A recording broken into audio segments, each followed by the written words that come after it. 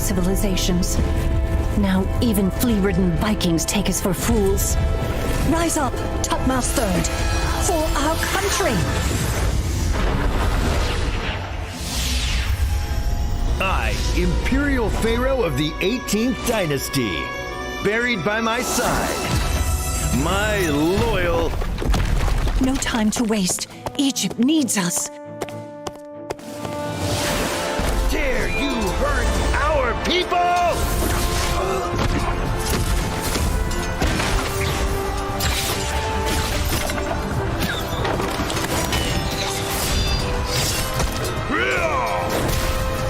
Brothers, follow me!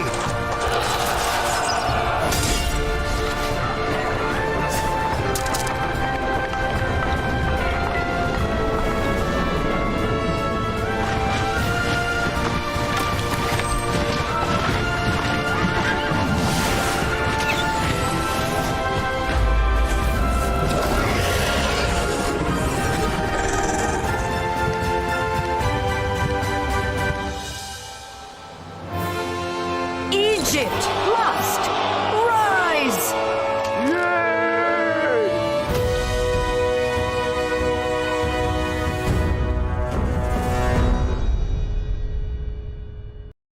Dear Governors, welcome to Rise of Kingdoms, rules of the first ROK Anniversary Grand Prix. The Grand Prix is divided into the following 3 stages: Team Registration, Team Confirmation,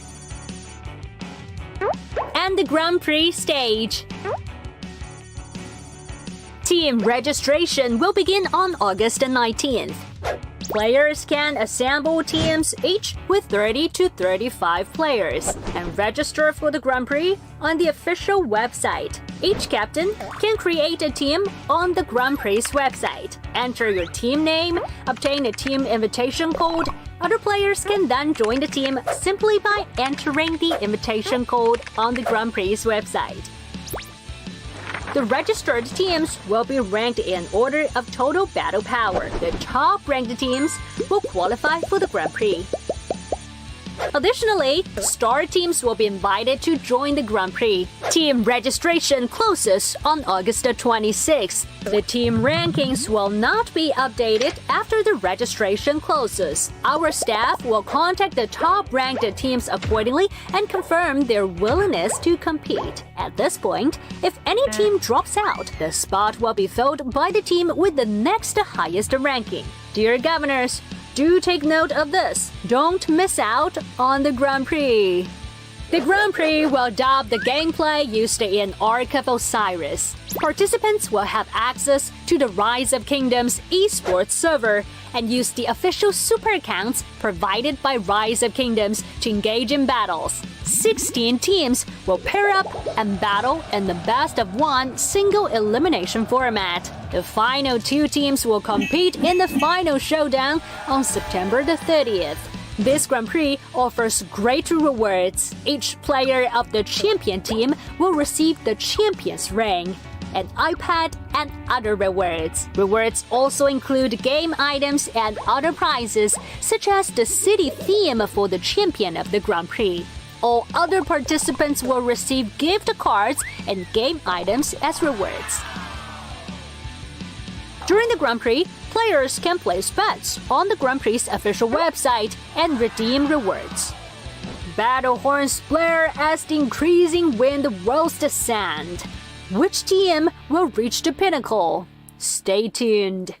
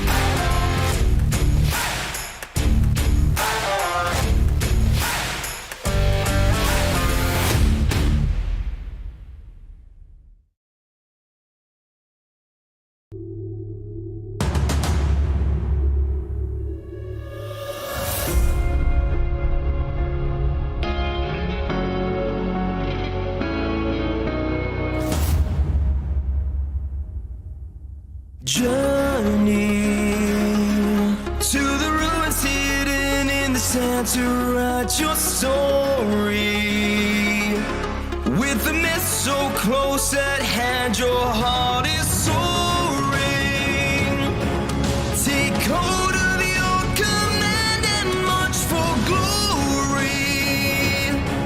Hear the call of Seth and make your stand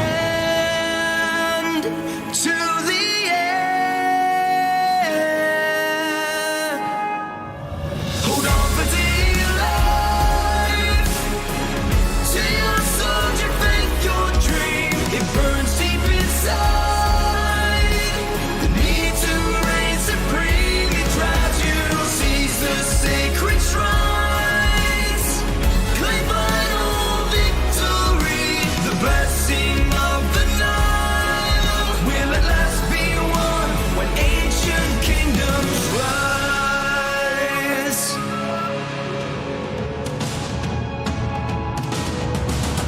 For glory!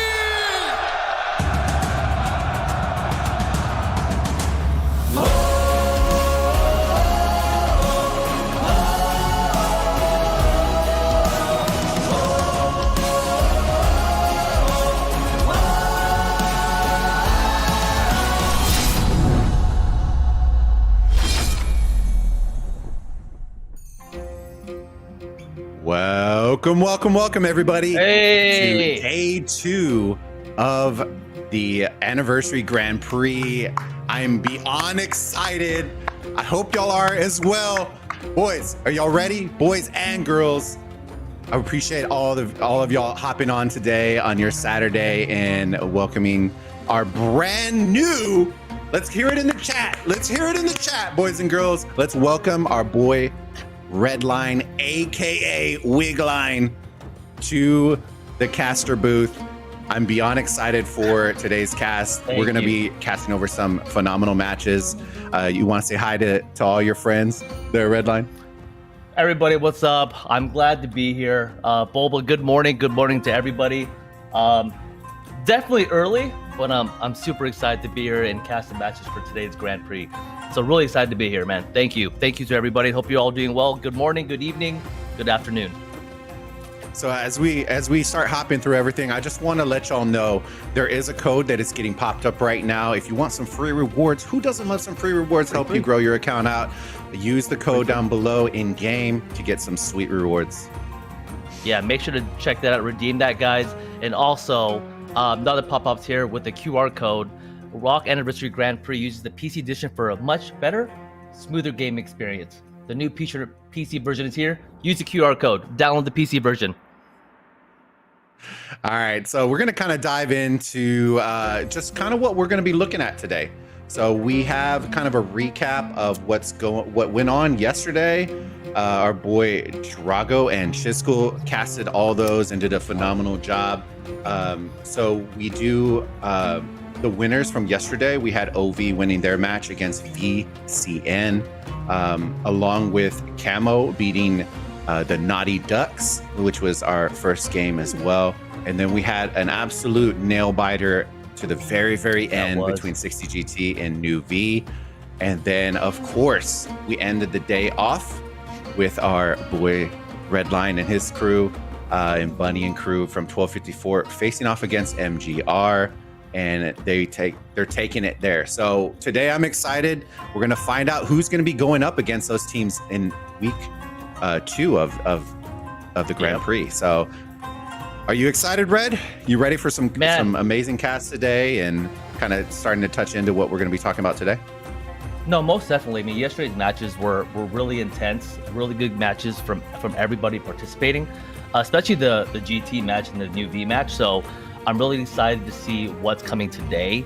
Really important thing is that I wonder if the teams who are playing today are going to kind of look at the game film from yesterday's match to implement that for today. So it's really excited to see who's going to be coming out on top for these upcoming matches, man. Really excited for what's to come. It's interesting. Let's kind of get into it. Let's take a look at what today's match is going to be for our 12 UTC cast that we're about to do between the two teams. So we're going to show y'all some really nice graphics that the team has put together for the matchup that we're about to go through. Let's go. All right, so the first matchup coming in at 12 UTC is 1v versus Wolf. And then we're going to show the starting lineups for Team A and kind of show y'all and highlight some of their top key players from that team as well.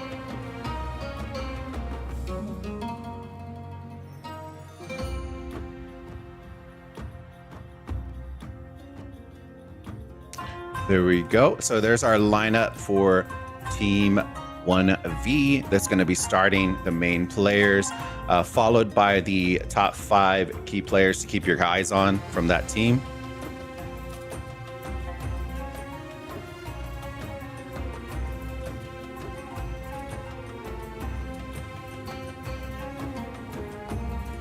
And then Redline's going to come in and talk to y'all more about Team B. All right, so we got TB. So we got Wolves, as you guys can see here. Here's our lineup for their matches today, and then we're going to look at their key combatants for this specific team. So let's look at the 5 combatants real quick and what we have.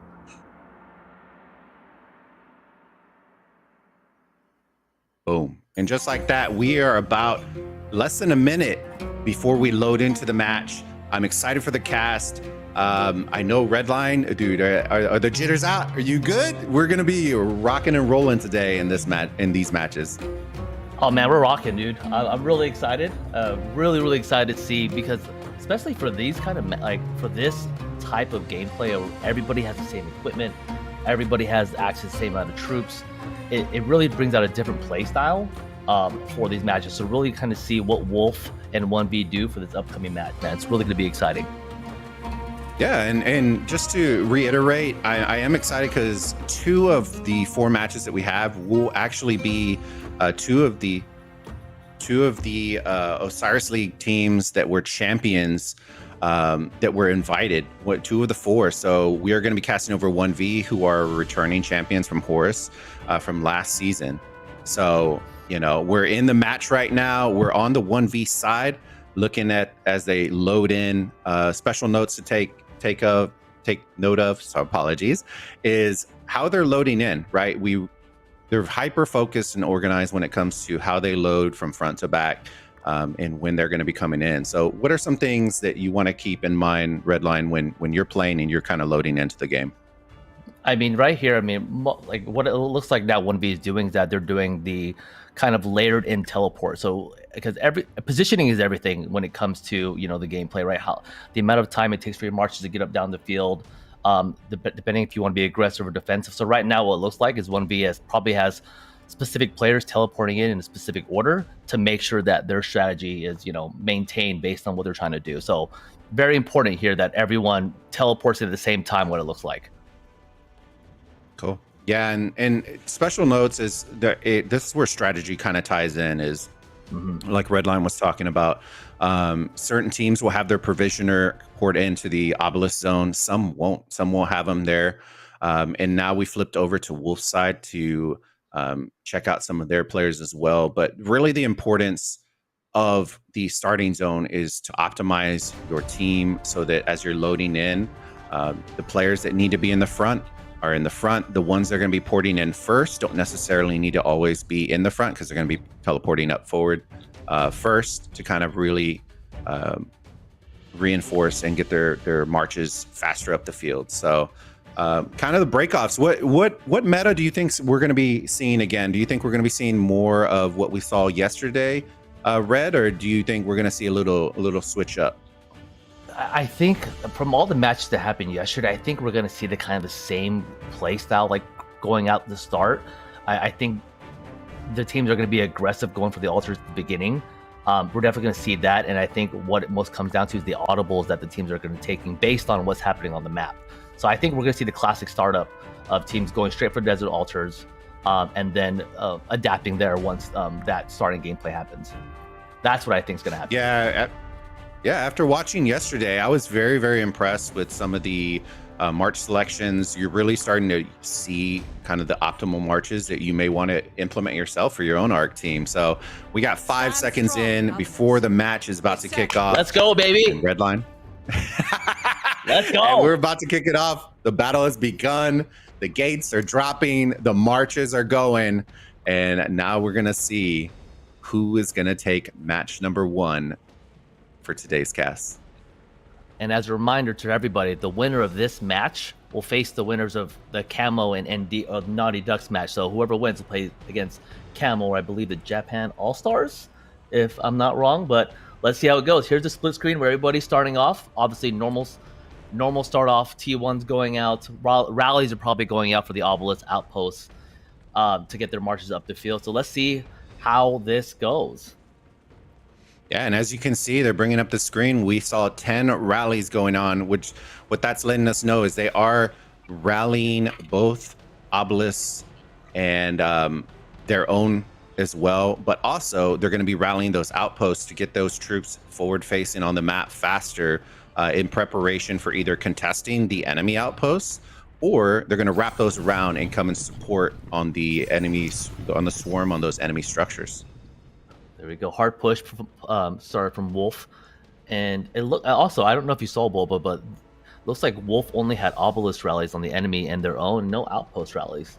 So really kind of see what's going to happen here. Yeah, I know 1v is all about disruption. So it's going to be very interesting for sure. And the thing, obviously playing the game yesterday and seeing the matches yesterday, is that since everybody has the ability to, all the commanders, all the equipment, there's so much you can do with the talents and all the equipment setups that those figurations are really key here in this match.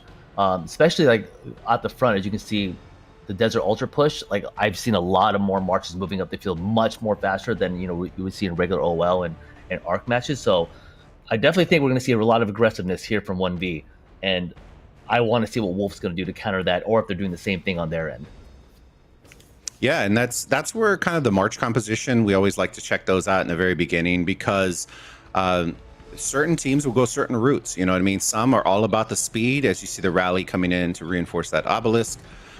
You should see teams starting to port forward here in less than a couple of minutes. But going back to that march composition, are you trying to go fast up the field? You're going to primarily utilize cav. Or are you assuming you're going to show up late but want to be a little bit more tanky and bring some infantry? Are you planning on swarming? Do you want that high DPS like the XYs and all that? So really seeing kind of the break off as we're watching some of these marches already move and progress towards the enemy obelisk from the side of Wolf. Very interesting. They're going direct. Also, they're going direct to the obelisk. What are we seeing here? To see if they're going to...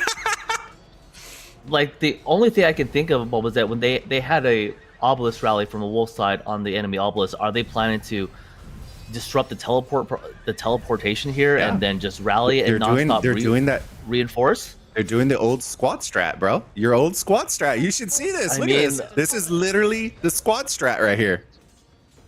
So this is what I'm thinking they're having. They're going to rally the obelisk. They're going to try to reinforce as much as possible. And look at, they're moving marches away from the Desert Altar. So I kind of want to see if it's Wolf taking advantage of rallying this obelisk to kind of pull some 1v marches away and then going heavy on the enemy Desert Altar.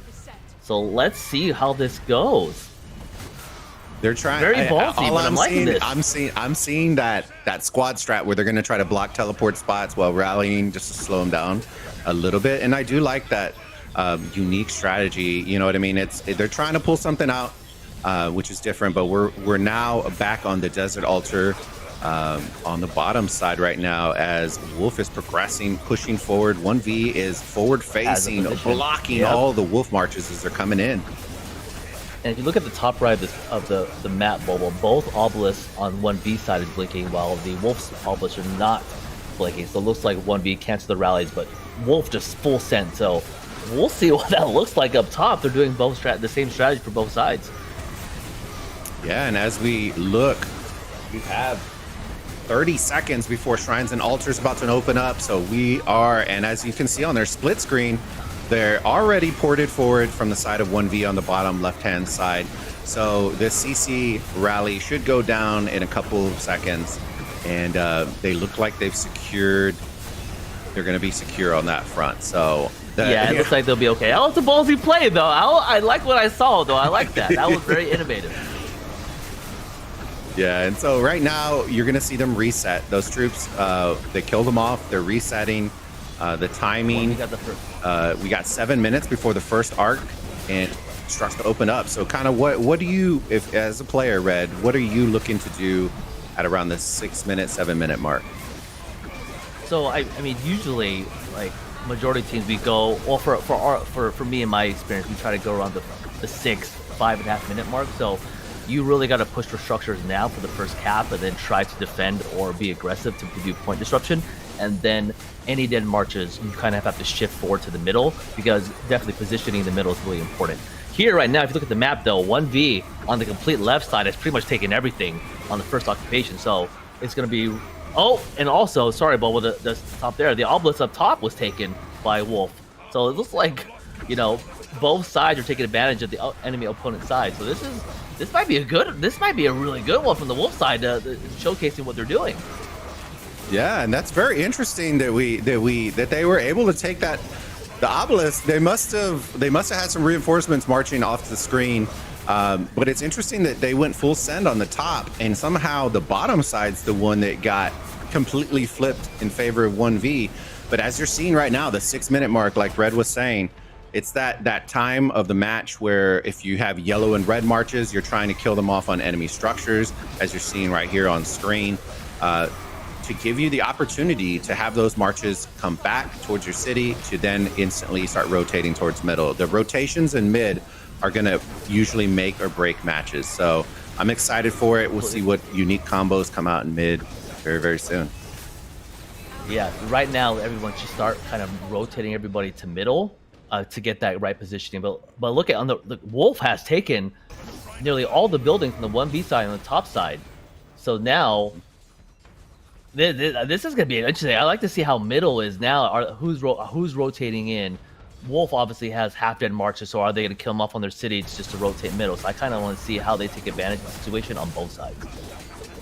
So important note to take is Wolf is holding 3 of the 4 altars right now. I know one just converted over, so they haven't quite earned those points per minute. But as you can see, the first occupations are locking in our points. Oh, we're really, really close in the match right now, with 2K to 2.6K in favor of 1V right now. And the classic, oh, Red, talk to me about this strategy. Are you seeing this right now? Because right now I literally see 1V marches at the Wolf gate. So obviously there's still cities in the Wolf home base, if you can call, that are still setting marches up until they get those available teleports. And actually they have 2 available, so I'm hoping people are teleporting up. But they're really killing off marches to kind of, one, doing the amount of reinforcements they have in the middle for this arc. But that's a great strat from what I'm seeing right now. Like, we just literally have people camping the gate, and no one's, like, looks like they're literally not paying attention to what's happening. They're just walking right through a gauntlet. So really interesting. But right now, if you look in the middle, Wolf definitely has, I guess, the first positioning in front of the arc. So really like to see if this 1v strat here about disrupting the amount of marches coming from the gate is going to make a huge impact in the middle for Wolf. Yeah, and this is the 1V really utilizes this to the maximum by doing that, because what they're doing is they are going to force Wolf to have to make a decision, right? If you're bringing in all your marches and they're not all cav, and you're in the starting zone and you have yellow marches, are you just going to go forward and progress, or are you going to bring them back to your city to then send out fresh ones? By bringing them back and sending them again, you're going to be showing up really, really late to middle. So the disruption aspect of it really causes that commotion. As a team, you really want to maximize the amount of time that you're not spending in battles. Yep, I completely agree with you on that. Like, I think, in my opinion, I probably would have smashed it on something to get a fresh march out there, even though it will be late. you just gotta time it right enough to get to the middle. But right now, it looks on the screen, Wolf definitely has a lot more, I guess, in the middle versus 1v, and I like to see how they're gonna capitalize on that. Like, what would you do in this case, Boba? Would you engage at this moment, or would you wait it out? Like, what would you do if you're in Wolf's case? I think they utilize that obelisk strategy in the middle. You have to create disruption among 1v. I've always felt like if you're battling against 1v and you're trying to battle them straight up, it's going to be one of the hardest things to do because they are very organized and they play together for quite a while. So their skill usage, their timing, their communication is always very on par. And I like this line. I like the line. The line. Do you formation. see this line? Do you see this line? And from what I'm thinking, why they're doing this line is obviously because usually when you're balled up, right, like you have like one point of action, like it goes straight. Everyone targets the same thing, but if you can concave in a way, you're hitting multiple areas of the ball. So like I think that's what they're doing here, to kind of like, I guess, misdirect some of the force that's happening in the middle. Hey, Red, I just thought of something and somebody said it in chat, bro, and it's absolutely clever. They literally formed a red line. Oh, Wolf, I appreciate you. I like that. Let's go, baby. Let's go. So what we're looking for right now is 1v is going to have to progress and forward. We're going to see who's going to pop skills. Sometimes they try to bait out skills. But Wolf is really holding in. There you go. You see mystical formation coming out on the side of Wolf. There we go. 1v did the same. Here we go. War drums. You see that? All like they just collapsed on it. So like, let's see if that works out. And now it comes down to the March composition and the talents here. What's gonna win this fight right here? So coming from mid brawls, Red, what are the types of marches that you're really trying to utilize as a player when you're going in mid fight? For me, it's mostly just AOE. So troops that can provide debuff AOE, like I think are like really key for a mid fight, because obviously you're in a giant ball like this, right? So you're bound to hit multiple targets at once. So that's the key thing, I believe, in any mid brawl, to bring those type of marches. Like me, I prefer using like XY Honda, Nevsky William. Juan Scipio would be great marches in the middle, and you can see here people are using Ethelfled Trajan. So a lot of different compositions in order to get the maximum efficiency in the middle. Yeah. And right now, what 1v is doing is very, very smart. So they know that they're going to have to progress. You saw those marches coming a second ago from the top side, rotating down, completely forgetting about the murder ball and targeting the arc runner. And as you see, 1v is taking off with the arc. First grab in favor of 1v right now. Wow. I thought that red line would have worked, man. But 1v came on top on that one. So yeah, it's one of those. I think it came down to March selection. On the side of Wolf, I did see a lot of Belisariuses and CCs. And then on the side of 1v, you know what I mean? You have every commander available to you.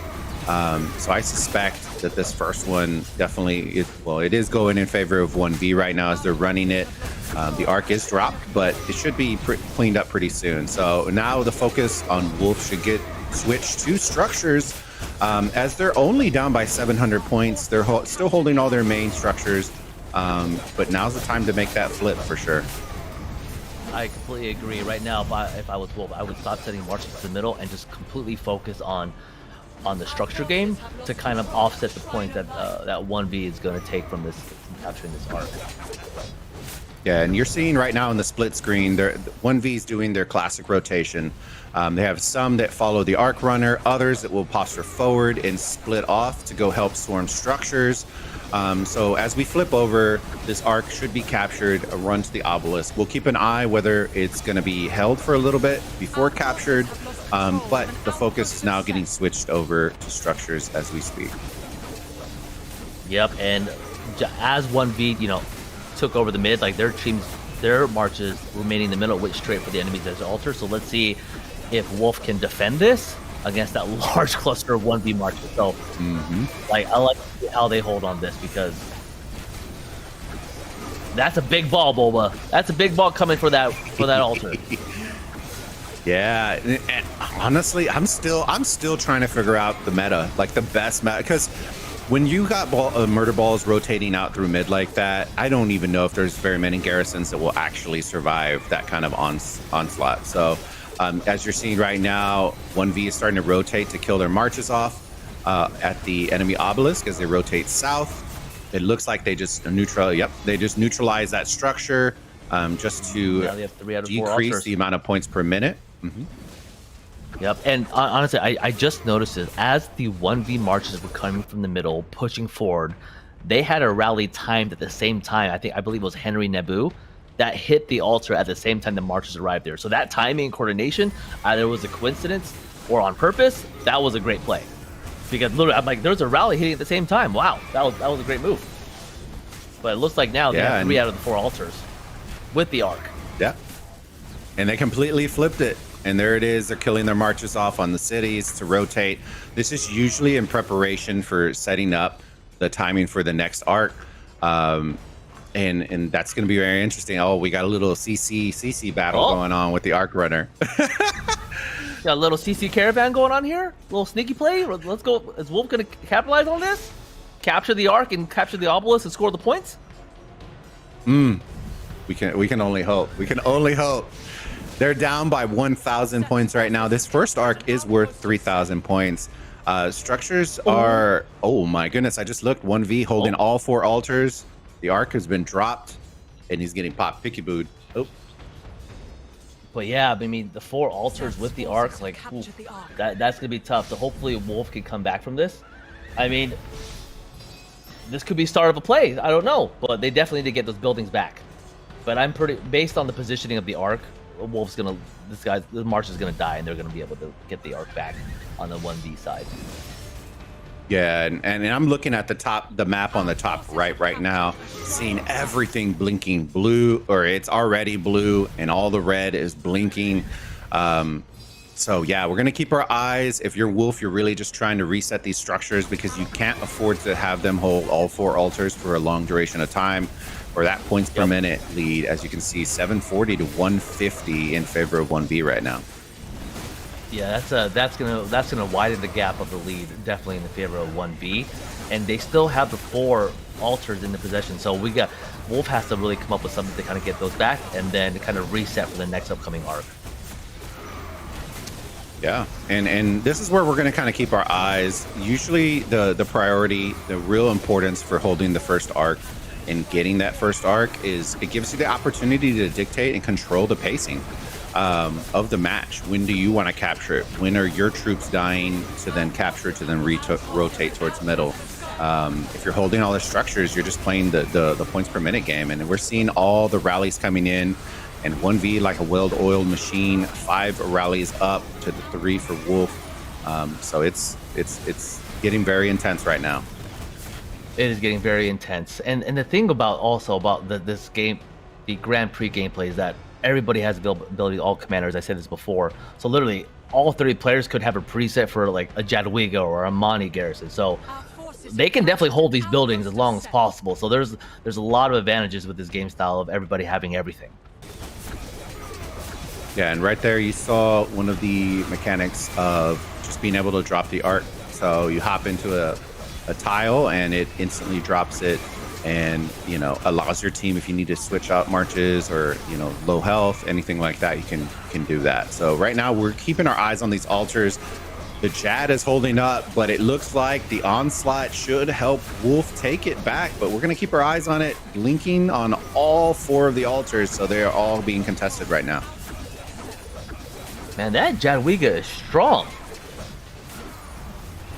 That Jadwiga is strong. I literally saw maybe 1 march around them, and that thing held out against 10 swarmers. So that was strong. So at least they got one of them back, and see if they can capitalize again the other one back to kind of even out the points per minute. Yeah, and right now, you really want to prioritize those altars that are really close to your obelisk. As you're seeing right now, the arc, they're just dropping and redropping, refreshing their troops, resetting the field as they lose an altar, as we see on the map. So now it's tied up 2-2 altars. The 3rd one is blinking, and now the 4th one is blinking. So Wolf is really, you know, increasing that aggressiveness, try to force 1v to have to capture this, but as of right now, they are almost down by 3,000 points, with this arc also being in their pocket for another 3,000. So they're really trying to make up some ground with the points per minute. Wow. So like, so obviously for the now I'm going back to the arc, Bobo. So like the 1v obviously is kind of holding the arc and kind of playing with the timers, because if you saw, like 1v definitely owned the middle, so it looks like they're really trying to control the pace and go and having middle arc spawn at their when they're ready. So like they're really controlling the tempo of this game at this time. And they can, you know what I mean? They own the points per minute. It's double right now, 590 to 260. So that's what holding that first arc allows you, is it allows you to dictate. If they see that they're dominating on the field, they don't have to capture it. You know what I mean? If they, well, eventually they will have to, but they don't have to instantly capture it in an effort to play catch up. You know, that really gives you that opportunity to tuck that in your pocket and then play that card when you really need to. And Wolf, from what I'm seeing right now, is increasing their aggression, which is what you need to do. You know what I mean? We got to start neutralizing some structures, lowering that points per minute and swinging in your favor so that you can decrease and kind of not necessarily force their hand in capturing it, but just to kind of get it, because you will need that second arc for sure. Agreed. Completely agreed. Yeah, this CC's holding on strong, and this player, Will, I believe that's his name is Wills or Willis, he's trying to be the hero here. Hey, good effort. We appreciate it, but it looks like 1V's still going to hold on to that arc. Let's see if he's going to capture it or if he's going to stop right before. I think he might stop right before. Because all the structures, as you see on the map now, most of them are turning red. There we go. First arc is in the books. All right, so if you're Wolf Red, what are you thinking right now? What is the strategy? What's the go-to play right now? So in my opinion, right, like the point differential is it's growing, it's getting bigger. So you definitely have to focus on structure for me for at least next 2 to 3 minutes and go hard on the structure. Kind of at least one point the structure, get some points in your favor, and then really coordinate and execute getting to the middle on time to at least get the second arc. Because every point now is going to matter for them as the time dwindles down. Yeah, and as we're looking right now, we have 4 rallies. We have 5 and 2 in favor of 1v again, and that's just teamwork. You know what I mean? They're accustomed to it. It's like a well-oiled machine. They're constantly sending rallies over and over and over, rinse and repeat. And those structures, Wolf is doing a great job. We're seeing all 4 altars in favor of, well, actually, correction, all 4 are in favor of 1v right now. Yep, that's what it looks. Yeah, and I'm seeing that right. And you made a good point too, is about the coordination and well, machine of 1v. So Wolf, I'm not too familiar in if this team is from the same kingdom or they have multiple players from other kingdoms, but you know, it's if you're a new team, you know, in this Grand Prix match where you have, you know, different people from other kingdoms, you don't have a chance to practice with each other, right? You never really played together for a long period of time, as if I'm assuming 1v did today. So it's really hard to adapt playing with new players and new roles, and then kind of really getting that chemistry, which I believe that 1v, after, you know, playing for so long, have that right now. So there's definitely a gap if Wolf is a completely new team of different players from other kingdoms. Yeah, but you know what? At the same token, I think they are doing actually a very good job. They're trying unique strategies. I'm very interested to see what's going to happen in this next rotation, especially with skill wise, because this is the opportunity for Wolf if they, you know, time it right. And this is probably, I would say, one of the hardest things with new teams is getting the timing right for skill pops, how you want to do it. Are you going to be able to counter? How much information have you gathered and watched on your opponent? Yep. To see if you can counter their strategies, you know. But all intents and purposes, I am very impressed with Wolf and what they're doing. They're really holding up strong. The next arc is going to be worth 3,500 points, so they aren't out of it if they're able to pull this. I've seen miracles, Boba, and I'm hoping to see one right now. Yeah, we've been watching and casting and playing for so long that we've seen it all. We've seen 12K point leads disappear in the last 5 minutes. We've seen, Yep. you know, surprise upsets, Osiris League champions. You know, we've seen everything. So, you know, it's not over till it's over. And right now, we're just keeping our eyes on those structures. We are at the 5-minute mark, so rotating towards middle is going to start becoming priority for both of these teams. So that's definitely something we want to keep our eyes on. And it looks like Wolf does have, you know, like first positioning or first amount of troops in the middle, and it'll give them a time to position. But again, this happened last time, so let's see what they're going to do differently from the previous middle brawl.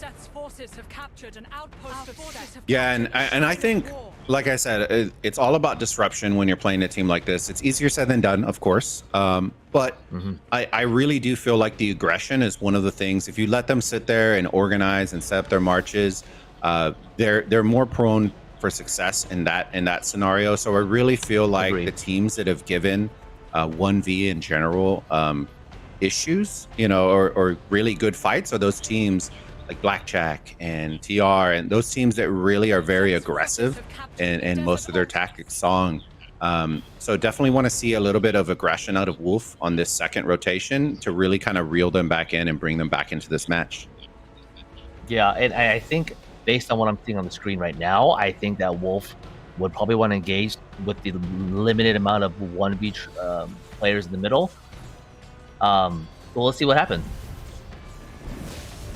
Yeah, and I'm keeping my eyes on the map. There we go.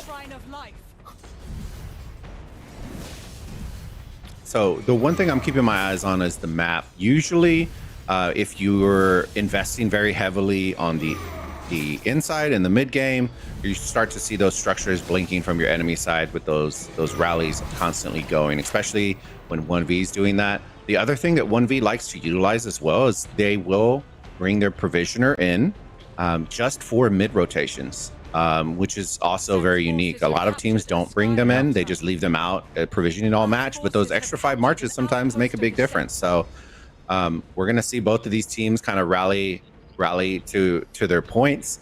We're all out. And what skill predictions are you calling for these two teams, Red? Oh, man, like I'm thinking though, is To the Death gonna be popped here? Like that's the thing I'm thinking about. Like, you know, To the Death with War Drums, and I'm probably gonna see Healing Heaven's Grace. So I think like Wolf's really gonna try to go for this one to kind of at least close the gap on the scoring. So I'm very excited that they're showing this. This is one of the things that I always try to talk about is these choke points. As you see these lines vector in those corners, some teams will actually utilize specific players to only park their marches there and try to yellow march all of those marches, trying to reinforce the mid game. Because at the end of the day, the team that has the most full marches in the middle usually ends up winning. If you have a bunch of yellow and red marches as you're going into the middle, you know, it's going to be an uphill battle for you. But yeah, we should see the brawl ensue here in about 30 seconds in middle. Yeah, and just look at that previous rally that Wolf was doing on the altar. It looks like they're really pulling everybody from Wolf's side to the middle. So we'll see how this goes. And right here on the screen right now, 1v is trying to swarm down that Shrine of War. So if Wolf loses that, obviously that's some stats they're losing for this mid fight. So hopefully they can hold that and then engage 1v. Yeah, and that timing is critical, right? I bet you their push is going to be timed exactly when they pull that structure. It's going to get timed. Watch. They're just waiting for that right now, and then they'll be the aggressors. There it is. It just flipped over. You should see 1v starting to push, and then skills will get popped here in a couple of seconds. Now I'm trying to see if there's going to be any baiting. They might try to bait him. They might try. It's going to be I have a feeling that 1v is going to use Heaven's Grace and Wolf is going to use To the Death, and I think they're trying to bait out the To the Death right now. Okay, there we go. Mystical formation on the Wolf side, and War Drums.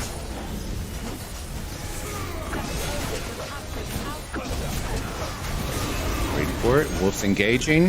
Heaven's Grace on the side of 1v. To the Death getting popped.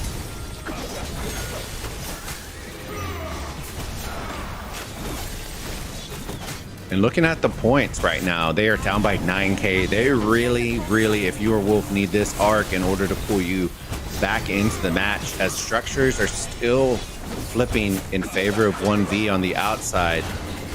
Yeah, it's all going to come down to this. And let's see, Desert Altar flipping on that side. Mid game, Sad Face is going across the board.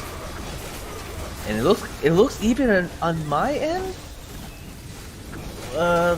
Who's gonna come out on top here, Boba? What do you think?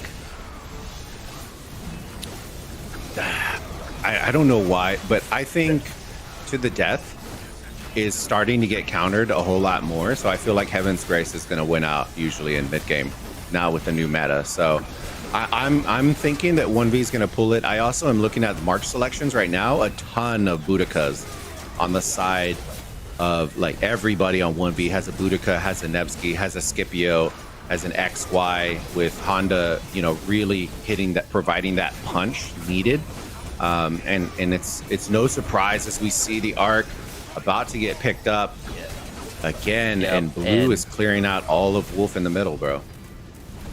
And look at 1v. They're already sending their marches to the structures. They're automatically sending them to the structures. They said, "Hey, we have the arc, go." And it's just the management of their marches and the execution and coordination.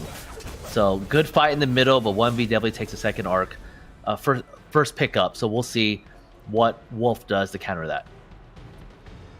Yeah, and based on the amount of time that 1v utilized to hold that first arc, I think this could be our last arc that we're going to see. They're up by 9 with this 3,500 point lead. That puts them up by about 12k without structures. And all these structures, as you see, I want to see Wolf kind of try to pull this points per minute back. Because even with all the investment they had, looking at that points per minute, 680 to 360, still double in favor of 1v. I keep thinking about that timing, Boba, and you called it too, with that once that Shrine of War was lost to Wolf, 1v knew to engage. Like with that advantage of stats, coordination was perfect. The advantage in stats are always like, it's one of the things that when we watch those really high octane teams, those high performing teams, it's all about timing. Timing is one of the very few things that you really can't practice for, which is the reason why the history and being able to practice, you know, having these teams that have played together for so long is very impressive to watch, because a lot of the times with new teams, you're hearing the comms and it's chaotic, right? Everybody's trying to talk. And then with those teams that have played together long enough, you make the call outs that you need to make. But for the most part, everybody knows what they're doing, where they're going to go. If this happens, this is where we're going. As we go into this split screen where we see both altars on the main one, 1v swarming this one, Wolf progressing down and swarming that one as well. So it's going to come down to structures, trying to mitigate that points per minute advantage that's already in favor of 1v. Yeah, it's definitely a structure game now, and 1v is still, you know, kind of in the driver's seat right now with 3 out of the 4 altars, and then Wolf is trying to kind of offset that point differential. So hopefully, you know, they can make those points up, and when it comes down to the last 8 minutes, again, if 1v does score or not, is there still a chance to even it out? I think it depends on what their strategy was. Provisioning can do some stuff, and we'll keep our eyes on that later in the match to see how well Wolf is provisioning. But that has a big part to do with it.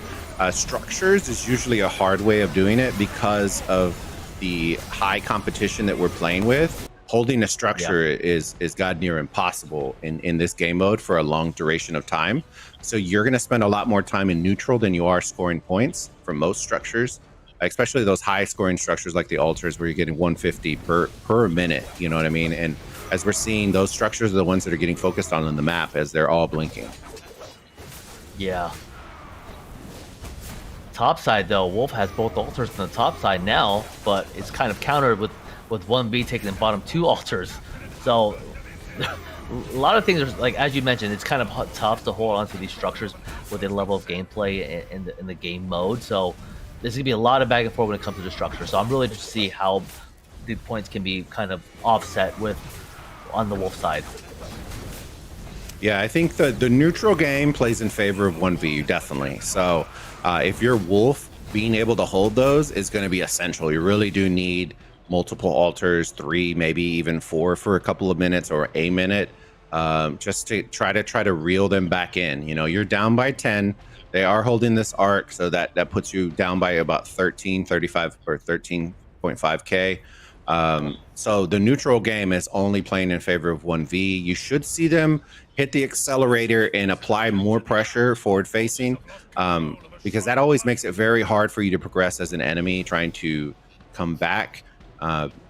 When your enemy is always standing outside of your city by your obelisk, you know what I mean? So it's tough, but it is doable. And I agree, it is doable. We just need to see the whole map red. That's what we need to see for the next 20 minutes. So, but like, you know, Wolf is definitely doing what they need to do. Yeah, it can happen. They're doing what they need to do. Again, 3 out of the 4 altars. The 4th altar that is still in 1v position is blinking, as well as the Shrine of Life that we're seeing on the screen now. So this can be done. Very close, but this can be done if they could provision. If there's a 3rd arc maybe, and then offset the points. Things can happen. So we're definitely going to see over the next 21 minutes how intense this Wolves team is going to be aggressive towards the structures and offsetting those points. Yeah, and kind of the important thing for us to definitely keep our eye on, like you were saying, we may end up having, and it looks like might be pretty close with the timing. I think they're gonna, and I can't do the math in my head right now. I don't know if they're gonna have enough time for another arc to spawn, but the structure game is a hard living. You know what I mean? You may have to start talking about, hey, we may need a couple extra provisioners out there bringing in some stuff. I don't know if they game plan for it. So if they have insatiable or if they have insatiable desire, you know, stuff like that, for utilizing all those skills to try to maximize on that stuff. So, you know, we're gonna keep our eyes out on the map. As we see right now, they just lost another altar, so back in favor of 1v again. We go back and forth. It's a back and forth, and that's what 1v is doing right now. Is just kind of continue to widen the gap, being one step ahead, to limiting the amount of, I guess, catch up that Wolf can do with the structure game. And I'm assuming too, also 1v is probably provisioning as well. So as time dwindles, man, it's gonna get tougher and tougher. Yeah, and if you're Wolf, unfortunately, it all becomes about speed, right? You need to get forward facing on the map. Maybe not the most optimal marches, but you're going to start seeing a lot of, you know, Honda primaries for the speed boost. You know, you're going to see the XYs always on the field because he's naturally fast, but also packs a punch. Those Ethels, you know, you start putting those in it. Like, you're going to start to see a lot of marches that you wouldn't necessarily see because you got to push. You got to push constantly, trying to take these structures down, and just push off the pressure that 1v is going to constantly keep applying to you. Yeah, and I'm looking at the map too. Literally, all the marches are very similar that all the teams are using, even from previous matches. You know, you've seen the Guan Scipios, the Nevsky Williams, the XY Hondas, Ethel Trajans. I think I saw Cyrus in there, and maybe a Naboo YSG and a Boudica. But, you know, a lot of teams are using the same type of commander setups. Yeah, and you know, and again, they all have gold gear, Boba. They all have gold gear. Everybody's gold, everything. You know, it's all coming down to strategy, coordination. As you see right here, they're pulling marches from that shrine, and it's reinforcing over here on the structure. You know what I mean? And so they're bringing the activity towards the altar just because it is the highest scoring structure in the game mode. So priority 1 should always be your altars. And Wolf 1v is holding on very, as we're watching this Jad garrison this Jad is absolutely filthy right now. I'm telling you, man, that Jad's on steroids. I wish I had a Jad like that. Dude, we all know you have a Jad like that, brother. Not like that. Mine would have collapsed a long time ago. So we see the rally coming down. Wolf taking down that rally. Hopefully they are going to be switching over control of this, as we see it flip control right there in favor of Wolf, trying to get a garrison in there as Boudica is, and hopefully starting to progress down the field. And now we're flipping over to shrines. Oh, and 1v switch focus, but the pressure, I'm telling you, and watch the rotation of these marches.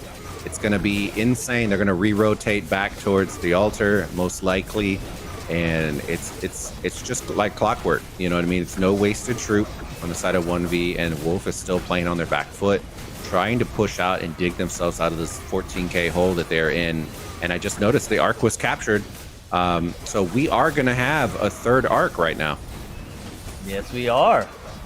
Yes, we are. So, and correct me if I'm wrong, To the Death wasn't popped by 1v. So if they are going to go for this mid fight, there's going to be some To the Death, and I'm really interested to see how that brawl fight is going to be. But the last two, 1v might clean up the field again. Yeah, and this is where for 1v, even if they lose this next arc, right, they're still really in a very good position to take this match. You know, the next arc is going to be worth 4,000 points.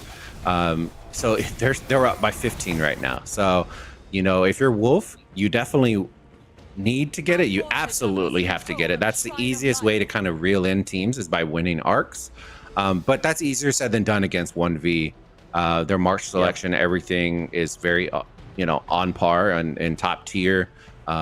And definitely something for teams aspiring to be good at Osiris League to kind of take note of. You know, what marches are they utilizing in middle, and trying to replicate it, checking out the timing, really seeing what skills they use and how they use them and when they use them, more importantly. But yeah, I'm very excited for this third battle to see if Wolf's going to be able to take one of these three arcs. Yeah, and it looks like 1v actually was now the first one to be here in the middle. So meeting Wolf head on at the same time, because in previous gatherings, you know, Wolf definitely had the positioning. So it looks like 1v definitely is now here ready to go. Yeah, and they're already engaging. It's just one of those.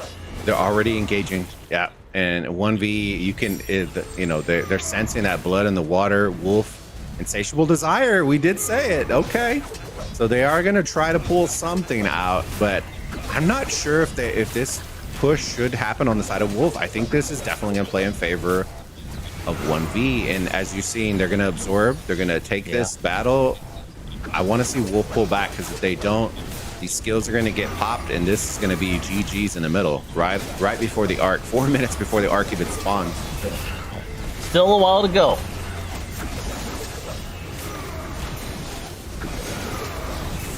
And 1v still bringing in marches from both sides. Yeah, both sides are all trickling in now, so let's see who's going to take this in. Wardrun's 1v. Up to here, trying to clear out the field. Wolf now, missile formation, okay.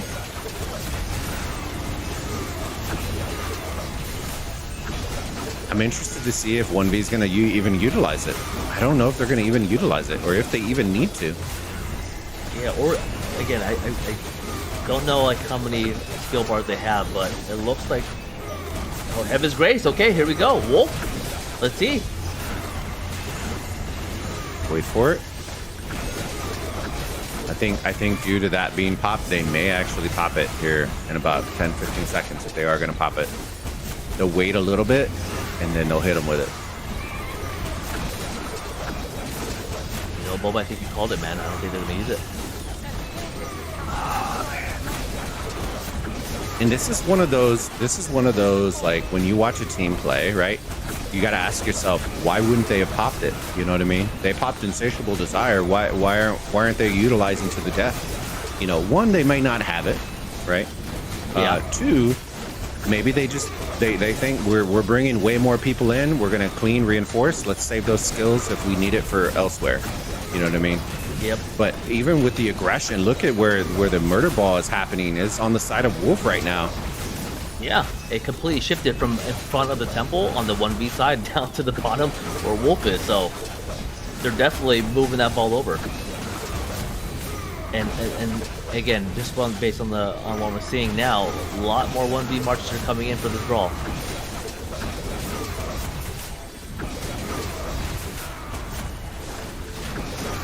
The amount of troops coming in on side of 1v is just quite impressive.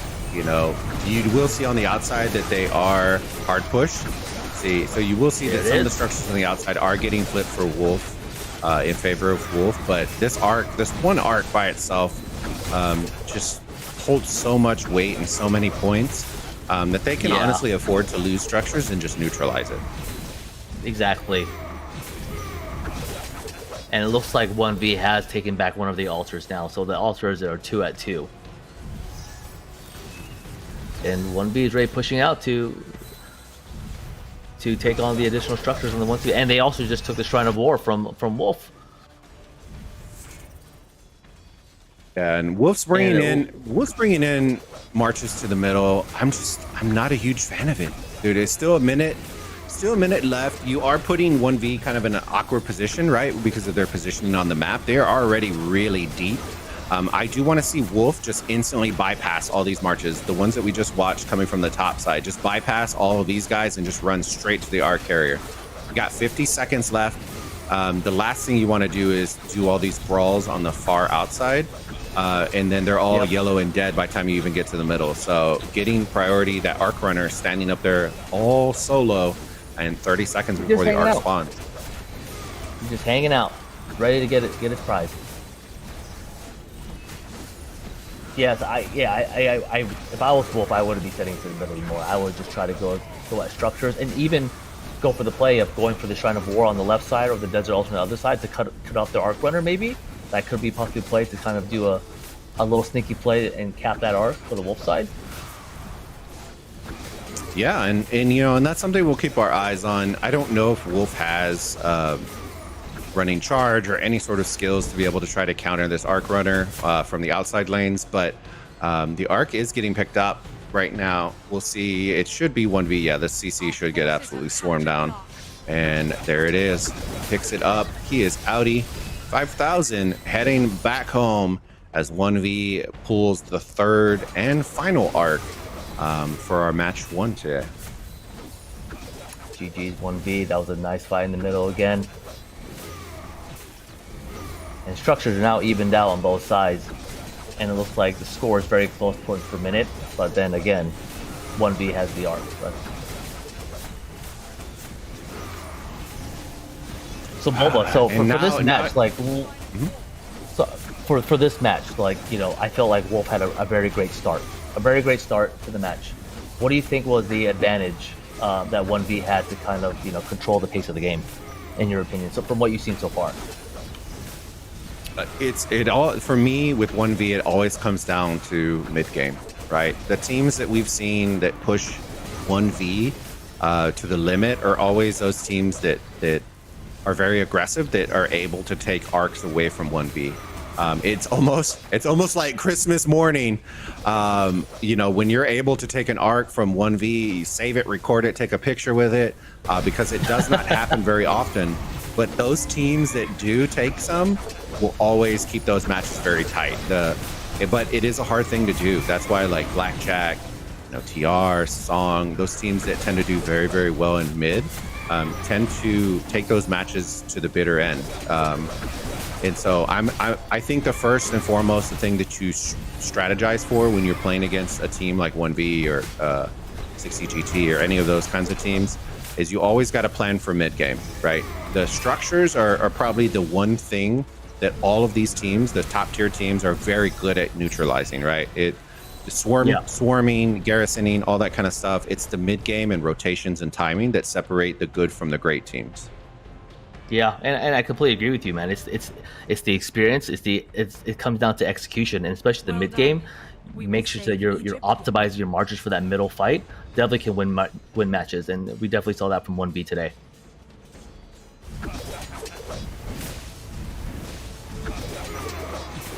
Yeah, so we're gonna keep our eyes on the structures right now, but we are seeing it as it's been throughout the match. 590 to 440, 1v, very, very dominant in occupation.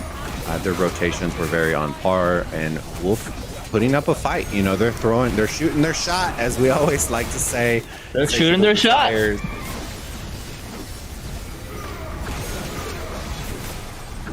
shooting their shot, Boba. Yeah. I love that.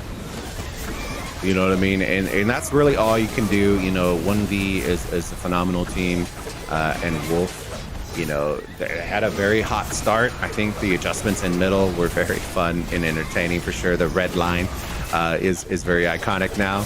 But it all came down to structures, right? Every time we want to say something about Wolf's structure game, then a whole map flips blue, and that's been the thing with 1v. When you play against them, you got to prepare for stuff like that.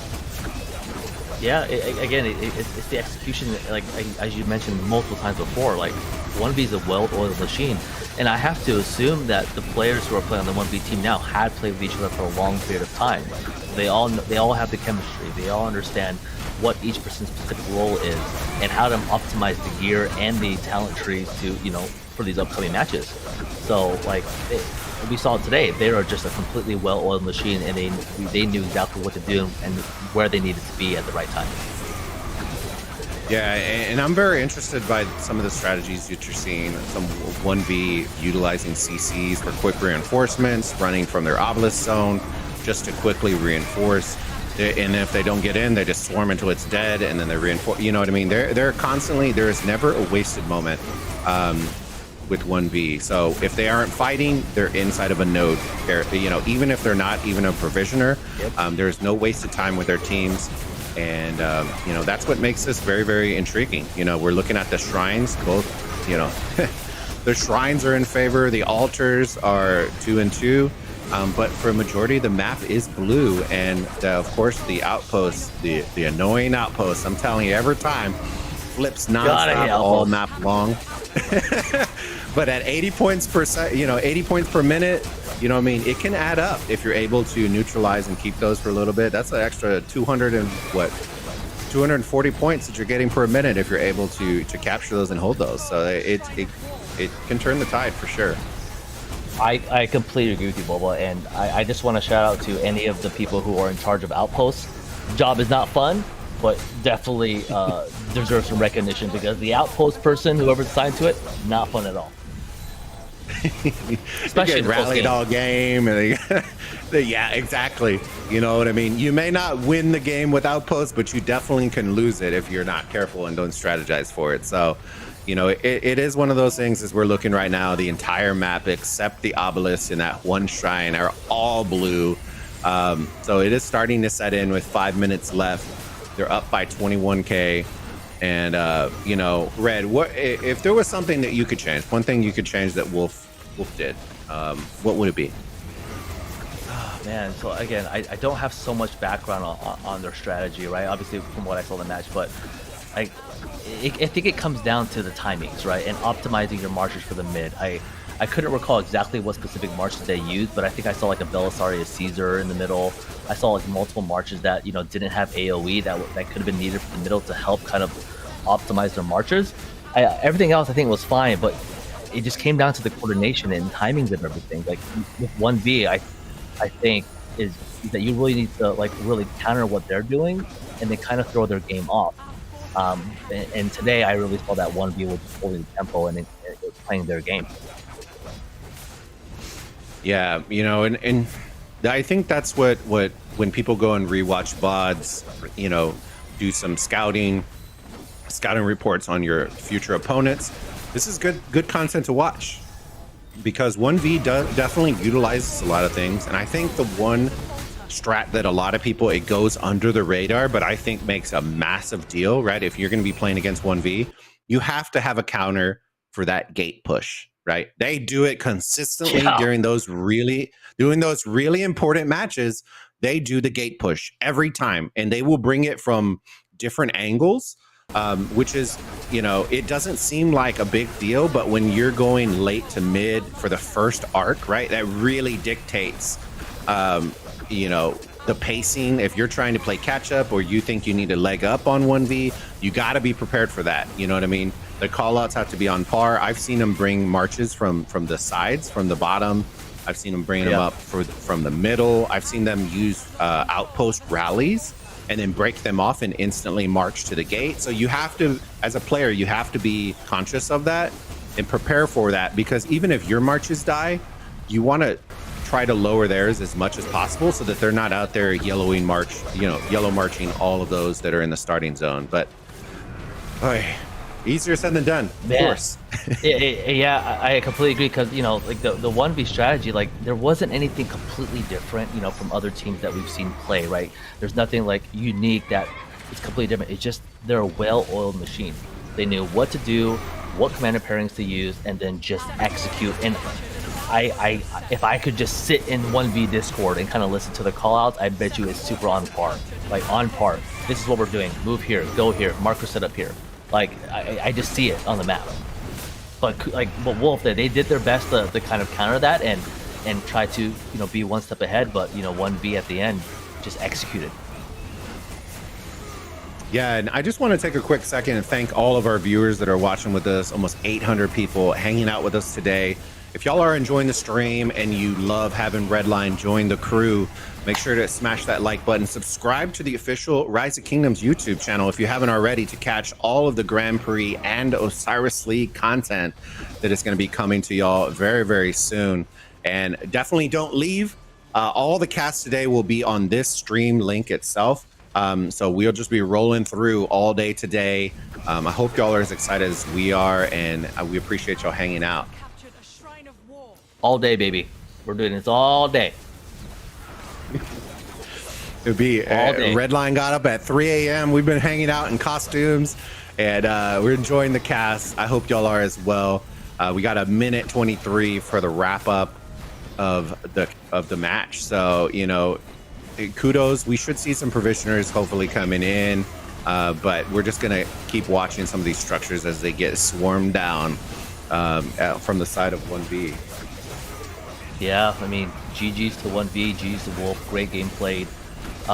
So obviously the winner today, based on the score, unless there's a huge miracle comes in where someone had 25,000 provision points, 1v is set to play the winner of yesterday's match against Naughty Duck and Camo. We'll be playing Camo in the next week's match. So really great game today, but really excited. What's the score? Yeah, and like you said, that means 1v is going to be playing Camo tomorrow, next week, September 23rd at 12 UTC. So that will be the first match for next week, and it should be a barn burner.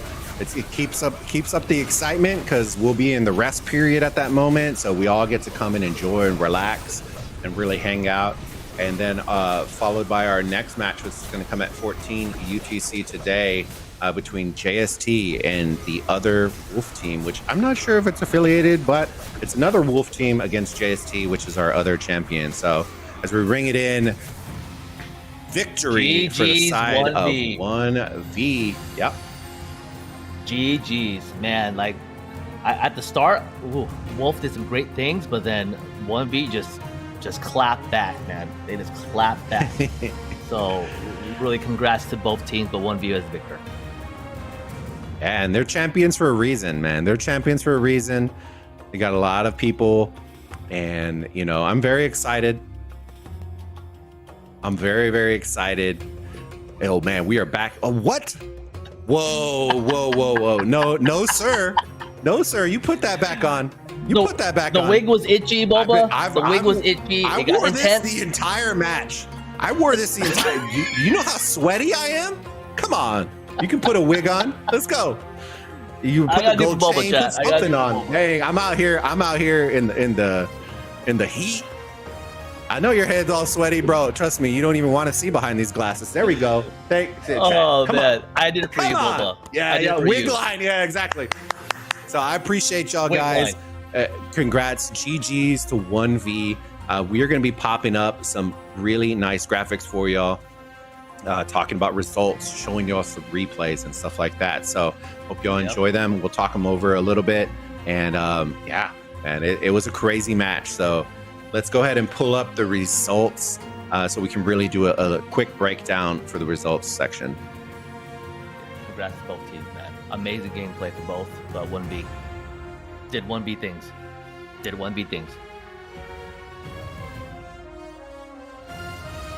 We're just gonna stare at Bulba's costume and my wig. Y'all want to stare at me? Hey. Okay. All right. So we're gonna talk about real quick the the match that's going to be coming up. Okay. Yep. So, like we said, JST versus Wolf, another champion coming in, should be an intense battle again. I'm very interested to see the Wolf team as well. What are you expecting kind of from the JST match, Red? I mean, I'm expecting to see the same type of gameplay from JST. Again, they're former champions. Again, I don't know if the old team is still, the old players are still on the same team. If they took new players in from other kingdoms, don't know that yet. But I'm really excited to see what that gameplay is, because once whoever wins this next match with JST and Wolf faces OV. So really interested to see what that looks like from the JST side or Wolf side. Can we be surprised? Because right now, I'm assuming that JST is in the favor, unless Wolf pulls out some tricks in the bag to kind of beat the former champions of JST. And I'm not sure. I'll have to go back into the archives and see if I remember if JST has faced off against OV before. It's the one thing I'm not sure on. But as we flip over, most valuable player from 1v with 211,000 individuals score. Congrats on being the most valuable player, my friend. Congrats.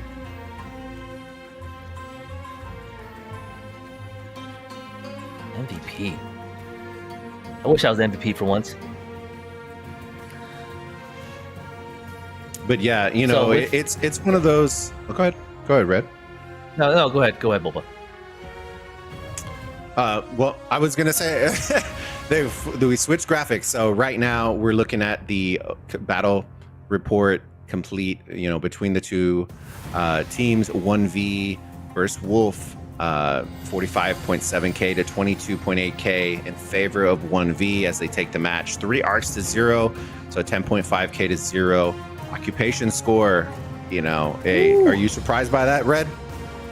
Not surprised at all, man. Like what we saw in today's match, not surprised at all. And if you look at provisions too, 1v also scored 4k in provisions with all that going on. And that's because Wolf popped. Yeah, that's because Wolf popped Insatiable Desire as well.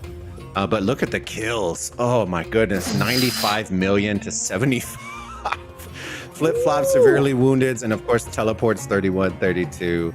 Units healed 0. But yeah, teletape right there explains it all. Yeah, and again, the kills definitely showcase just on the command pairings and how 1v optimize their marches to get that, to widen that gap, because all 3 mid fights, literally 1v cleared the field. So definitely kudos to them on really optimizing what they needed in the middle, optimizing those talent trees and what specific gear they needed to win those fights and take those structures. That's 15 million. Well, that's a lot of kills. Well, this is the kind of kills that you see when we start getting into those top 16 in regular Osiris League, where people are all pushing 100 million, and it's just like, whoa. And then kind of the detail breakdown if you want to go through this one, Red.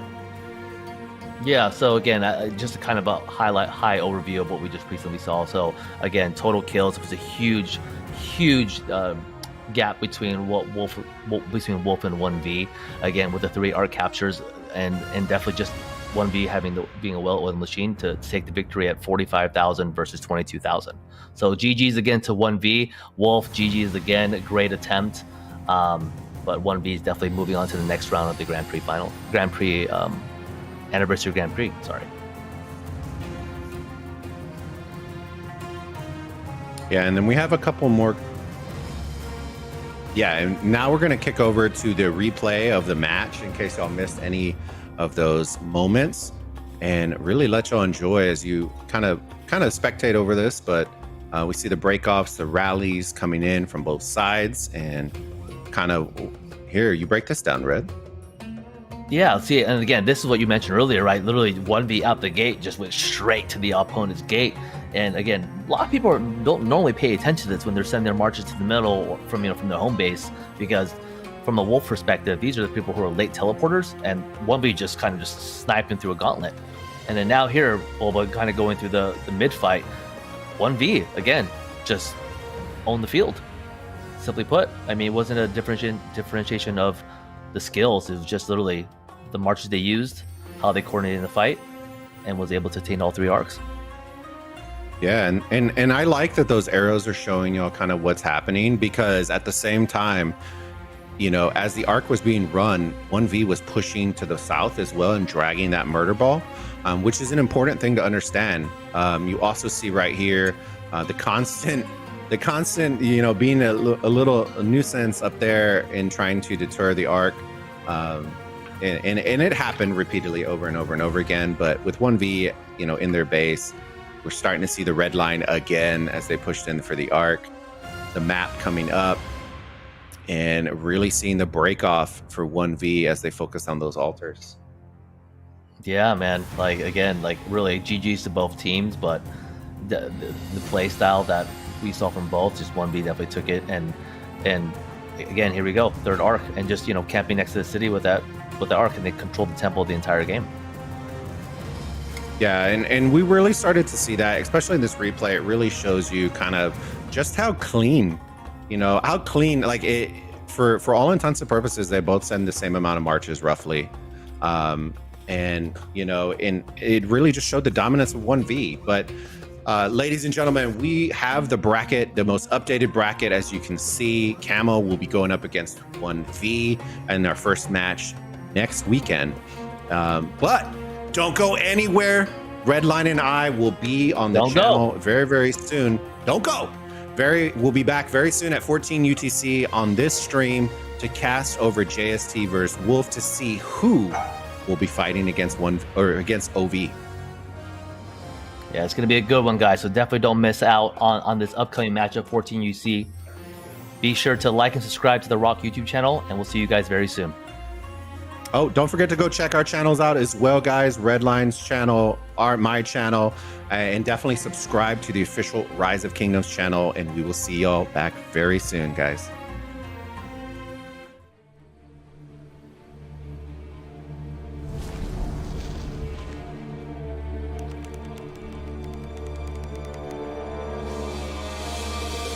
Time to end our alliance with Barbarossa and his friends. Capture the Lost Temple, and all the treasure is yours, Kusunoki. As for me, I've come and seen. Now I shall conquer.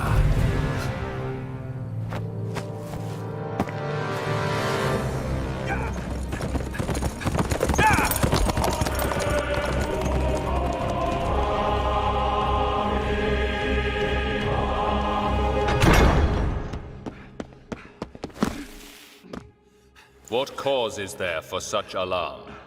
Your Majesty, Caesar has betrayed the Alliance. He and Kusunogi Masashige are going to attack our temple. So, Caesar, our pact with Boudica means nothing to you. Then we shall meet on the battlefield. Tell Boudica, war has found us.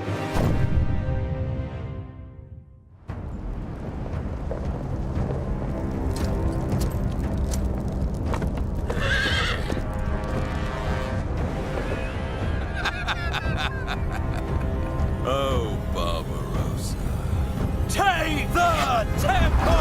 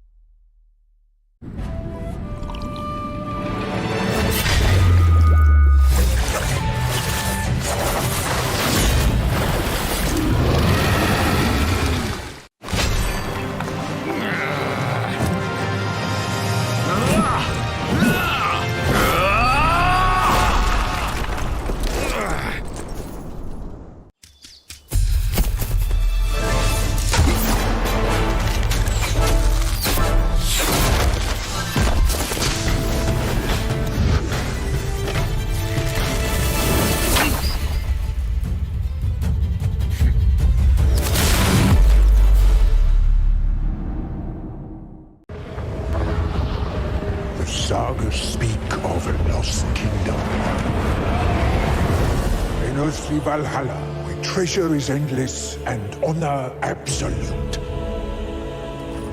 Our enemies conspired to cheat us of this prize.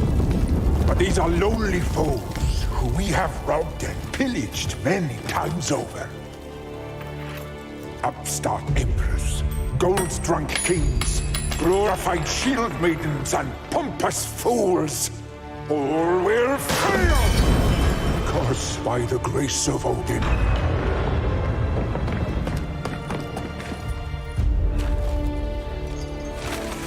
the sacred map is ours. So prepare, cherished enemies, for the glories of battle, the forge of war, and the joy of the feast. Where death is glorious, and strength rules all.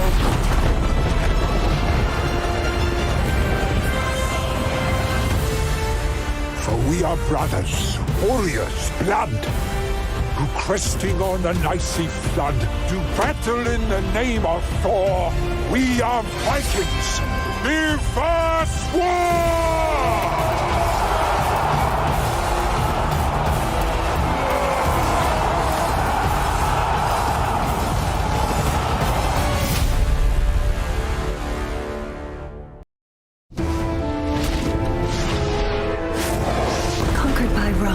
Mocked by other civilizations.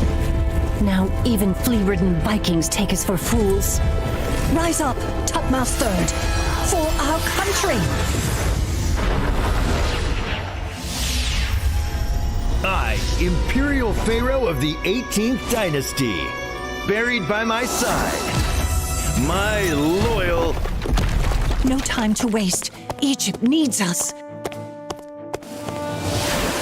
Dare you hurt our people?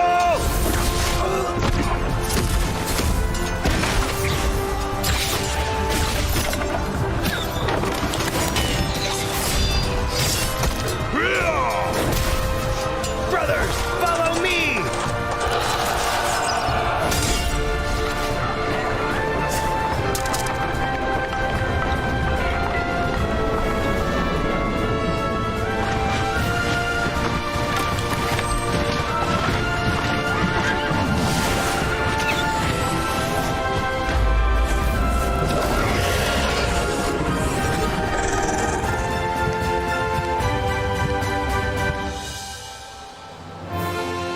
Egypt must rise!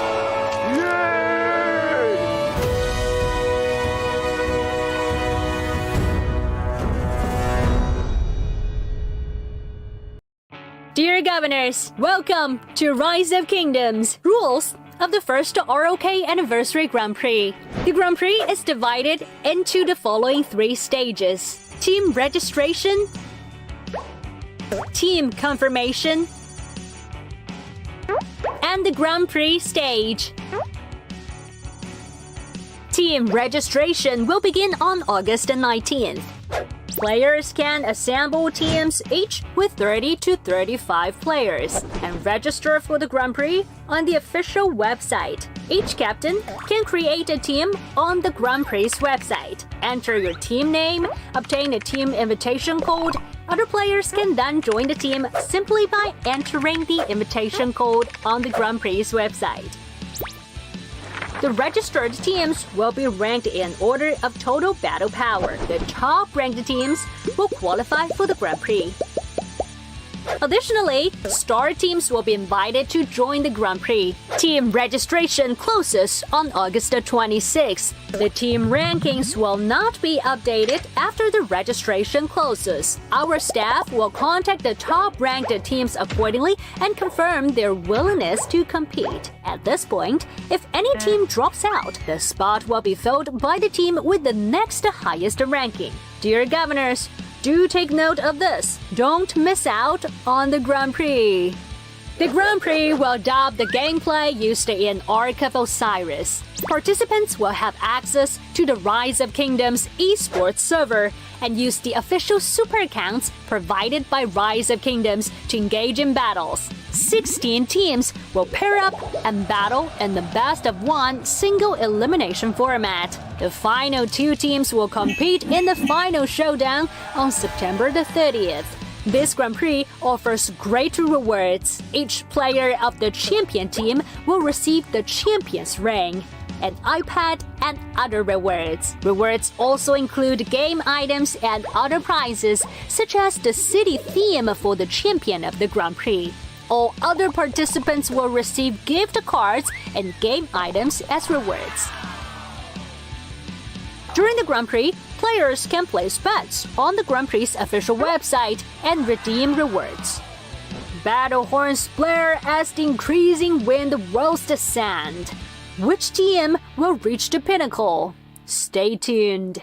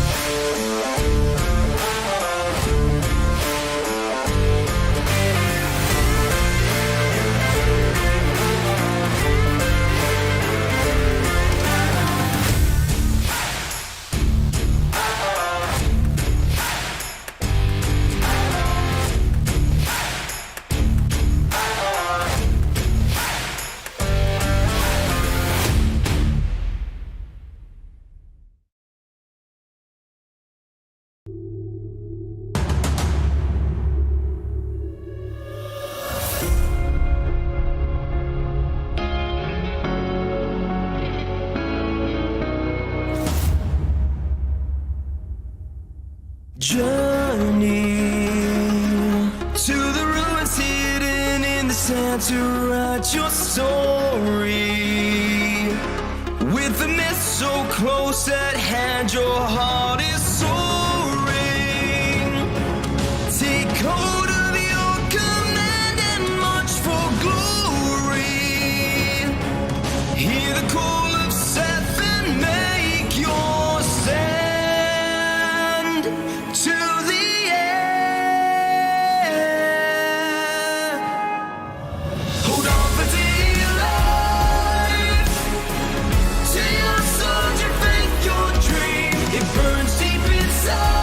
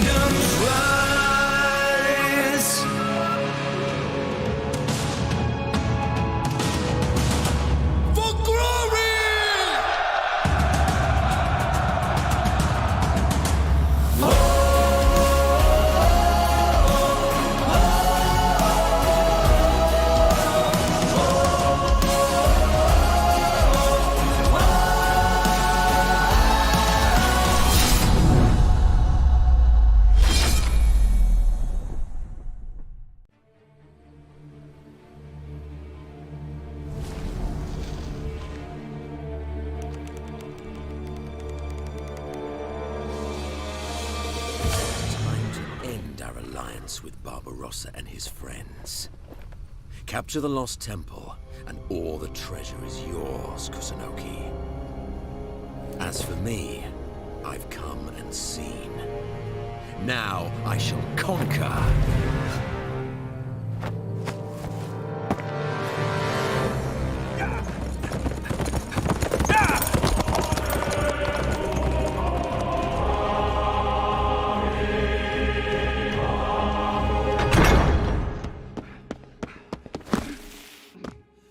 What cause is there for such alarm?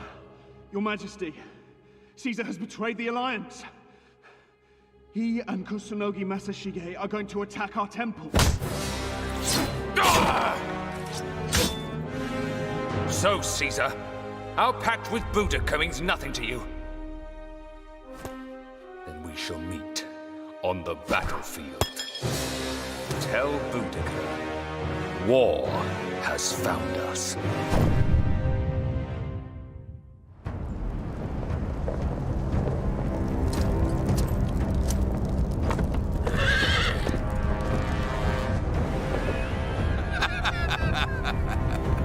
Oh, Barbarossa. Take the temple!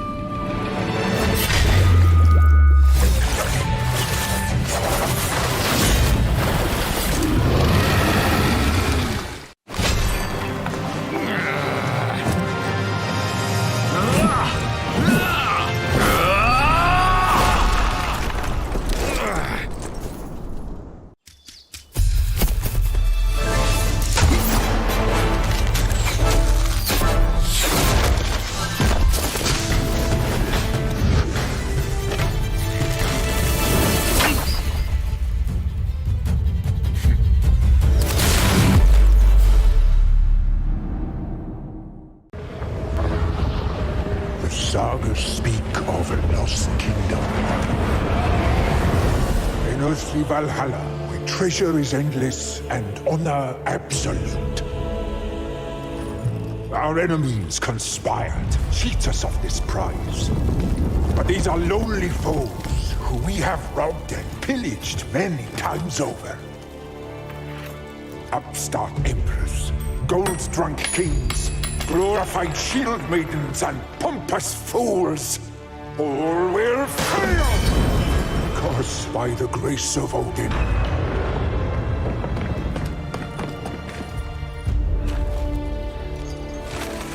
The sacred map is ours. So prepare, cherished enemies, for the glories of battle, the forge of war, and the joy of the feast. Where death is glorious, and strength rules all!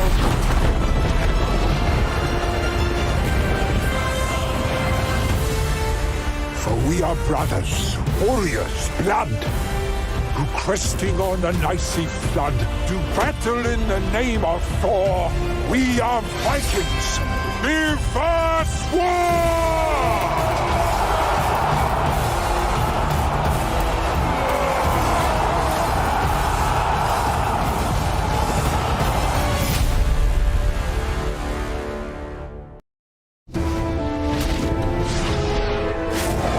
Conquered by Rome, mocked by other civilizations. Now even flea-ridden Vikings take us for fools. Rise up, topmost third, for our country! I, Imperial Pharaoh of the 18th Dynasty, buried by my side, my loyal... No time to waste. Egypt needs us. Dare you hurt our people?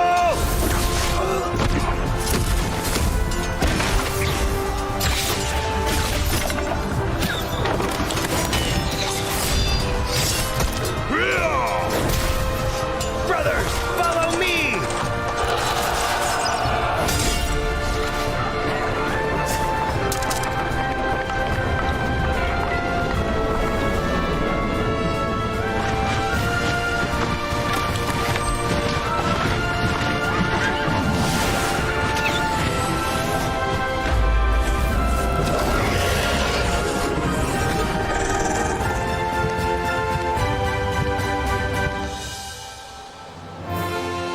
Egypt must rise!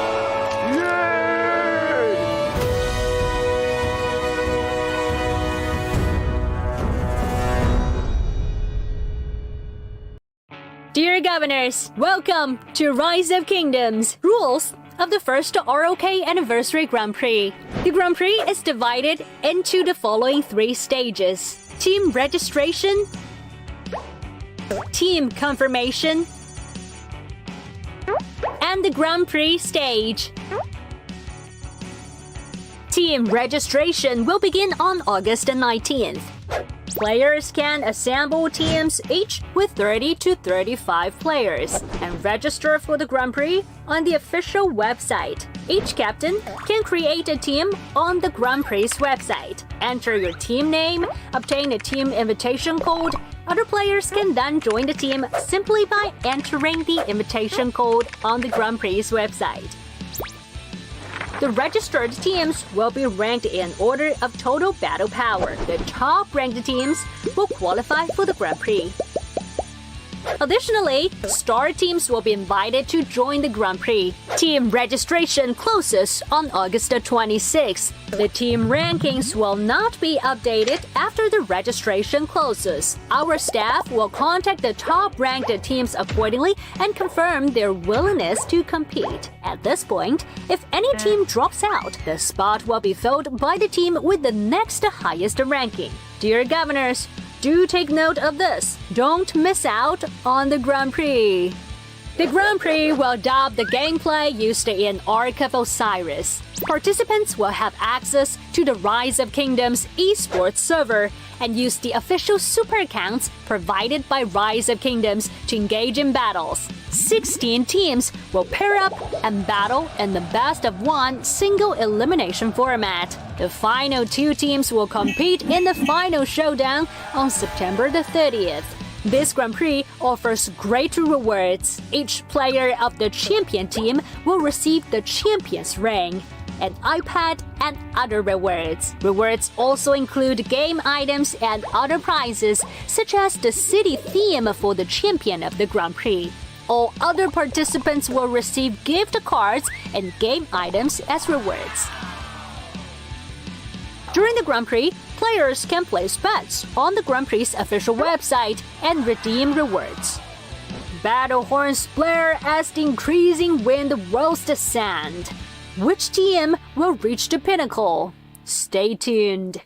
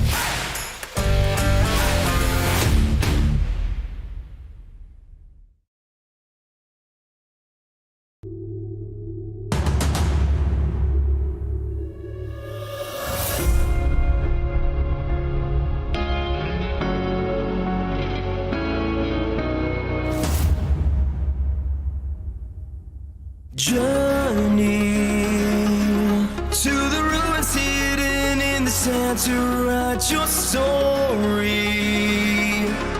With the mist so close at hand, your heart is soaring.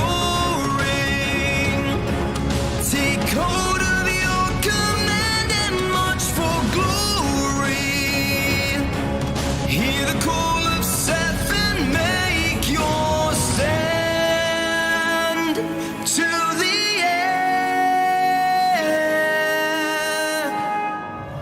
Hold on for dear life. To your soldier, faith, your dream. It burns deep inside. The need to reign supreme. It drives you to seize the sacred shrines. Claim final victory. The blessing of the Nile will at last be won when ancient kingdoms rise.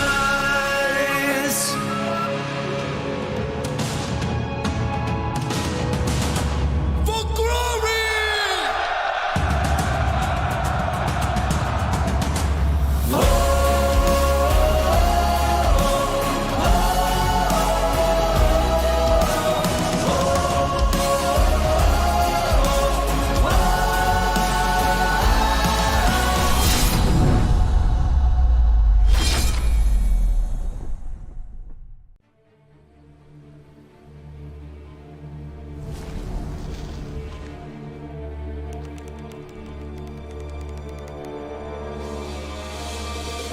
Time to end our alliance with Barbarossa and his friends. Capture the lost temple, and all the treasure is yours, Kusunoki. As for me, I've come and seen. Now I shall conquer.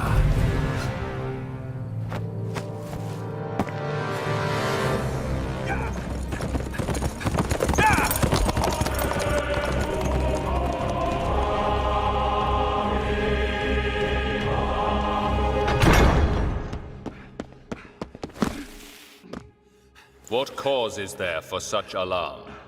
Your Majesty, Caesar has betrayed the Alliance. He and Kusunogi Masashige are going to attack our temple. So, Caesar, our pact with Boudica means nothing to you. Then we shall meet on the battlefield. Tell Boudica, war has found us.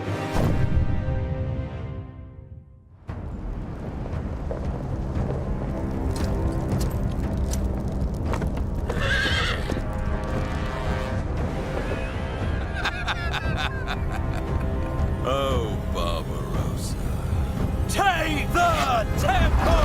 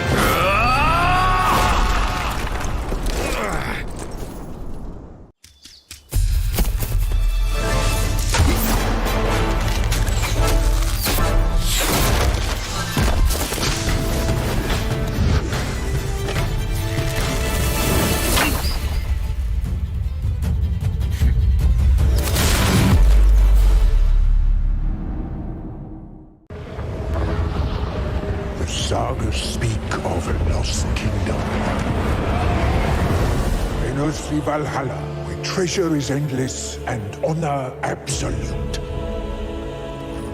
Our enemies conspired to cheat us of this prize. But these are lonely foes who we have robbed and pillaged many times over. Upstart emperors, gold-drunk kings, glorified shield maidens, and pompous fools. All will fail! Because by the grace of Odin,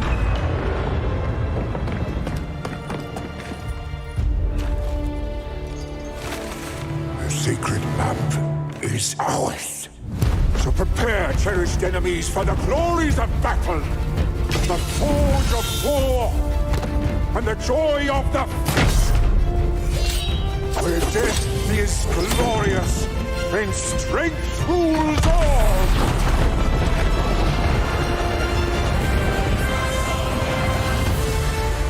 For we are brothers, warriors, blood, who cresting on an icy flood, do battle in the name of Thor. We are Vikings. Give us war!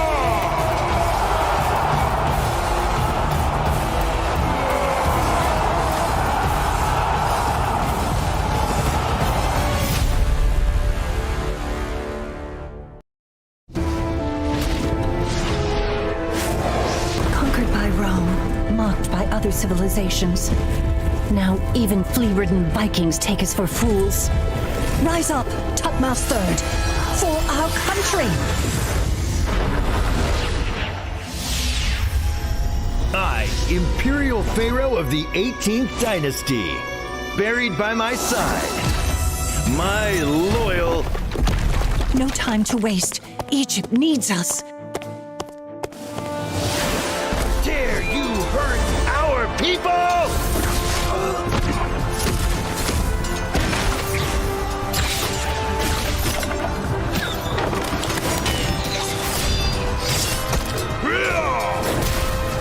Brothers, follow me!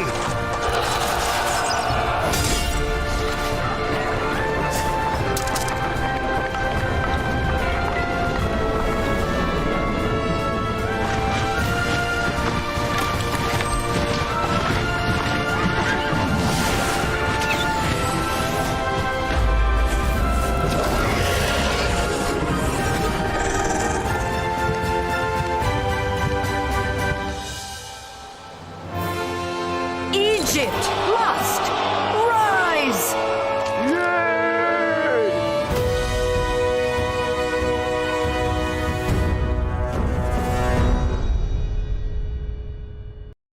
Dear Governors, welcome to Rise of Kingdoms, rules of the first ROK Anniversary Grand Prix. The Grand Prix is divided into the following 3 stages: Team Registration, Team Confirmation, and the Grand Prix stage. Team registration will begin on August 19th. Players can assemble teams each with 30 to 35 players and register for the Grand Prix on the official website. Each captain can create a team on the Grand Prix website. Enter your team name, obtain a team invitation code. Other players can then join the team simply by entering the invitation code on the Grand Prix website. The registered teams will be ranked in order of total battle power. The top-ranked teams will qualify for the Grand Prix.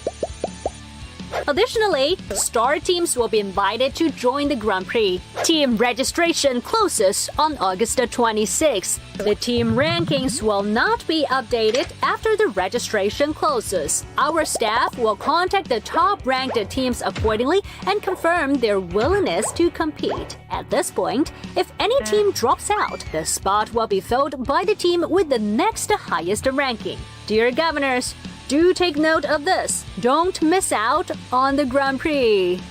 The Grand Prix will adopt the gameplay used in Ark of Osiris. Participants will have access to the Rise of Kingdoms esports server and use the official super accounts provided by Rise of Kingdoms to engage in battles. 16 teams will pair up and battle in the best-of-1 single elimination format. The final 2 teams will compete in the final showdown on September the 30th. This Grand Prix offers great rewards. Each player of the champion team will receive the champion's ring, an iPad, and other rewards. Rewards also include game items and other prizes, such as the city theme for the champion of the Grand Prix. All other participants will receive gift cards and game items as rewards. During the Grand Prix, players can place bets on the Grand Prix's official website and redeem rewards. Battle horns blare as the increasing wind rolls the sand. Which team will reach the pinnacle? Stay tuned.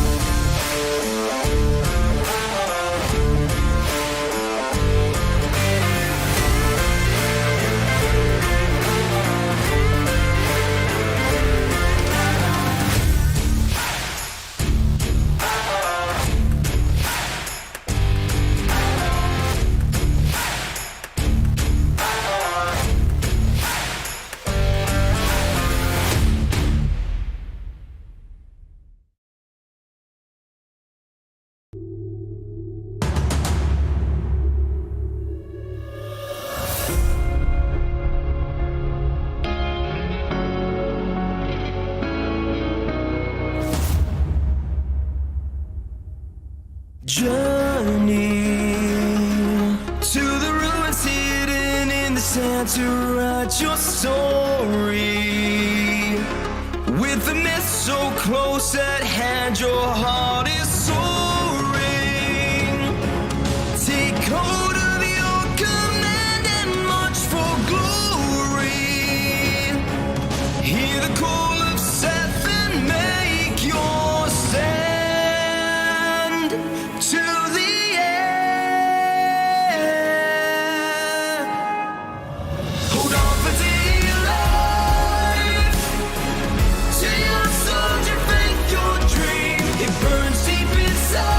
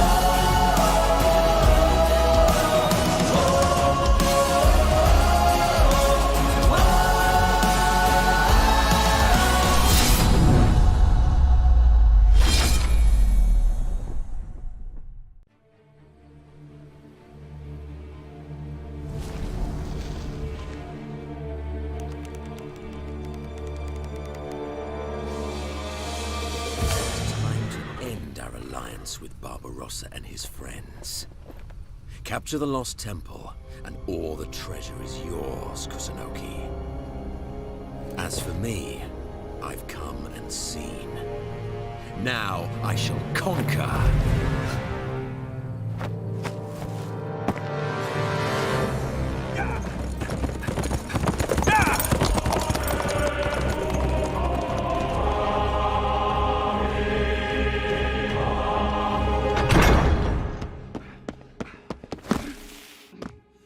What cause is there for such alarm? Your Majesty, Caesar has betrayed the Alliance. He and Kusunogi Masashige are going to attack our temple. So, Caesar, our pact with Boudica means nothing to you? Then we shall meet on the battlefield. Tell Boudica, war has found us.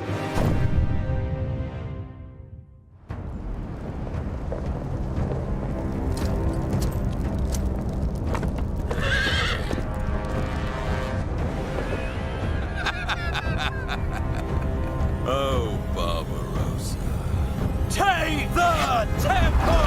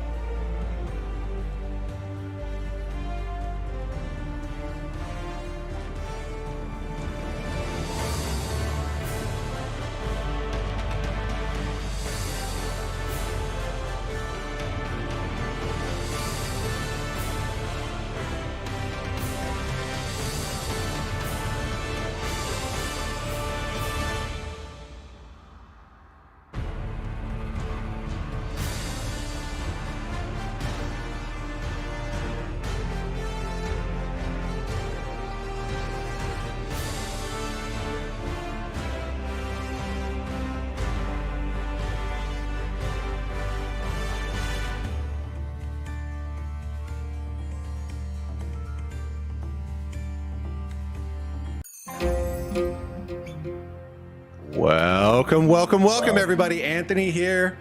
with our boy Redline coming in for cast number 2. And yeah, we didn't. I was out here sweating, wearing my outfit, and Redline's wig was hitting a little too hard. But we're excited. Cast number 2. We're gonna be bringing up JST and Wolf. So Red, kind of what's the? We got some sweet graphics popping up right now. Make sure to put in that code in game to get some rewards. And of course, Red's going to talk a little bit about this one right here. Yeah, and also, guys, Rock Anniversary Grand Prix, they used the PC version of the Rise of Kingdoms, so make sure to use that QR code that was listed below to download the Rock PC version for your future gameplay. But yeah, Boba, the upcoming match with JST and Wolf. So the winner of this match advances to play against OV. JST, as you mentioned in our previous cast, previous champions, really great team. Wolf, not too familiar with. I don't know if they correlate with the previous team that played against 1v earlier, but I'm really excited to see with this new play style of everyone having all the commanders, everyone having the same equipment. Is that going to cause an impact, and that could throw off JST? I don't know. I'm really excited to see what happens, but I think this one's going to be a banger, man. Yeah, and I'm glad that you brought that up, man, because it's truly the closest that you will ever get to a level playing field. It is a level playing field. Literally, we have the same troops, same equipment, like you were saying, same commanders are available, and it all comes down to strategy. You know what I mean? We're seeing some different strategies, some old strategies coming back, and it makes these matches very exciting for sure. And like you said, OV's waiting in the wings for next week. We'll be battling it out between one of these two teams, and it's going to be a doozy. But before then, we have Wolf versus JST, returning champion in JST, one of the 4 champions that got invited to the Anniversary Grand Prix. And what's kind of the big surprise that you always find from when you watch JST? What really stands out to you, Red? I just think similar to 1v, again, I feel like JST is also another well-oiled machine. I've seen in their previous matches and in their current OL team and Osiris League, I feel like they played together for so long together. They played a long time together already over the last couple of years, whether or not there's turnover or not. But I really think that JST is definitely going to be really coordinated. They're going to really know what their March pairings are going to be, and everything's going to be optimized to the best performance. So I really like to see what Wolf does to bring a challenge to JST.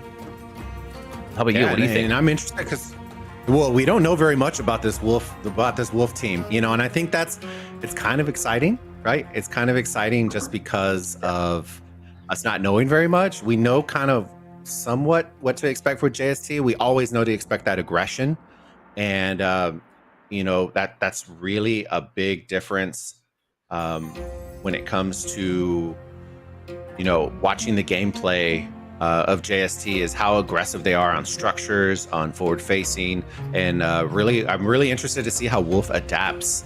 And I completely agree. Sure. I completely agree. So today's matchup, we got Wolf against JST, man. It's gonna be a good one, guys. And if you're tuning in now, make sure to like and subscribe to the Rock YouTube channel. It's gonna be a really great matchup against current champion or former champions JST versus Wolf. So next up, we're gonna be looking at the teams, their overall rosters, and then it's gonna be followed by their key combatants for both teams. Yeah, and that's it's really fun to watch these, because we're gonna start seeing some players that we remember, we know, and it really drives that point home. So as we look at Team A out here, there are 30 combatants, and then we're gonna start to see those top 5 notable key players that you really do want to keep your eyes on for the side of Wolf.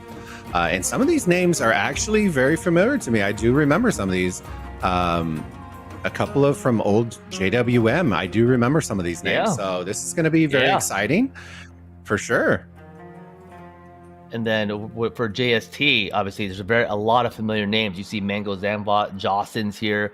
Save is also here. So a lot of the original players from the JST team that we've come to see over the years. And here's their top 5. We got Zamong, then we got Star, and then all these other players that definitely are part of the original JST team. So really looking forward to see what new strategies this team may put out, or for both teams, and see how they perform with this new game style. Really exciting stuff, man. I'm really looking forward to this. The nostalgia is real as we load into the game. We talked about it before. Boys. Yeah, we talked about it before, where priority in teleporting in, who takes precedent in the front as opposed to why you would be in the back, and really maximizing those 3 forward positions to really be able to capture those speeds. And as a reminder, that code that's going to be popping up on your screen right now, go plug it in game, get some free rewards. And yeah, so priority position, Red. Who would want it? Who would you personally want towards the front of the formation and towards the back of the formation? Oh man, and for front formations, you definitely need people who are going to be capturing the obelisk first for obviously for your team, and then all the rallies that will be going forward. I definitely think those people need forward positions because again, timing is everything, right? The sooner you get to the enemy obelisk, or the sooner you break off your rally to counter any desert ultra pushes are very key. To having those correct people at the front in order to get those things launched in time. So I'm hoping to see that, and I'm expecting to see that, hopefully, between these two teams. Yeah, and like we're saying, usually there's a bigger difference because the power is different, but because we're on a level playing field, it changes it up a little bit, you know what I mean? And we're flipping over to JST, seeing their formation as well. But yeah, optimizing for that, really, you really do want to start your team off on the right foot, getting those players that are going to be jumping through those outposts and the tiles in an effort to get to those obelisks as humanly as fast as possible is really key, because that is when your team's going to be able to start porting forward. The mechanic that they did tweak, right, a couple of seasons ago, is being able to have the ability to port forward while your marchers are still on the field. Is huge. You know, it changes everything. But all right, well, break off wise, what are you looking for from both of these teams, Red, to kind of see any surprises? Do you think there's going to be any surprises coming out of the gates? I honestly, well, I don't think there's been any surprises. You know, I've seen many of your streams, and you covered JST a few times in the past, and I think you'd agree with me. We're going to see an aggressive start from JST going for those altars. I think they're going to go super aggressive.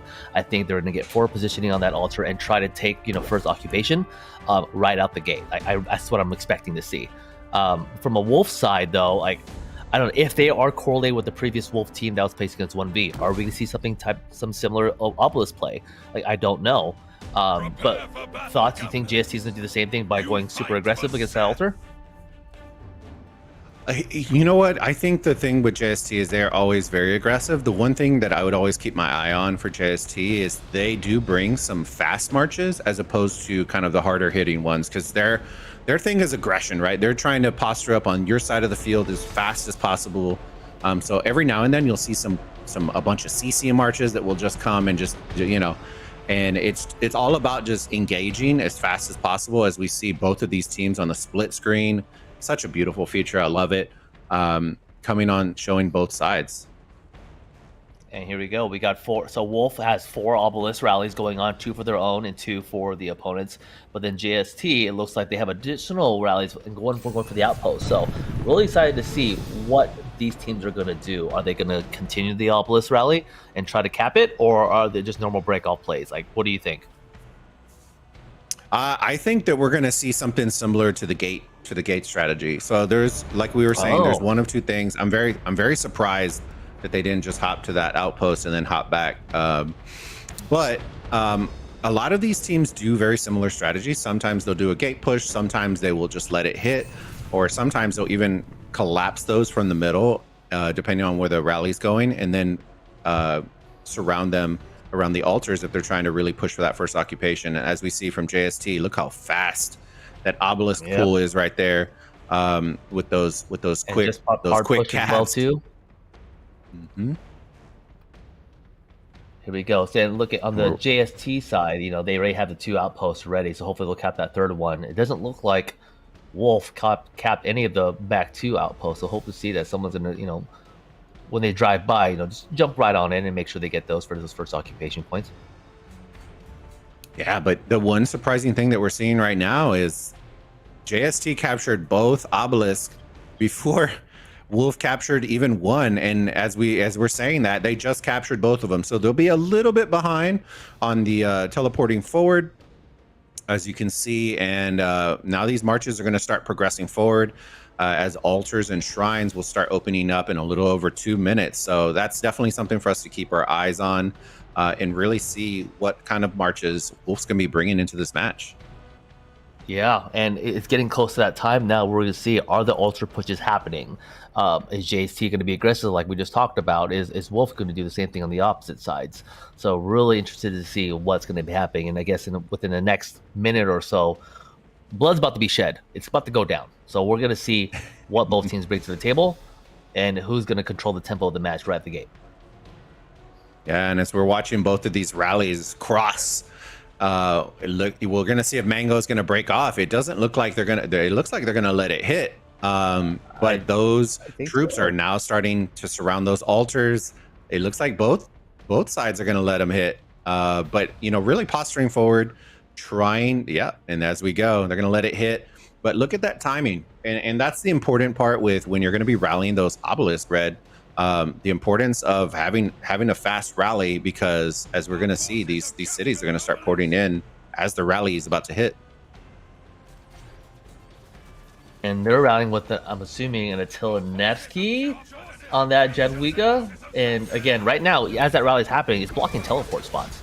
So let's see what they're. And oh, okay, I see the little Jad Theo. Surprising to see that. I was wondering why they weren't using Jad YSS, but maybe something that I'm missing. Any thoughts here? Any thoughts to this about why Theo versus YSS? Honestly, I assume it has to do with the breakoff because of YSS, being really more optimized for mixed troops. And I think off the breakoff, they're probably not necessarily worried about the troop specific stuff. But yeah, we're getting into the battles right now around altars. Yeah, 45 seconds, Red. What are you seeing?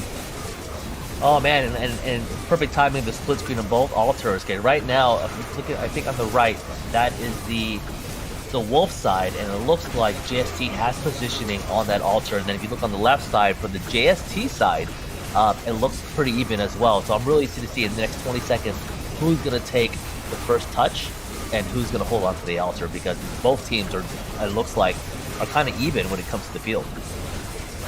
Yeah, and I want to just bring up a quick note while we're watching in the split screen, the left side, what the March selection is for JST.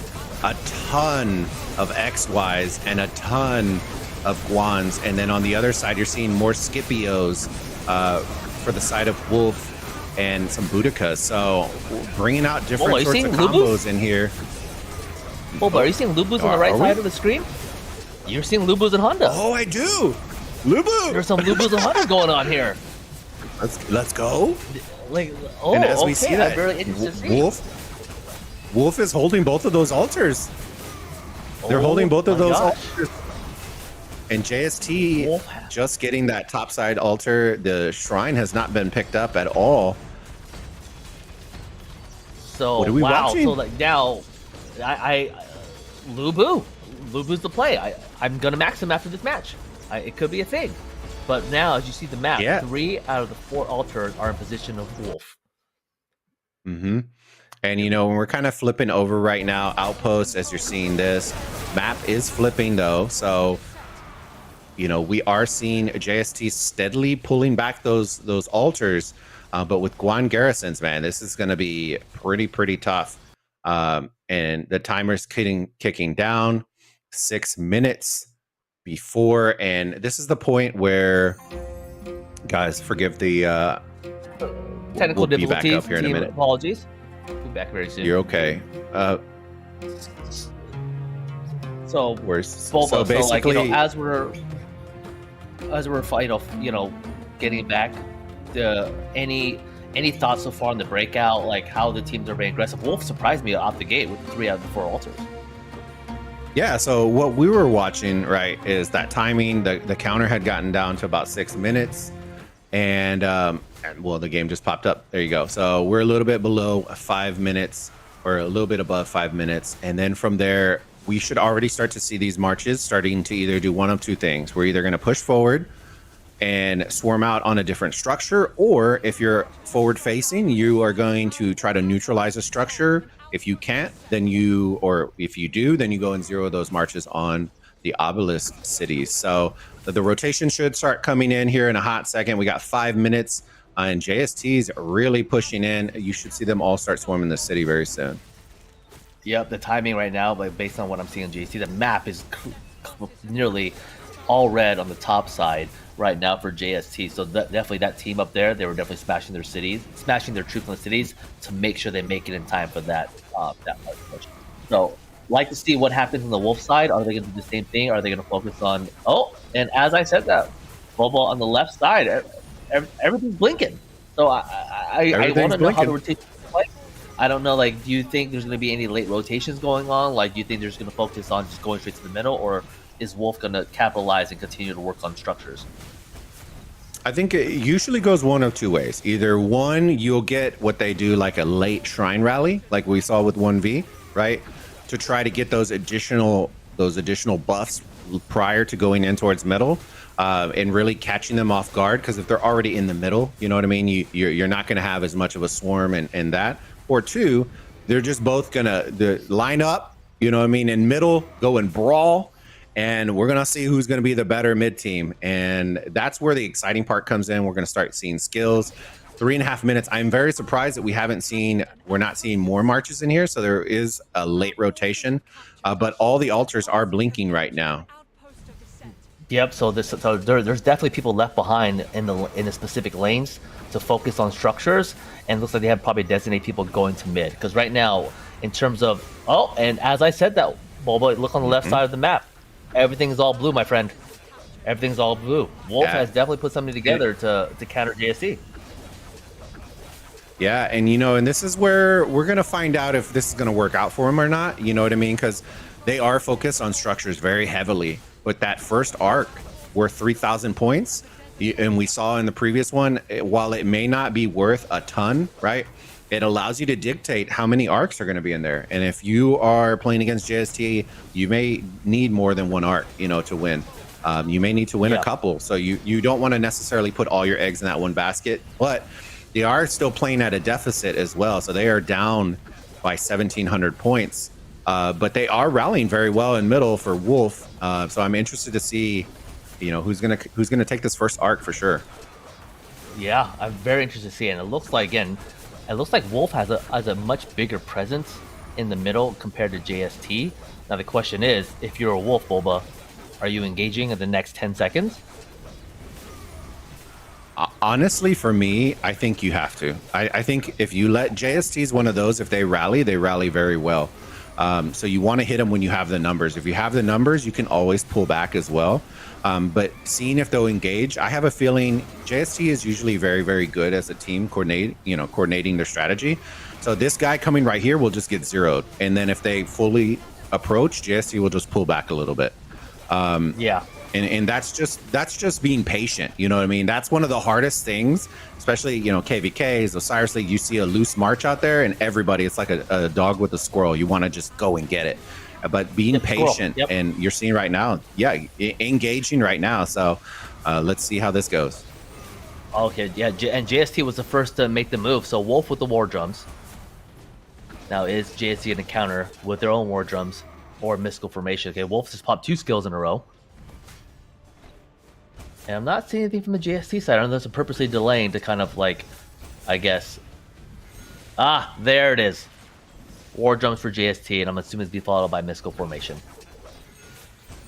Now, with that time gap, though, as they pop these skills, will it be a difference against Wolf? I think it comes down to your march selection, too. You know what I mean? I think if you have, really squishy marches, popping them late may not actually help you, but because those skills have such a tight and we're seeing Lubu in the mid game. I'm seeing him right here. Oh my goodness. But just being able to utilize those and time it correctly makes all the difference, as we see a ton of Wolf sad faces going out.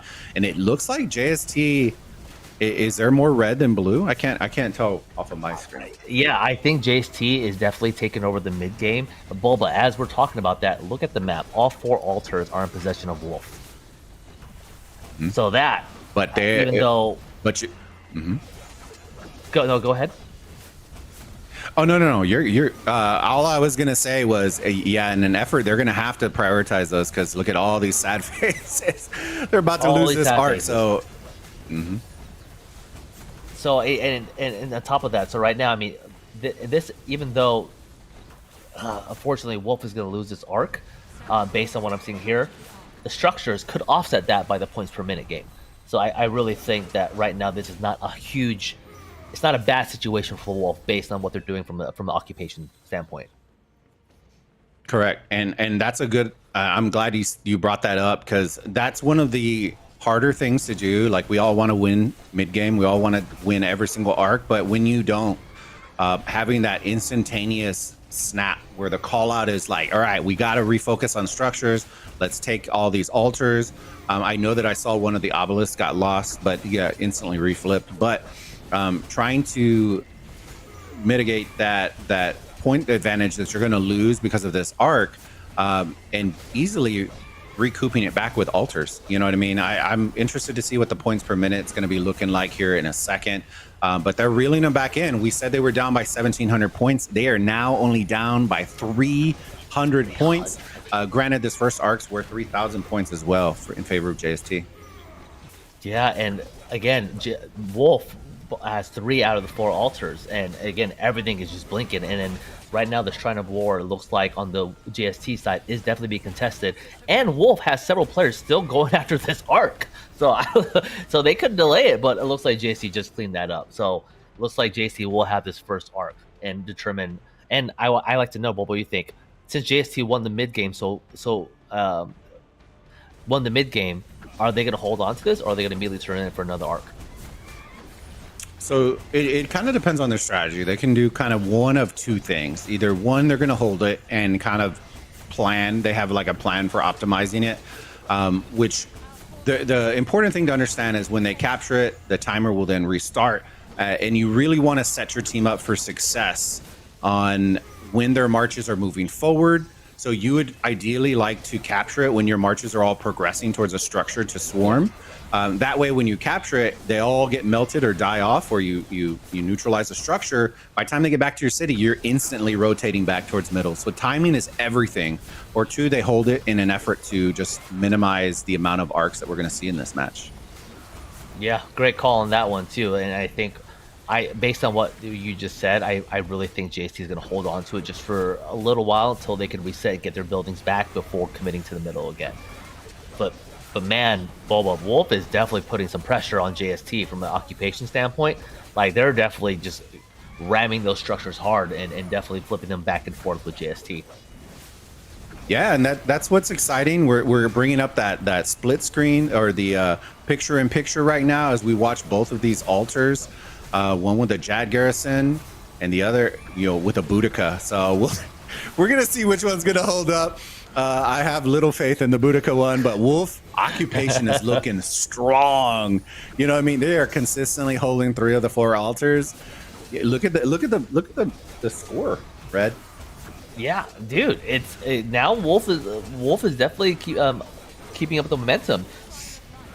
And I think this points per minute just changed. I think it was at 630 to like 360, and it jumped up again to like maybe 7 something. So definitely, Wolf is definitely winning the occupation at the moment, and it does look like JST is holding on to the arc to possibly kind of reset themselves to take back their structures and then turning it in before going for a second arc. So that's what I think is happening right now. But man, the pressure from Wolf, dude, I'm liking what I'm seeing from this team. Hey, aggression pays. We've talked about this more and more as we see in our picture-in-picture. They are holding on to the arc, and I expect that to happen a little bit because they are going to try to reset some of these structures and occupation before they capture it. And for the most part, I have a feeling this arc's going to basically nil it up at the end of the day because Wolf's occupation is actually surprisingly well. And as we see that 4 altars flipping for the side of JST. Yes, sir. Has the moment arrived, Red? I think so. I think JST is going to turn it in within the next couple minutes because they're again the refresh time for Wolf is much sooner than JST, so they might lose this, but this will give an opportunity for them to score the arc, reset themselves in the head to mid. So I think it's that time, man. It's going to happen soon. Yeah, and that's that all flipped. Mm-hmm. Go for it. Oh yeah, it did. Yeah, that's crazy. You know, and just keeping our eyes on some of these structures as we see the most important structure in this game mode is for sure the altars, right? They give you 150 points per minute. So you can easily, as we already witnessed right here, can easily bring back a deficit if you're able to occupy them and hold them. And they held them off for a pretty decent chunk of time as they now hold a 700 or actually a 600 point lead going into potentially will be the second arc. And if you're JST, you really got to be asking yourselves, hey, when is the best time for us to capture it? Because they may need more than a couple of arcs in order to kind of keep this game competitive and close. Yeah, and Bulba, as you mentioned, like I also think that this is gonna. I feel like this might come down to the wire from what I'm seeing here. You know, Wolf is definitely pushing the aggression, and I really think right now, whatever's in Discord for GST, they're really determining, okay, when are we going to turn this in, and then focus up on getting another arc. But really close game. Shout out to both teams so far in the match. You know, close to halfway through, and we're definitely got a good show in front of us. Yeah, and we're looking at the altars right now in our picture-in-picture. You know, it tells a little bit of a different story. You know what I mean? We're seeing some getting rallied, some not. Lobu again, bro, shining bright on the field. Man, is there secret meta coming in now? I'm telling you, watch there be like 30 of them next match. It's gonna be insane. But experimentations, you know, that brings us back to the beauty of this particular event in our anniversary Grand Prix.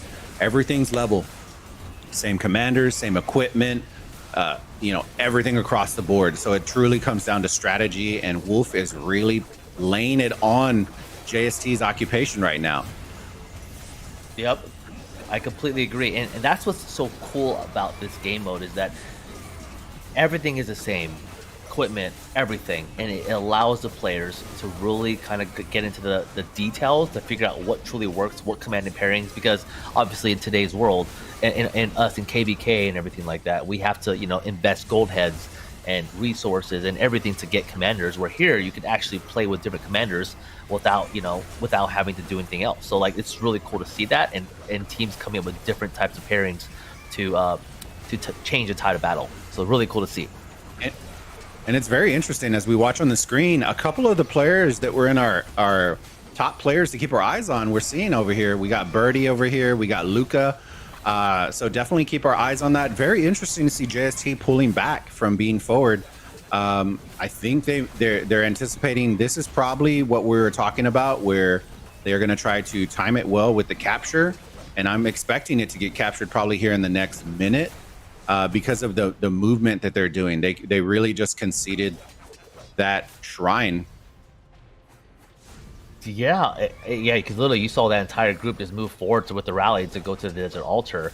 So interested to see when are they going to turn that in. But like right now we have about 6.5 minutes left. They could have reset it, the timer, but I really think that they're right now they're completely focusing on structures, and then because right now they could easily win the mid fight based on what I've seen previously, right? How their March setups is and how easily they were able to clear the field. So really interested to see what they're going to do with this arc over the next couple minutes, and how they're going to do it in terms of the structure game to kind of offset the score. Because right now, I feel like from an occupation standpoint, Wolf is in the driver's seat. Yeah, and that really drives back home when people ask what makes really great teams, right? There's three facets of the game that we always talk about, right? The occupation, which is your structures, your mid game, which is the art, and then provisioning. JST tends to shine really, really bright in mid game, and they're still very strong in occupation. But for good teams that are very good at occupation, that's one thing you can always take advantage of. The thing we need to keep our eyes on, because Wolf is such an unknown team, is are they going to be able to steal an arc? If they can steal an arc, this match becomes way more intense. And that's definitely what we're looking forward to. So definitely keep our eyes on that.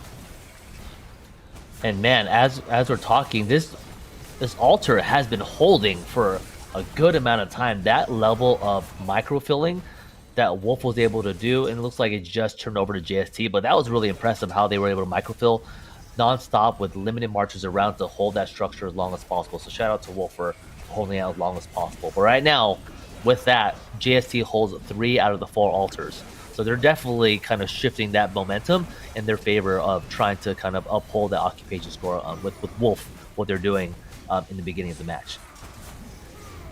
And we come back. The timing of this arc is going to be very awkward because, like, right there, I would have assumed when they neutralized it, they would have capped or done something similar to it because the timing is going to be very off. The structure has a Guan garrison in it. They are still filling it. But it should go down, and then we're back to reset on structures. So that's something we'll keep our eyes on. They are still holding that arc, but they are now holding 3 of the 4 altars and waiting for those points to start ticking in their favor. Got it. And Bulba, just reading the chat here too. There's some people were saying that the Wolf team is former JWM players and 411K players. So definitely, if that is true, there are definitely experienced players from those 2 kingdoms from previous OLs over the last few years. So that is definitely something interesting that these 2 teams can work together to kind of form this team to kind of put a big impact in Grand Prix. And for those of y'all who don't remember, the JWM team used to be back in the day. They were very elite when it came to ARC. So I'm always happy to see teams come back, as we see on the picture-in-picture right now. The ARC carrier is still there.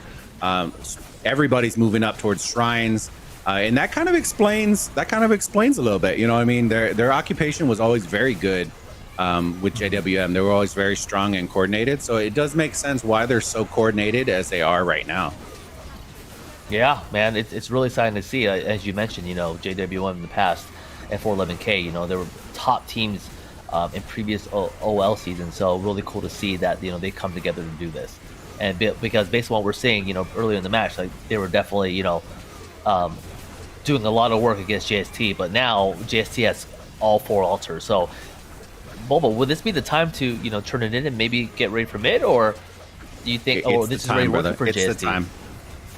It's the time because you're gonna have to capture it, and right now you have the most field that you are gonna have structure wise. But man, I gotta bring it up because we keep being shocked by it. But that Lobu Honda combo out there, he was looking super tanky, and I'm a little mind blown, but it's exciting because you always see very unique combos, right? And you get to test stuff out, figure out what works for you, and you will always see surprising combos, man. You will always see them. Yeah, it's making me think about Boba. Should I max him for in general for an open field march? Like, it looks great here. It's like, is that something that we're investing some gold heads in? I don't know, but definitely it's definitely eye opening when I saw that field of the march.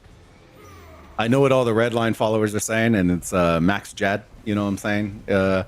But yeah, it's always surprising. I know last Osiris League we saw Montezuma make appearances with one of our other champions from HKO, formerly and now PX34, and they brought out Chandra Montezuma. So way different combos, and that's always exciting. Look, multiple Lubus. Oh man, multiple Lubus. Let's go. And as we're talking. And as we were talking about that, it looks like Wolf took an obelisk from JST. However, they were able to get it back. But Bulba, in your opinion, an obelisk capture here and tell people forward at 30 minutes into the match, is that something that people should still do if they were to capture that? And then would they be able to TP people forward, or is that still a play at halfway through the match? So with 30 minutes left, I still think that it's a good play, right? If you can get one of your big boys in there. Well, now that it's not based on power, right? You can port forward in, bro. You're going to have so many troops. So just being a disruptor, I don't know if I would port over like 10 people, but just having people in general as we look right now, and Wolf took the JST obelisk, but it'll be interesting to see who they have in there. I have a feeling it's going to be like a Nevsky or something that they rallied with, an XY garrison or something. Unless they had a Jad kind of sneaking in there as we look the picture-in-picture. Yeah. Chandra garrison. So OP. So now, as we were talking about that, JST did turn in the arc. So now we're gonna see a mid fight coming up in the next couple minutes, and hopefully, both teams rotate it in time to be able to kind of have a good brawl in there and see who takes it this time. yeah, and what we're really looking for, right, is, and as you see the arc capture, we re-look at the score. They're up by 3,000 points, right? That's the beauty of the arc. They were able to reset that points per minute, and while they were in a deficit, they reset those altars that brought it back, even, and then they captured it, and it just propelled them up to 3,000. So a good play on the side of JST. What I'm going to keep my eyes on is what Wolf is going to do in mid, right? They really do need to, in my opinion, win this arc. If they don't win this one, then they got to hope that they're going to have a third one for sure. Because they will need to pull at least one of these next two if they're going to have a shot at pulling this upset.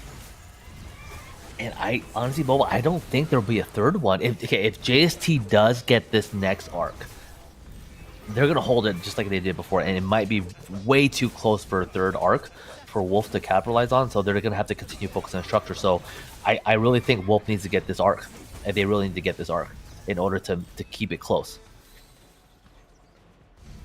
Yeah, and the interesting part, and I'm glad that people are asking, because it's always the compositions, right? Everything's leveled out like we've talked about before, but what equipment are teams using? I have a feeling, and I've heard JST likes, lives and dies by the drum, as the accessory. Or are we seeing different sorts of accessories being used? Like, what are your go-to when it comes to rotating towards mid? What accessories really come to mind for you? Yeah, again, it all depends on the role that you play. And again, I'm only speaking from experience. I don't know how other teams have do it, but each mark should be optimized, one, to support those around you and provide AoE, high damage, and skill buffs and debuffs. So I think a certain amount of people should have war drums for that mid to kind of generate the rage, but a lot of people will be having rings, a lot of people will be having horns just to proc those skill damages in the middle. So I think we're going to see a lot of that in the middle. I think you're going to see a lot of Guan Scipios. Now I think you're going to see a lot of Lubu Hondas based on what we've been seeing lately. But also going to be a lot of Nevsky Hondas. I'm sorry, XY Hondas, Nevsky Williams. A lot of AoE, a lot of stuff's going to be happening in the middle. So really excited to see what the combinations are here. And with that, Wolf has position on the arc right now with about less than 4 minutes left. So see if they can maintain this position and then take this arc, because this could be it. Yeah, it's coming down. I do like that Wolf got here first. I think JST, when they get in here first, is usually a hard it's a hard thing to break, right? So being first and having them have to push into you is going to be interesting. I think skill usage in here could vary. JST is very notorious for using To the Death, and then on the third arc, if they do have one, using Heaven's Grace. So I'm going to keep an eye for sure, and I definitely know that we'll both see it, is which skill is, are they going to be able to counter Wolf?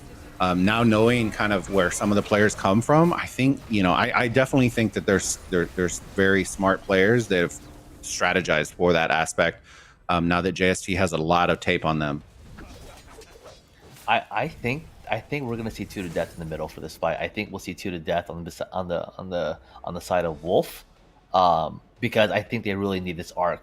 Because right before the last maybe 15 seconds ago, all the altars were in position of JST, and the timing was perfect for them, in my opinion, where they had all the structures and they had everybody rotate to the middle while Wolf was busy kind of recapturing their structures, and we might see some late rotators in. So I don't know. What do you think? I think there's going to be a To the Death coming up on the Wolf side, maybe on JST side, but I think Wolf will need to pop this in order to kind of take this arc to keep this game close. I kind of agree with you. I think JST has always been a very aggressive team, so To the Death is naturally a very aggressive skill. And as you see right here, we talked about it earlier, those convergence, like the where the points converge, and having that one player just coming in and just yellow marching all of those marches trying to reinforce does wonders if you time it correctly, right? You know that Yep. player is going to kill off all their marches, but guess what? If they're ported forward and they're using all fast marches like these cav, they'll get back to the middle after they die within like 45 seconds. So it is very quick Exactly. work, and here we go. Exactly. Here we go, ladies and gentlemen. JST is going for the move. Okay, here's a little bit of baiting. When are the skills going to be dropped? Mystical formation on the wolf side. JST's holding. Again, it's holding. Here we go. War drums. Mystical. Calling it to the death. Ah! War drums, okay?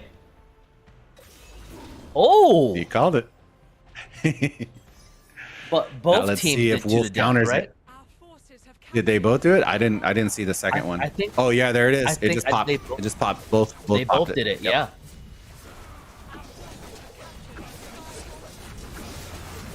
Oh man, see, this is where the AoE, all the debuffs, everything that we talked about before about what marches good is all applying here because it's just one giant murder ball, it's one giant mosh pit where just everything is just taking a large amount of damage.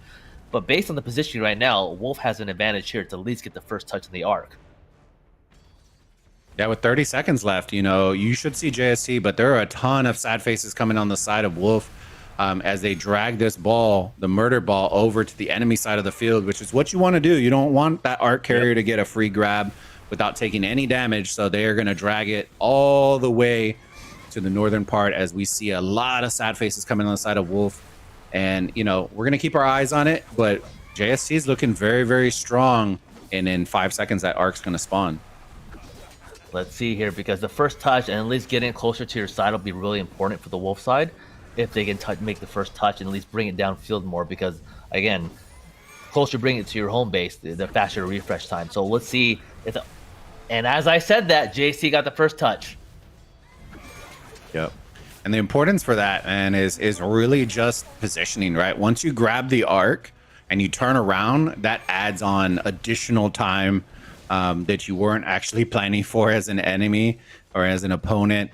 And the arcs being picked up. If you are on the side of Wolf, the tactic that you should be utilizing right now is you just want to pick it up. You know what I mean? And as you see it right there, even if you die with the arc, it resets. So it's a form of stalling, where it's just 10 seconds and 10 seconds, and it gives your team time and opportunity to reinforce back in the middle to continue the fighting. So with this, obviously the arc's still in a fair position for both teams, Boba. If you're Wolf, you're still setting to the middle, right? Or like what do you think? Because I'm looking at the map and a lot of it's red. So like, if you're making a decision, are you going to say, hey, you know what, keep sending, or we need to get back on these structures? Like, what is the play here? Honestly, if it was me, I would still send in mid, but I would have a couple run from the outside lane, because running through the middle might actually take longer because of that converging part. But they haven't popped a skill, like a speed skill, like a running charge or anything like that. So I don't even know if they're going to even come close to catching this guy. So it may just end up flipping directly over to occupation again, trying to reel it back in, in that effort. Yeah, I agree, because you look on the right side of the map, both altars are in position of GST as well as the Shrine of War. So like, I mean, the only play I can think of, because right now you can see on the map, you got Wolf people just walking through a gauntlet of players in the middle, just trying to get to the arc carrier, where I think the play could have been at least go to the Shrine of War, rally City close to it, and try to cut it off, and then at least try to score it that way. So we'll see what Wolf does here, because right now they are stalling, but as it gets closer to the JST side, it's more than done deal for this specific arc. Yeah, and I do like that you brought up the rally aspect. That's definitely something that you will see from 1V and those tier teams. They'll start rallying every outpost, break them off, reinforce, and just try to get as many troops forward facing as humanly possible by any means necessary. Usually they'll have a speed skill just in case they lose it, and then they're constantly rallying outposts, and then if they need to break it off, they break it off. Just in an effort to stall. But we see, I think it's Mango, or is it Luca that's running it's Luca. So one of our top 5 players to keep our eyes on is running the arc right now, as Wolf is trying to stall him out. Yeah, and it looks like Wolf is setting a load of people still after that arc. I mean, and I think is Ethelfled running it. Yeah, it looks like it is. Which obviously, I think at the moment in time, he was trying to pick anybody was trying to pick it up. So, again, as I mentioned before, but if Wolf can time this right, send marches up to the Shrine of War instead of going through the middle, take that. There could be a play here on the side of Wolf to get a capture here. So like they really need to take advantage of this how it's stalled. And look, marches are coming up to the Shrine of War. Can this play work? Let's see.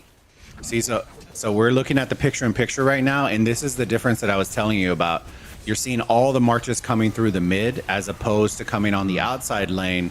So now they're bringing up the rear, and as opposed to clustering and having those marches hit right by that vector point, the choke point that we always talk about. So they are coming in force, you know what I mean? But that running charge would have been really helpful in coming back from this. But you should see some break off. Try to get this shrine. I don't know if they're going to get it. Is the rally? I can't see if the rally is in on it right now.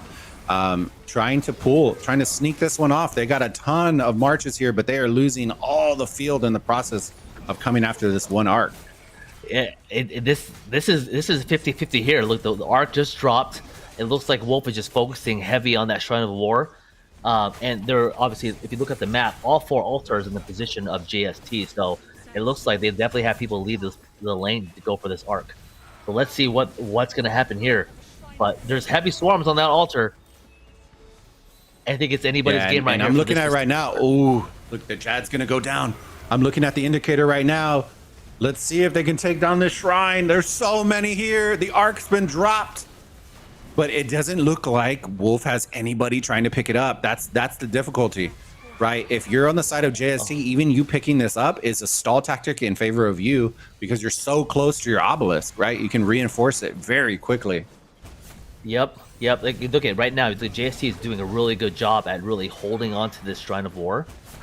And it looks like hard push to just push. Okay, here we go. Here they've taken it. Now they have to hold it and score the arc here if they can do the first cap. So let's see what happens.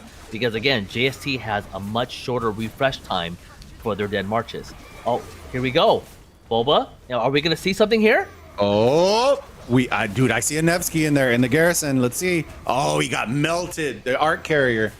And now it becomes all about Wolf trying to get up a garrison, get a Jad up there, and just start grabbing this arc. You should see indicators popping all over the place, and JST snub it. That's one of those. They're stalling because you got a longer march if you're on the side of Wolf. But it looks like they're all still coming and progressing from the mid, or they're dropping from because you're seeing. Look at the bottom side. This is completely red. Completely, they're fully invested in this arc. Yep. And could that? I don't know because like as you see so many marches and that long march time to get to this arc, that occupation score is this arc going to be worth it? You know, like and that I don't know because right now JSC is doing a really good job taking back their shrine, killing off the marches, killing off the carriers in this and for this battle for the arc. And is this a good move by Wolf? Like in your opinion, is this something that they need to continue investing in? I think right now they're looking at that points per minute, 740 to 210, and they've committed to it. You know what I mean? Like they're consistently pulling. The one thing that's hurting them is they don't have a garrison. And as we're starting to look right now, look at where all the troops are dumping in from the top side. They're no longer coming in from the bottom, and just trying to sneak it. You know what I mean? They're trying to sneak it. If you're JST, you can capture it anywhere. You know, as long as you hold the structure. But you know, they're pulling it, and as we see that, Wolf picks up the arc. Dude, I can only imagine the discord for both teams. Pick it up! Like that's what I'm imagining, you know, from our experience in arc. Pick it up! Oh, Bobo, they scored it! Oh! They captured it! Oh my god! The sneak worked! So that investment worked. So now it's even. Now Wolf has to completely invest in getting their structures back. I don't think there's enough time for them to do a third arc, even though the timer it'll be delayed. So it has to go down to the structures. In my opinion, what do you think, Boba? Dude, that's going to be tricky, right? Because Wolf, you've been doing really, really well at occupation this entire time.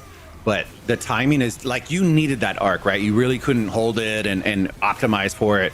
but it also leaves you at a deficit. Look where all these marches are going on the side of blue. They're having to march back to their bottom side. You know what I mean? So all these marches, if I was them, I would stop marching backwards. If I was Wolf, come towards these structures, zero them out on a city, and reset. Yeah, crash them. Because all this time wasting going backwards, you need to reset. Oh man, yeah, that's tough because those marches going from the Shrine of War that we were seeing earlier, I would have at least went down to the other Sky Altar and crashed on that to help them take that, or crashed on the city, because on the left side where those marches probably belong to, the whole side is red. They need to even that out to make this a close game. Yeah. So I really need to see what Wolf's gonna do to capitalize on that full commitment they did for that arc. Wow. Yeah. That was awesome. Dude, it was parked there so long, and I can't even that was an amazing pool, and I'm glad we captured that. But the timing right now is going to be very awkward for both sides. We're at 6.5 minutes before the arc spawns. That's going to leave them about 8 minutes for the arc run. While it can be done, right? Like if there was no people contesting it, you could easily capture an arc in under 1.5 minutes.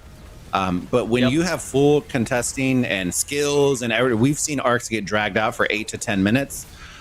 So you're really going to have to come with your A game. I'm interested to see who's going to have enough stuff for skills. The mid game could be, we didn't see either one of them pop Heaven's Grace. So we did see them both pop to the death. So we may see a double Heaven's Grace pop. And as we're seeing in this picture-in-picture, they're already starting to target the provisioners. So what's kind of the important part for provisioners to remember, Red, when they're going to be getting attacked on the field? Well, what I think me and you both know is that those people who are provisional need to really pay attention, because if you get killed in the obviously node, you lose those points. But if you pull them out, it's totally fine. So, and I think we've seen so many close games where the match decided by points, like hundreds of points. So these players at this time of the game need to really pay attention to what's going on. And this person, as we said that on the picture-in-picture, they pulled their march out. So good for them from the Wolf side to pull that march out to make sure they get those points from that caravan.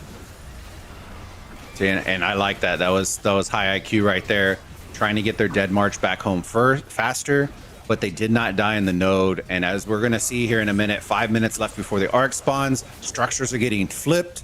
And Wolf's occupation is coming back, right? When they are able to focus on occupation, the key for them is they need to reset a lot of these structures and neutralize them before they rotate towards middle. Because at the end of the day, if they can hold this occupation, the last arc's worth 4,000, it can easily bring them back, and they will be taking the lead in this match for sure. I completely agree. Right now, JST is really going hard on these structures and kind of making sure that the occupation points per minute is still in their favor. So either one, because I'm thinking about the arc, right? You have 4 minutes left till it spawns with 12 minutes left in the match. That gives you about 7.5 minutes to score the arc. And how JST has been in the middle, I think the only thing that Wolf wants to do is just delay them from scoring another arc, or just that both teams will delay each other. And it might come down to provisions and occupation score. That's what I think. What are your thoughts? I think JST is super strong, like we were saying before, in their mid game, right? Their occupation is usually where they're weaker between the two. Their provisioning is usually very solid. So, if you're able to take advantage of that occupation, that's really what you want. But right now we're seeing 3 altars in favor of JST. They're starting to rotate towards middle with 3.5 minutes left. And provisioners are going to start coming in for both sides here. And probably, in a little less than 10 minutes, we're going to start seeing those provisions starting to come in, as JST now holds a little bit over a 2,000 point lead. Oh man, it's a close game, man. Close game. It's going to come down to the last arc, or what Wolf or JST do to really make sure that the point gap stays the same. Because if I'm JST, obviously I want to make sure, if you can get the arc, great, but you need to make sure that the points per minute stay the same, and you have provisioners going out right now and telling everybody, hey, get provisioners now, or we need to score this arc, or continue to push these structures in order to make sure that we keep that 2k point differential by the time the timer goes down. So it's going to be it's going to be a good one, man. Here's what's going to happen in the middle. I'm really excited to see. Yeah, and the interesting note to note as well is, I don't remember the last time I've seen JST show up late 3 times for every single arc. Right? Usually they've always been the one that's the aggressor, that's always forward facing on the opponent's side. And all 3 of these attempts, 1V is very, very good at doing this as well, where they push up together, kind of bait skills if they have to.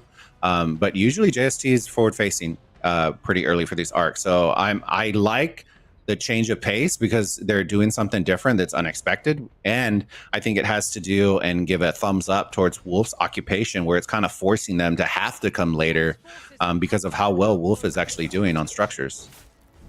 Yep. And the points per minute, if you see, Boba, it's very close. I think JST has a slight advantage. I think that's a 630 or 620 versus Wolf's 560. So these last 9 minutes are going to be crucial, especially for, provisioning and, in this last arc.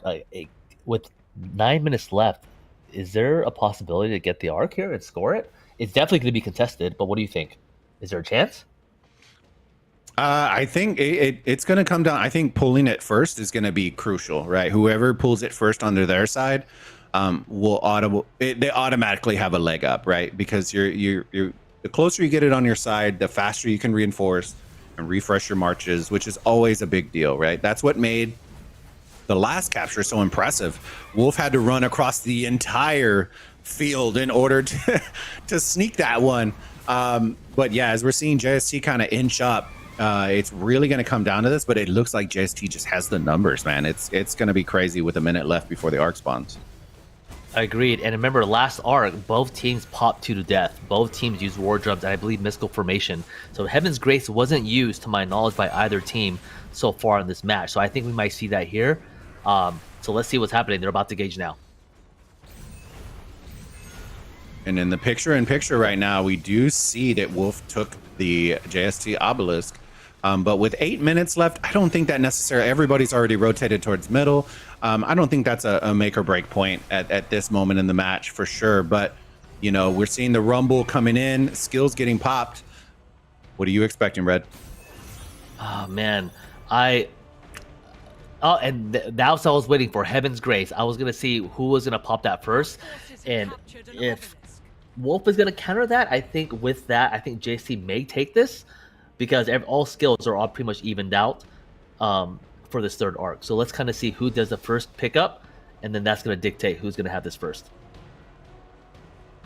Because with 7 minutes left, it's a 50-50, man. It's 50-50, man, who's going to take this.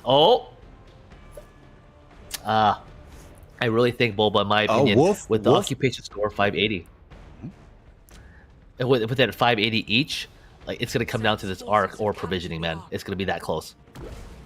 You know what I'm seeing? I'm seeing all 4 obelisks being held by Wolf right now, which is absolutely insane. The arc, of course, JST used Heaven's Grace. That is absolutely insane. And it looks, dude, it really does look like JST are about to pull this last arc. They haven't picked it up again, but the entire mid is looking red. Oh, man. So with them owning the field, now I think Wolf has to do everything they can to delay them scoring this arc. So right now, there should be rallies on cities, depending on which side they go to bring as many marches up to go through the outside lane to cut them off and contest any of the close structures or the outposts that JST may be heading towards. They have to delay this arc if provisioning will be their way of winning the game. Yeah, and and that's the deal. I think that's hard because JST is actually a decent provisioning team usually. And with 6 minutes left, the field is clear. Outside of looking at the outside lanes and seeing if marches are coming out from the outside to really get to that choke point, we are seeing JST pulling back. Usually, and this is kind of the difference as well that we always talk about. Look at this. That we always talk about where teams either push forward to be the more aggressive one, or in this case, because JST has been always on their back foot in occupation, they're pulling backwards on both directions to re-secure those structures in an effort to seal up this match with 5 minutes left. Oh, and if you look, Luca is going for the outermost outpost, and I see it blinking, though. Is Wolf trying to, capture that to kind of prevent them from scoring it? So let's see with 5 minutes left, I think Luca can make it there, but is Wolf contesting that? And can we see a part 2 of a sneaky play where they're going to capture a building and score it on the Wolf side? That happened. That'll be epic. Yeah, and I think right now what's happening, right, is... Oh, he's going backwards. He's confused. Okay. Yeah, I was going to say, when you're running it to the outpost, the tricky part becomes is when you have their marches, the enemy marches coming, because of such... The capacity is so small, you tend to have like a cap where your troops won't fit, and then it becomes like a bottleneck right around that outpost. So that's why a lot of the teams you'll see will take it to either an altar or to their obelisk, or somewhere that is a little bit further out that requires contesting. But as you see, what are we checking out here, Red? Oh man, as I'm seeing this, like they are seriously committing to making sure that JST does not score this arc. I mean, if Wolf can pull this off by capping the outpost and bringing it over, but with 4 minutes left, I don't think that's going to happen. But look at Luca just popped war collapse. drums on the squirter ball, and it's literally going to be a fight to make sure no one scores this arc. Yep. The collapse is real, Red. Look at the top. I didn't want to stop you, but they came from top side and collapsed. Yep, they absolutely did. Collapsed. Oh man. With 4 minutes left, they're reeling them in. And if you look at picture the top outpost is being contested. So this could be a Hail Mary for Wolf to see, okay, we capture this arc within 3 minutes by taking the outpost and dragging it over like we did for the previous arc. But right now with the scores, occupations, the points per minute pretty much the same, it's going to come down to provisions. It really is going to come down to provisions. And man, I don't know, this is exciting because I don't know if they're gonna be able to capture it, bro. Usually the problem with doing it at an outpost, right, is everybody is there, right? So there's constantly, the structure is constantly switching. This is like holding a grenade, legitimately. Like you're hoping that you get in before the structure falls, and if it falls, you better hope that you take it back before their team pick. It becomes very dicey, very quick.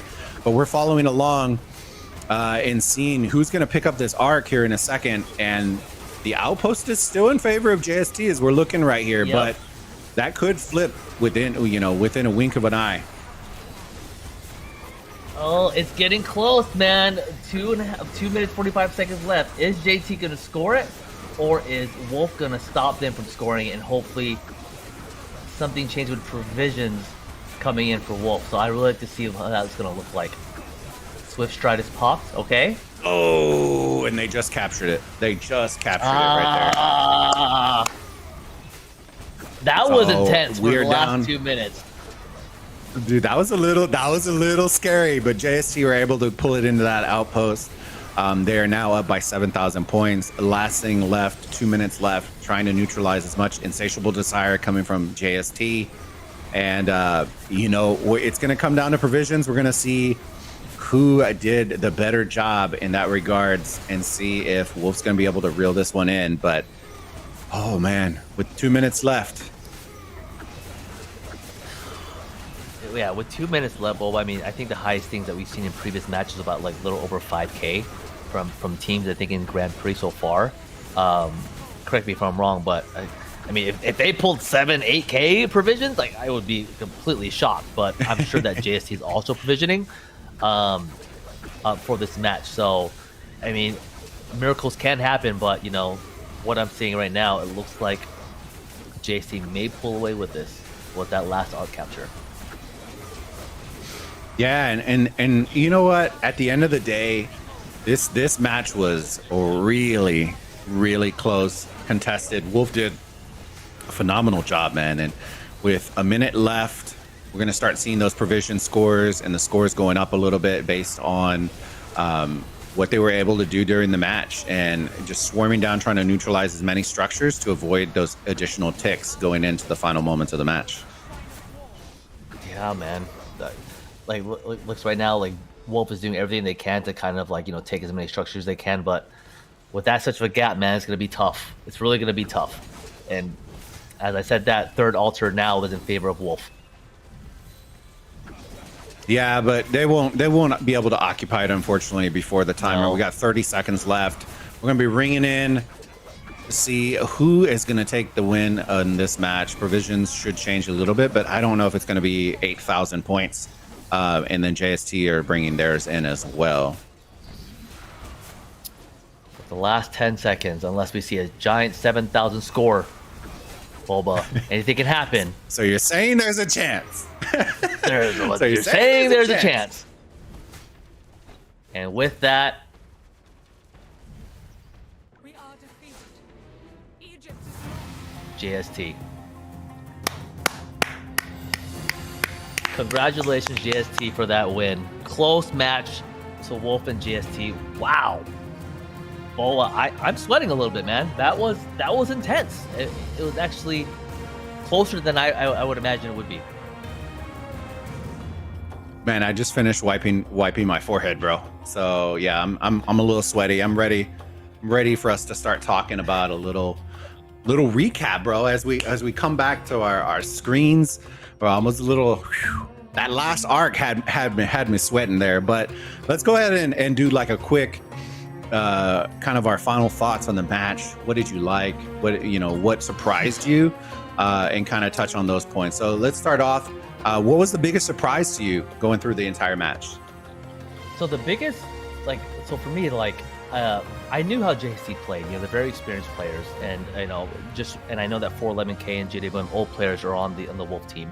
What surprised me was the amount of, I guess, capability that Wolf was able to do against JST when it came to occupation, and the commitment they had for that second arc and score that, because we were talking about it as they were fighting. When JST was pulling away, I was like, okay, if Wolf can take this structure, there's a chance that they could score this. And with that, man, they really committed it and made the game really close. So I commend Wolf for what they did for this match, and also commend JST for holding it down and still getting the win. But that was a nail biter, man. I really thought for a second, okay, this could really be serious. Until that third arc, Boba, which was really close to the outpost, it was a great match on both teams, really, man. It was really good to see, and I hope the community really enjoyed that match from both teams. Yeah, any thoughts for you? And on my side, ADNC? Yeah, and thoughts for me, I was excited to see, while they are older players, right? One of the hardest things to do, and I always tell everybody when you're looking to make your team better, play with each other. You know what I mean? And to see that these players hadn't played with each other in such a long time, and to come and just lay it all out there, right? Their occupation was solid, their rotations, their timing. The usual decider is mid game and skill usage, which it wasn't bad. It was just, they just lost. You know what I mean? They were able to pull one, but I was just overall impressed with what Wolf brought to the table. I wasn't expecting that, and made for an exciting cast for sure. But what were a couple of things that you would like to see kind of updated for each team? So I know that Wolf, they got eliminated, but JST moving forward, right? We're going to be talking about JST versus OV in next week's match. So couple of two big hitters. We got two champions that were invited to attend, battling it out in round two. What are you kind of expecting? What are your initial thoughts? So again, shout out to both teams for this amazing match today. But as JST matches against OV, in terms of improvement, I think JST did very well in their match. Again, Wolf definitely contested and challenged them as much as possible, but I really think that JST can continue to go into the match against OV the same way they did. Maybe fine-tune little things, but I think overall they did great. But as we go into that, the MVP on the Wolf side with 221,000 points. Congratulations to become MVP, especially in this type of matchup. That was tough. That was tough. Yeah, and that's one of those things, man, that the two big hitters coming in. MVP is going to be, you could probably, we're pinching pennies here with the amount of people that probably would have landed in that MVP slot right there. Yeah, I don't know. Was this? I'm thinking, was this the person who caught that second arc? Because that was him, man. That MVP is well deserved, because that was a clutch play. Or if he made that call, that full commitment to get it and made it close, man, well deserved. If this was the individual that made that call or was going to capture the arc, because amazing play and amazing commitment to keep the game close. Yeah, and that's what's very surprising, man. Like their occupation was so good; they were all over the place. And as we see, kind of the comparison right here between the two teams, the breakout, Wolf and JST. Let's kind of break this down a little bit, Red. So Ark of Osiris 1-2, occupation 24.3 to 28.6, so slightly in favor of JST, which is actually surprising. If based on what we were watching, that is very surprising because I could have sworn Wolf would have dominated in that one. And then provision score, and what are you kind of noticing, Red? So, you made a good point too, because in the beginning I thought Wolf was, had the occupation score, but remember when they committed for that second arc, that's where JST really capitalized on those structures because they held on those for a long period of time. So I think that's where the gap was when they committed to that arc by kind of like, sending people from different lanes to get that second arc. So, I mean, and that's why we're seeing it. But the thing that I'm seeing the most is the kills. And as we go into the next page here, I'm kind of looking at the difference. Similar to the last match, there's a huge difference in total kills, but the points were much closer than our previous match. So I feel like JST definitely were the killers in the match, but Wolf really had a really good strategy on kind of keeping the game close, especially with that second arc. So well done with what they did with the amount of kills that JST was able to implement, which was pretty impressive. Really impressive. And you know what I'm noticing? I'm noticing looking at this is all these familiar faces that were brought up as your top 5 players to watch. They legitimately are on this graphic right here. We got Luca, we got XOXO, we had so many of those players. But let's kick it over to the replay for the match. And Red, let's kind of break this down for them. Yeah, man. So, like, again, as I think we talked on the beginning, we both saw heavy, aggressive pushes for both desert altars. And with Wolf really kind of taking lead and taking some of those structures in the early beginning as JST and surprising us.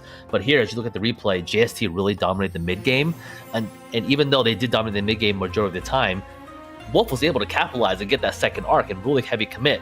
But because of that, Wolf kind of lost on the occupation score for majority of the match. So that's definitely something that looking back, I felt like was still a good play, but JST really capitalized on the structures. Yeah, and as we're watching at this at what did Drago say this was, like 400% speed? They're pointing out things, art captures, the rumble is in the middle, skill usage getting used on both sides. That was that arc where the second one were both popped to the death.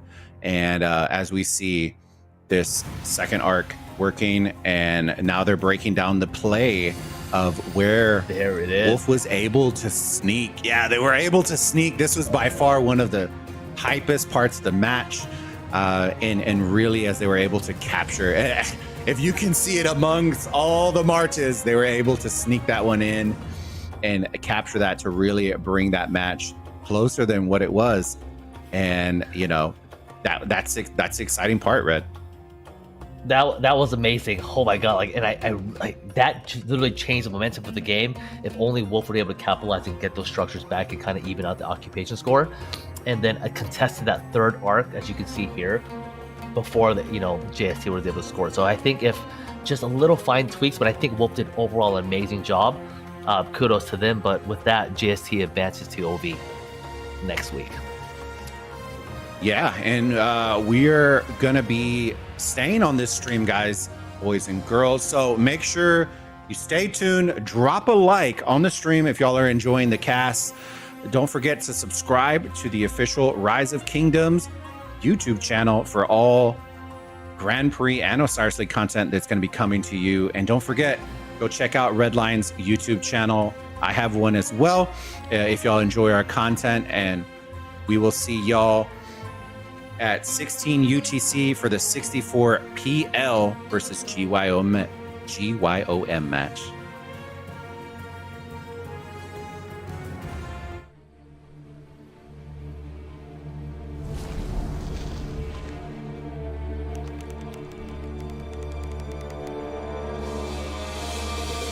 Time to end our alliance with Barbarossa and his friends. Capture the Lost Temple and all the treasure is yours, Kusunoki. As for me, I've come and seen. Now I shall conquer.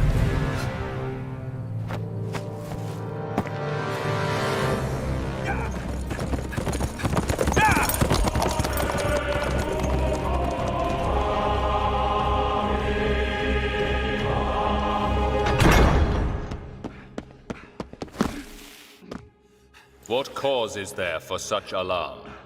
Your Majesty, Caesar has betrayed the Alliance. He and Kusunogi Masashige are going to attack our temple. So, Caesar, our pact with Boudica means nothing to you. Then we shall meet on the battlefield. Tell Boudica, war has found us.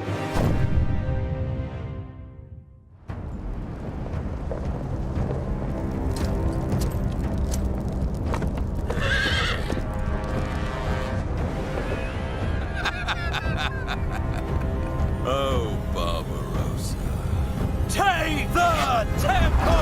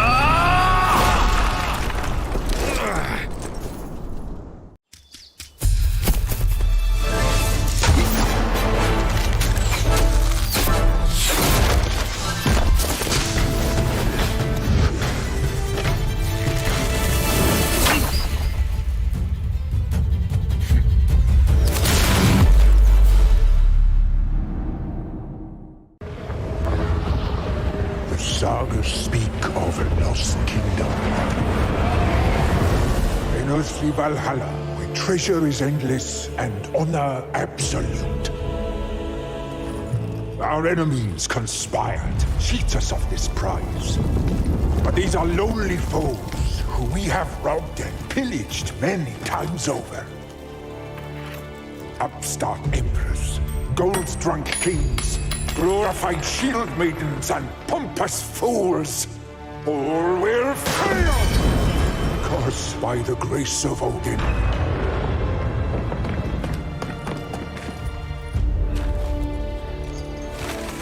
The sacred map is ours. So prepare, cherished enemies, for the glories of battle, the forge of war, and the joy of the feast.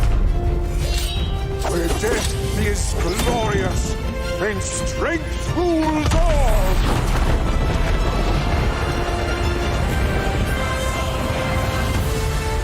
For we are brothers, warriors, blood, who cresting on the icy flood, do battle in the name of Thor. We are Vikings! Live us war!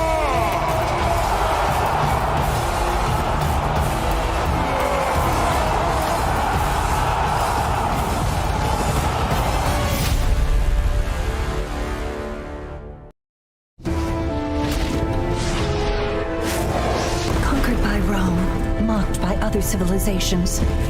Now even flea-ridden Vikings take us for fools. Rise up, topmost third, for our country. I, Imperial Pharaoh of the 18th Dynasty, buried by my side, my loyal... No time to waste. Egypt needs us.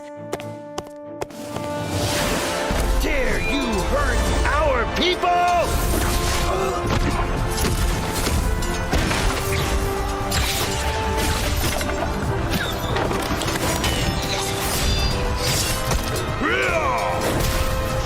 Brothers, follow me!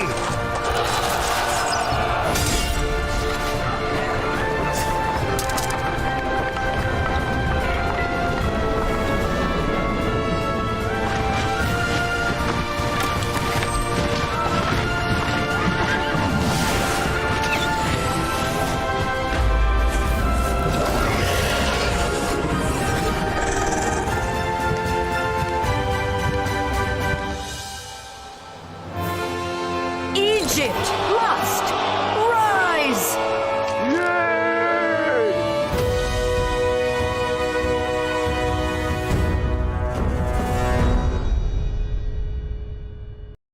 Dear governors, welcome to Rise of Kingdoms. Rules of the first ROK Anniversary Grand Prix. The Grand Prix is divided into the following 3 stages: team registration, team confirmation,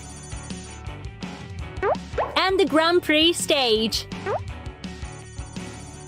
Team registration will begin on August 19th.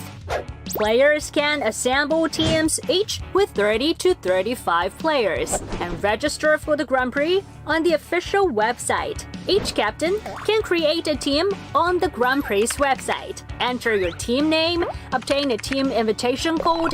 Other players can then join the team simply by entering the invitation code on the Grand Prix website. The registered teams will be ranked in order of total battle power. The top-ranked teams will qualify for the Grand Prix. Additionally, star teams will be invited to join the Grand Prix. Team registration closes on August 26th. The team rankings will not be updated after the registration closes. Our staff will contact the top-ranked teams accordingly and confirm their willingness to compete. At this point, if any team drops out, the spot will be filled by the team with the next highest ranking. Dear governors, do take note of this. Don't miss out on the Grand Prix. The Grand Prix will adopt the gameplay used in Ark of Osiris. Participants will have access to the Rise of Kingdoms esports server and use the official super accounts provided by Rise of Kingdoms to engage in battles. 16 teams will pair up and battle in the best-of-1 single elimination format. The final 2 teams will compete in the final showdown on September the 30th. This Grand Prix offers great rewards. Each player of the champion team will receive the champion's ring, an iPad, and other rewards. Rewards also include game items and other prizes, such as the city theme for the champion of the Grand Prix. All other participants will receive gift cards and game items as rewards. During the Grand Prix, players can place bets on the Grand Prix's official website and redeem rewards. Battle horns blare as the increasing wind rolls the sand. Which team will reach the pinnacle? Stay tuned.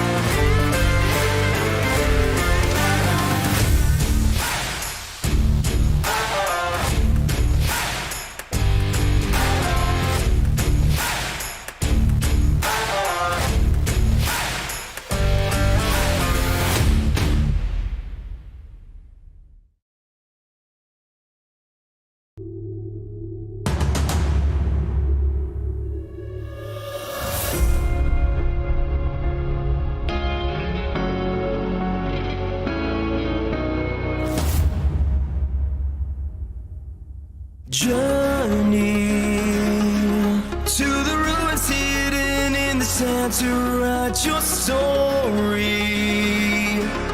With the mist so close at hand, your heart is soaring. Take hold of your command and march for glory. Hear the call of Seth and make your stand to the end. Hold on for dear life. To your soldier faith, your dream, it burns deep inside. The need to reign supreme, it drives you, seize the sacred shrines. Claim final victory, the blessing of the Nile will at last be won when ancient kingdoms rise.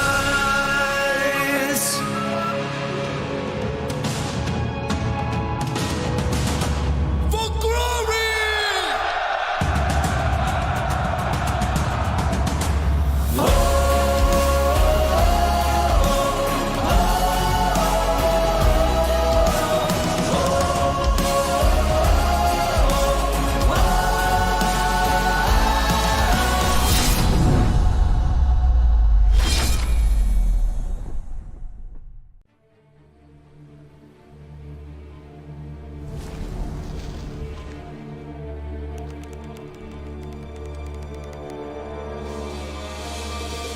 Time to end our alliance with Barbarossa and his friends. Capture the lost temple, and all the treasure is yours, Kusunoki. As for me, I've come and seen. Now I shall conquer.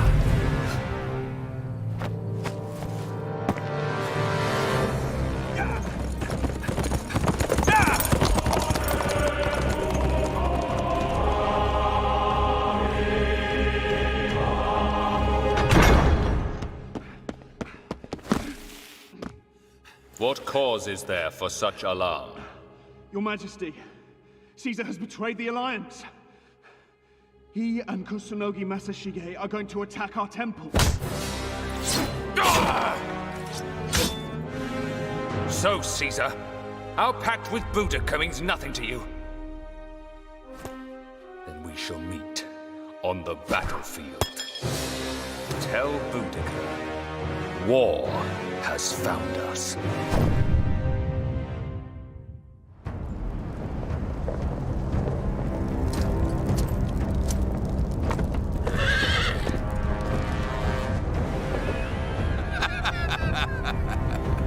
Oh, Barbarossa. Take the temple!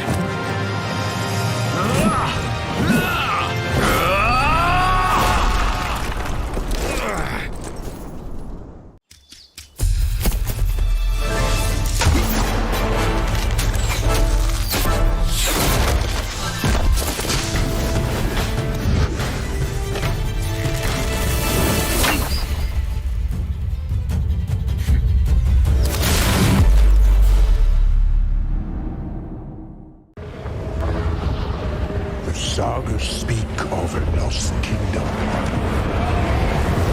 In earthly Valhalla, where treasure is endless and honor absolute. Our enemies conspire to cheat us of this prize. But these are lonely foes who we have robbed and pillaged many times over. Upstart emperors, gold-drunk kings, glorified shield maidens, and pompous fools. All will fail! Because by the grace of Odin,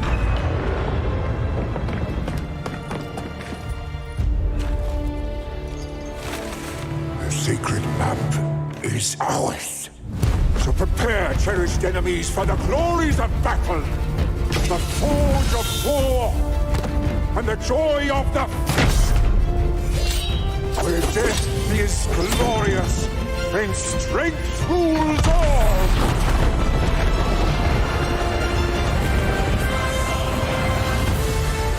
For we are brothers, warriors, blood, who cresting on an icy flood, do battle in the name of Thor.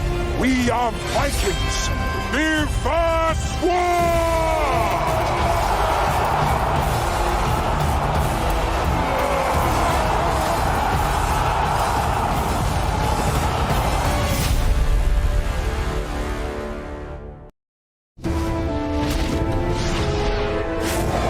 Conquered by Rome, mocked by other civilizations.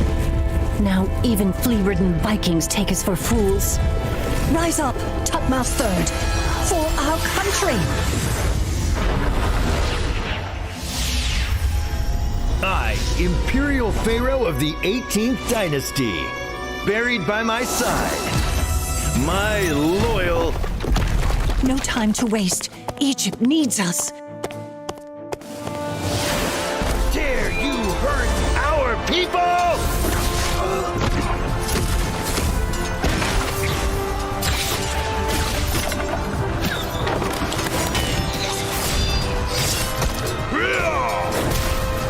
Brothers, follow me!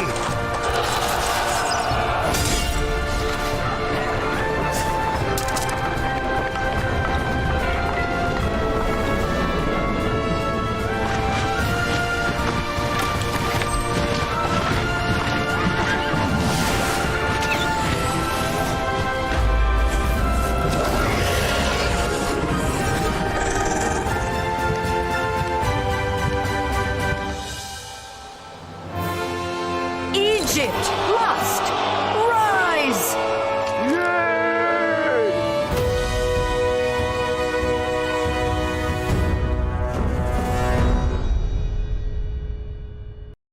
Dear Governors, welcome to Rise of Kingdoms. Rules of the first ROK Anniversary Grand Prix. The Grand Prix is divided into the following 3 stages: Team Registration, Team Confirmation,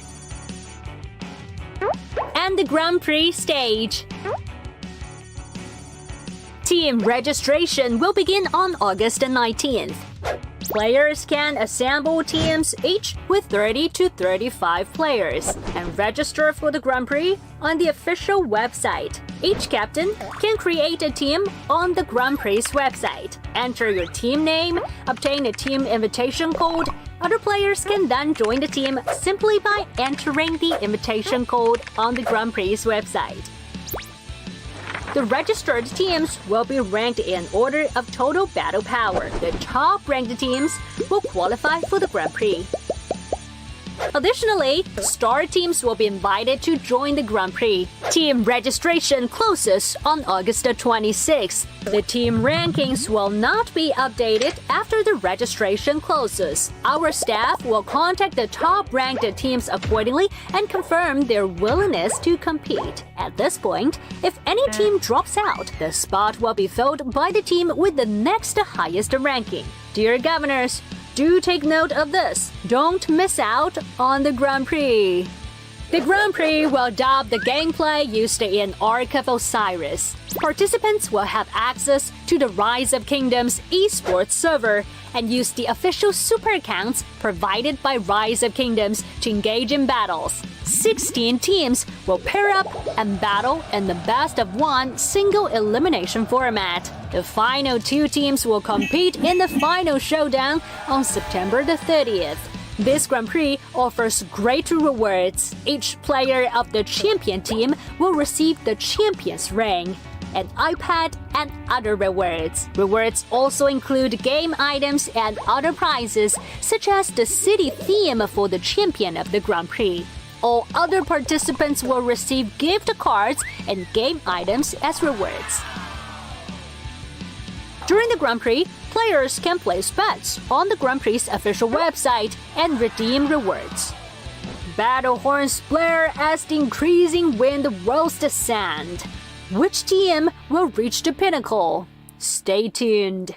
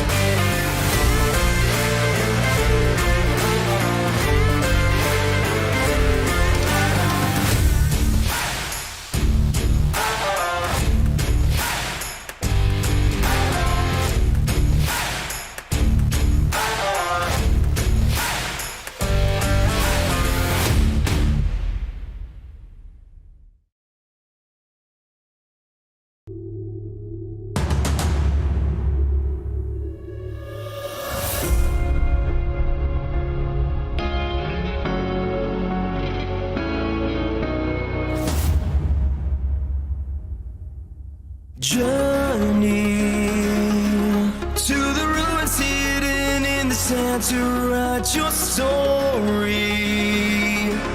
With the mist so close at hand, your heart is soaring. Take hold of your command and march for glory. Hear the call of Seth and make your stand. To the end. Hold on for dear life. To your soldier, faith, your dream. It burns deep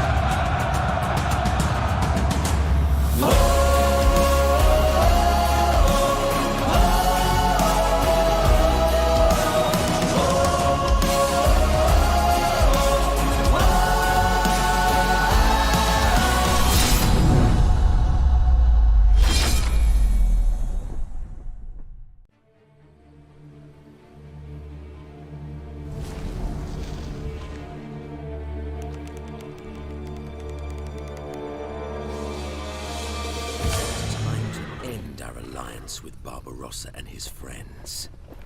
Capture the lost temple, and all the treasure is yours, Kusunoki. As for me, I've come and seen. Now I shall conquer.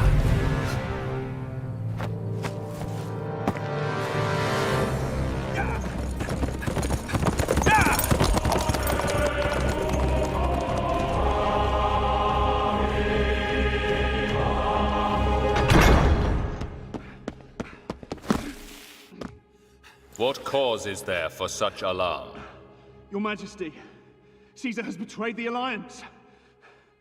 He and Kusunogi Masashige are going to attack our temple. So, Caesar, our pact with Boudica means nothing to you. Then we shall meet on the battlefield. Tell Boudica, war has found us.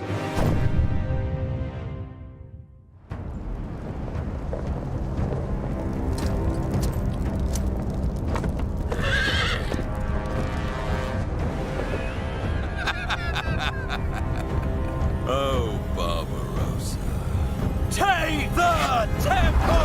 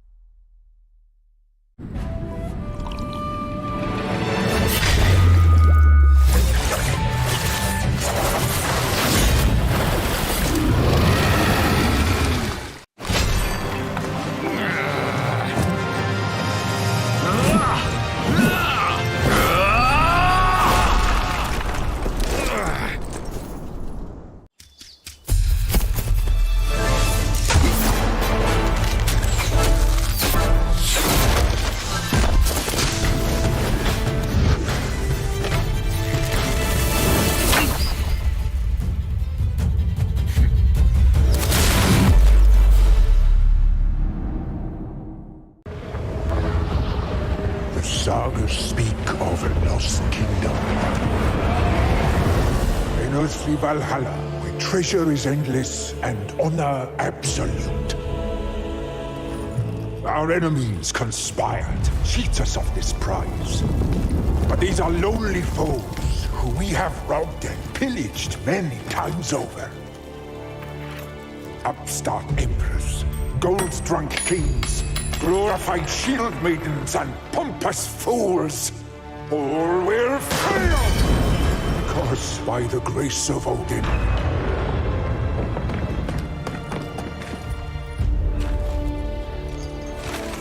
the sacred map is ours. So prepare, cherished enemies, for the glories of battle, the forge of war, and the joy of the feast. Where death is glorious, and strength rules all!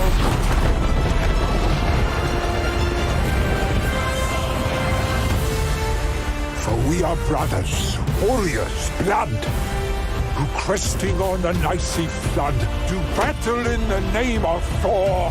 We are Vikings! Give us war!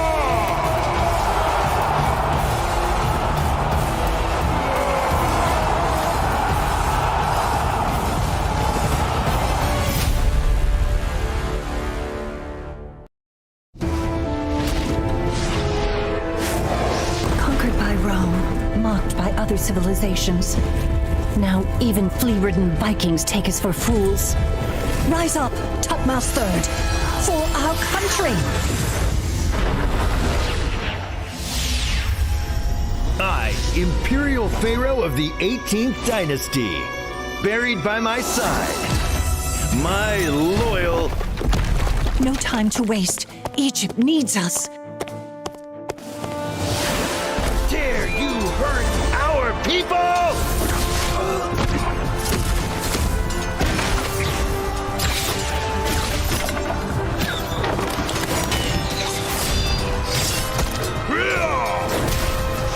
Brothers, follow me!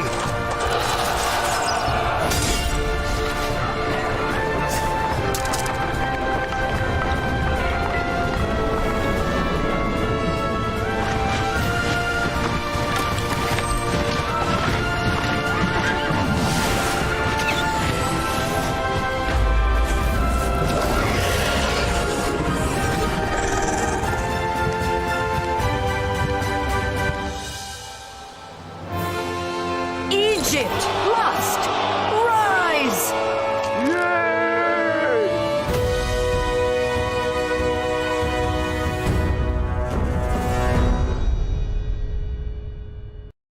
Dear governors, welcome to Rise of Kingdoms. Rules of the first ROK Anniversary Grand Prix.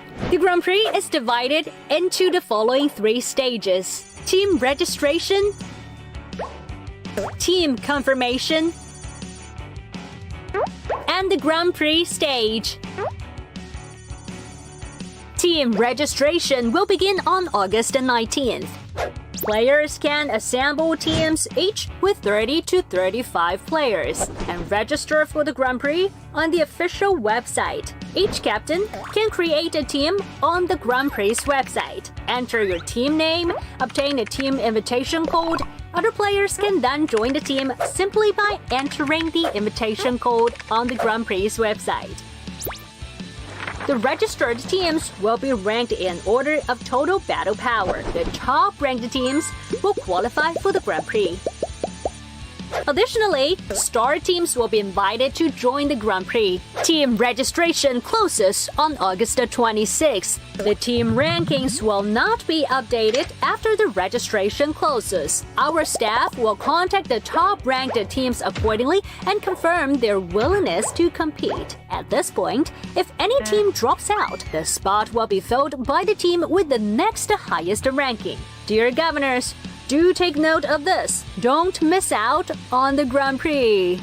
The Grand Prix will adopt the gameplay used in Ark of Osiris. Participants will have access to the Rise of Kingdoms esports server and use the official super accounts provided by Rise of Kingdoms to engage in battles. 16 teams will pair up and battle in the best-of-1 single elimination format. The final 2 teams will compete in the final showdown on September the 30th. This Grand Prix offers great rewards. Each player of the champion team will receive the champion's ring, an iPad, and other rewards. Rewards also include game items and other prizes, such as the city theme for the champion of the Grand Prix. All other participants will receive gift cards and game items as rewards. During the Grand Prix, players can place bets on the Grand Prix's official website and redeem rewards. Battle horns blare as the increasing wind whirls the sand. Which team will reach the pinnacle? Stay tuned.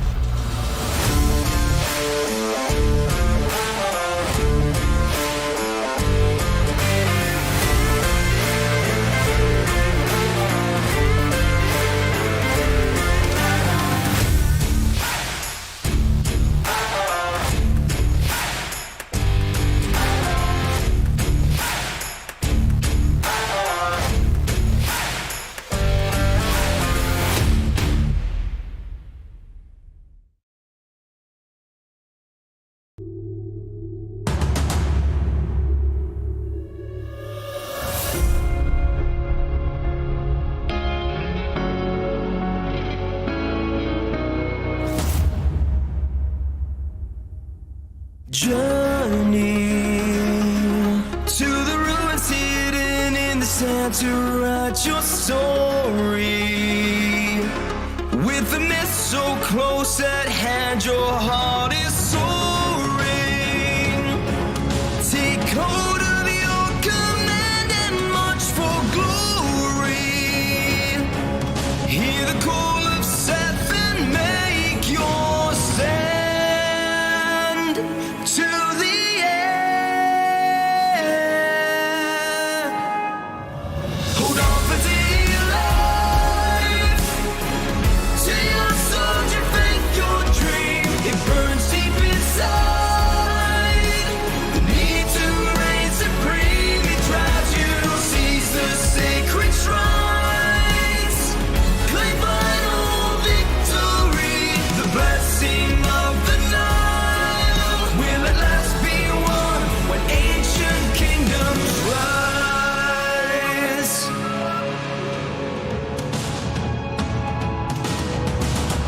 For glory!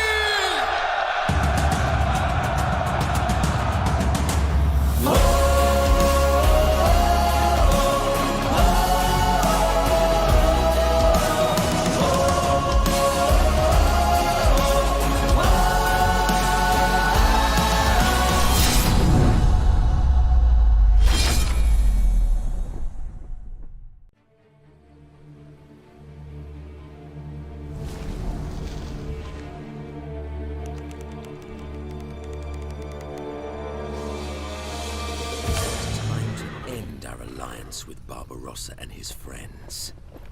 Capture the lost temple, and all the treasure is yours, Kusunoki. As for me, I've come and seen. Now I shall conquer.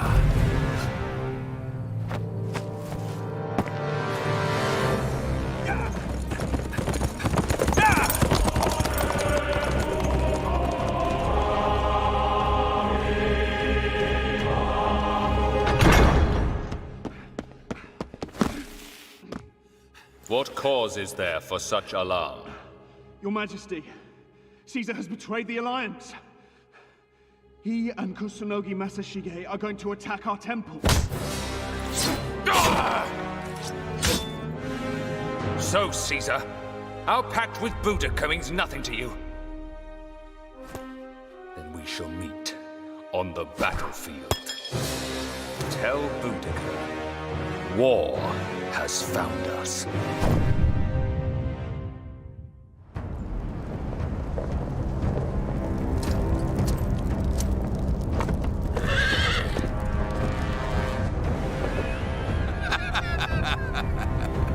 Oh, Barbarossa. Take the temple!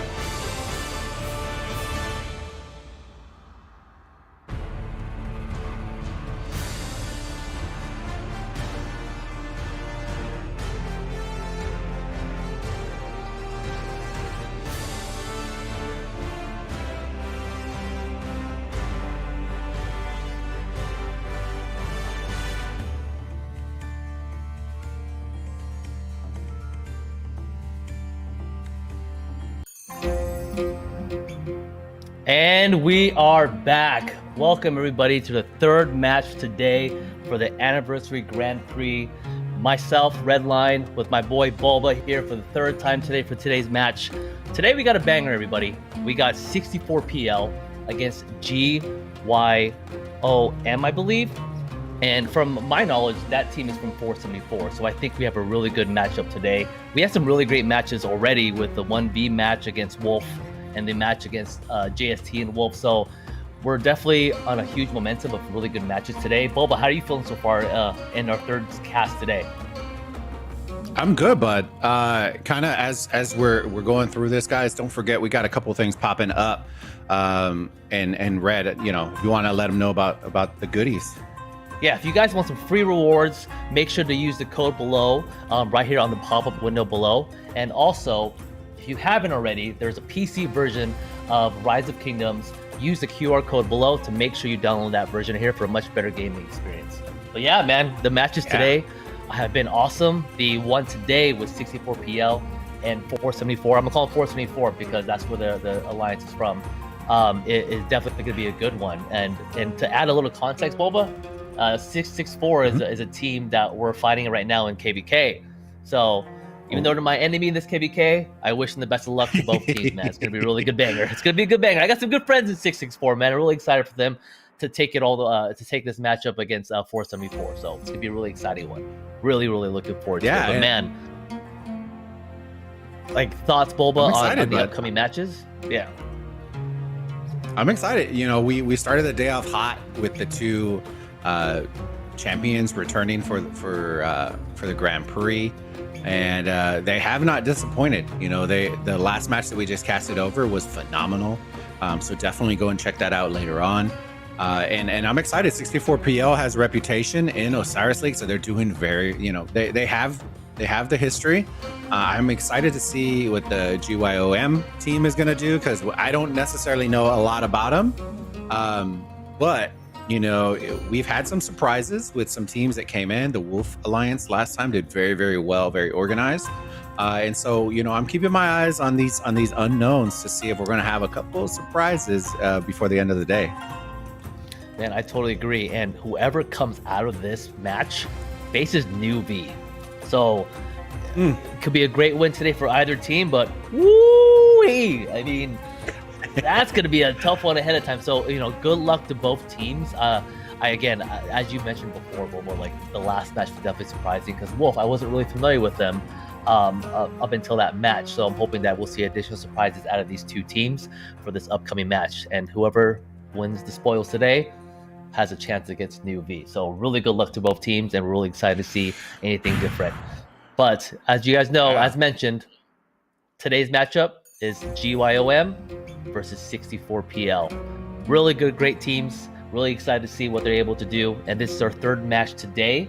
We're all halfway through the matches already, guys. So after this one, we do have an additional match after this at 18 UTC. So let's keep this baby rolling. And next up, we'll talk about the Team A players, their lineup, and what their key players are. But man, really looking forward to see who's on these rosters for both teams, Boba. Really excited for it.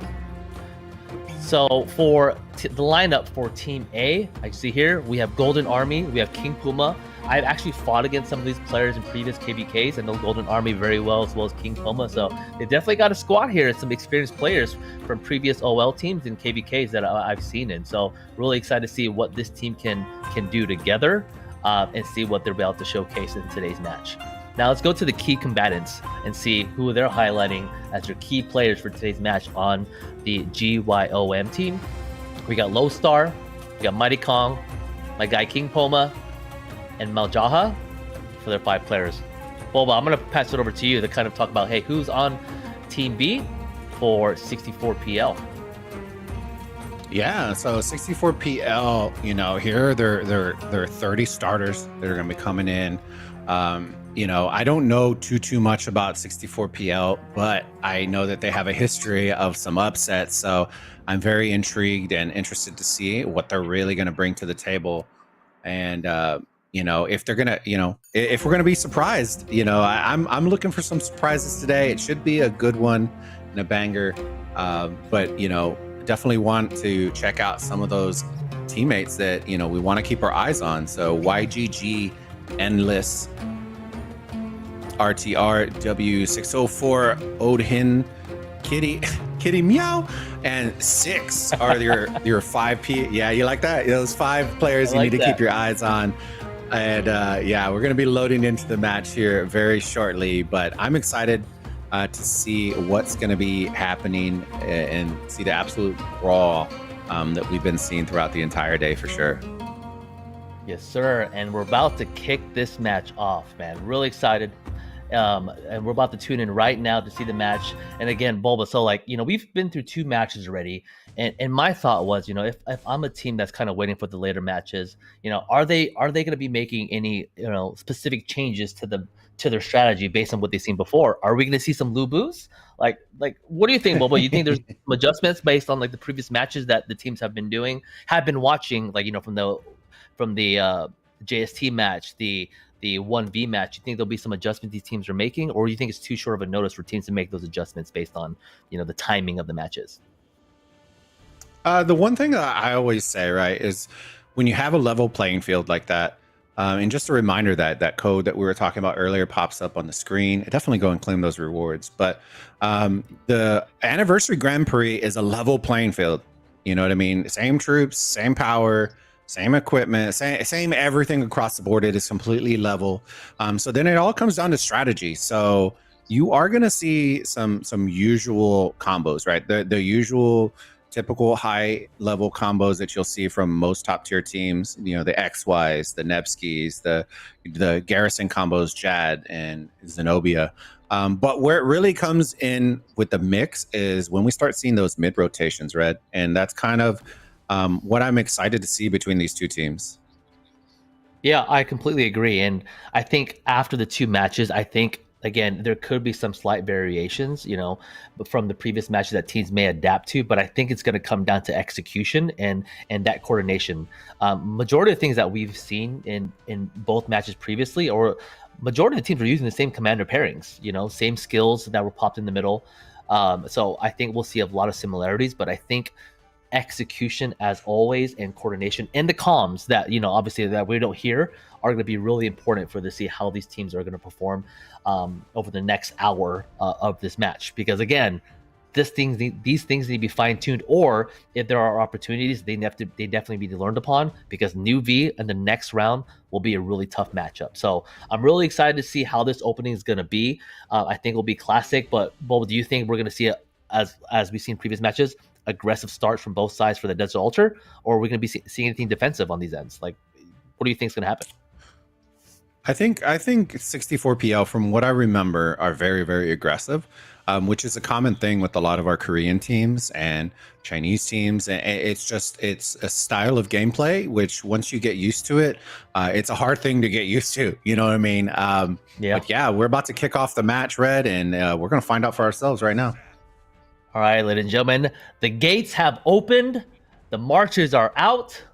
Let's get this baby rolling. Good luck to both teams. And GYOM 64PL, show them what you got. This is Grand Prix. Let's go. So as you guys know, everyone's going to start off the same. We're going to see which teams are going to be capturing the obelisk. At this point in time now, majority of things we're going to see is hard push by both teams, trying to get those obelisk captures, and then that forward aggression towards both altars to see who can get first occupation. And with this playing style that we've seen with, same marches, same equipment, everything pretty much on the same playing field, is really going to showcase how the teams are building their marches up and trying to use that to their advantage. But as we see here, I think, what last thing I want to ask before that, you think we're going to see another gate push that we've seen in the last match from OV in the first match? Honestly, I don't think in this match we will. I think there's very few teams that can actually pull that off and do it right without being caught off guard.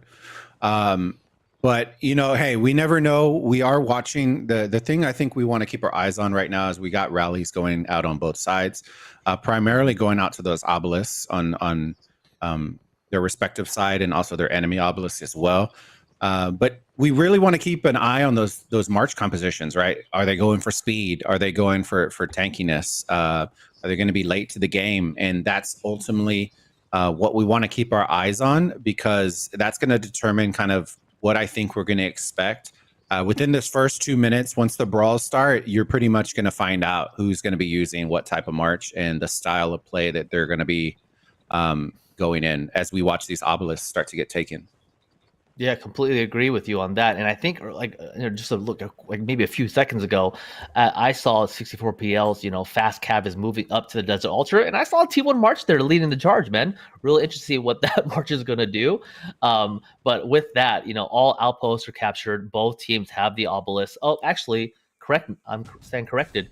Top right for GYOM has not been captured yet. So we might see a delay there, Bobo, in when teams are teleporting in because of that delay. Yeah, and that's something that comes with time. Go ahead. You're good. No, good. I was just looking at all those cab marches. I thought you saw something. I was like, I was so like excited. literally. I was like, okay, I'll be quiet. Yes. No, man, like literally, But they yeah. just shit. We moved the screen. I literally saw an army of cabs from GYOM, and now that I say that, there's the same thing going on for 64PL. So we're gonna see an aggressive push here. But please go ahead, Bo, because I'm sorry for interrupting you, my friend. No, you're good, my friend. I was excited. You had me all amped. I thought something was going on. But yeah, we see 2 minutes left before the altars and shrines are opening up. You're going to really see, look how fast these marches are already getting that from that rally that broke off. And they'll just dance around here for a couple of minutes until the reinforcements come. But we're seeing an aggressive push from both sides on their opponent's altar off the break. So that's something for us to keep our eyes on, and then kind of really look at those compositions as the battles start to ensue here in probably about 30 seconds. Yeah, and another thing that I noticed too, and that was different from other matches previously today, is that nobody actually went 100% committed to the obelisk rallies. It looks like every team canceled them to kind of defend the Desert Ultra pushes. But this time differently, I think in the JST match and the 1v match, the opposing teams always had position on the enemy Desert Ultra. So it looks like this is going to be literally an even playing field on both sides of the teams as it comes to contesting those first Desert Ultras for this match. Yeah, and we're watching right now on the screen, 64PL being the aggressor. They're going to push on to the enemy side of that structure and really force them to have to push through all of those marches to even attempt to try to snub that first occupation. But you should see GYOM start dragging them to that structure, and you really want to pay attention as we bring up the picture-in-picture for both of those altars and really be able to show y'all what's going on between those two.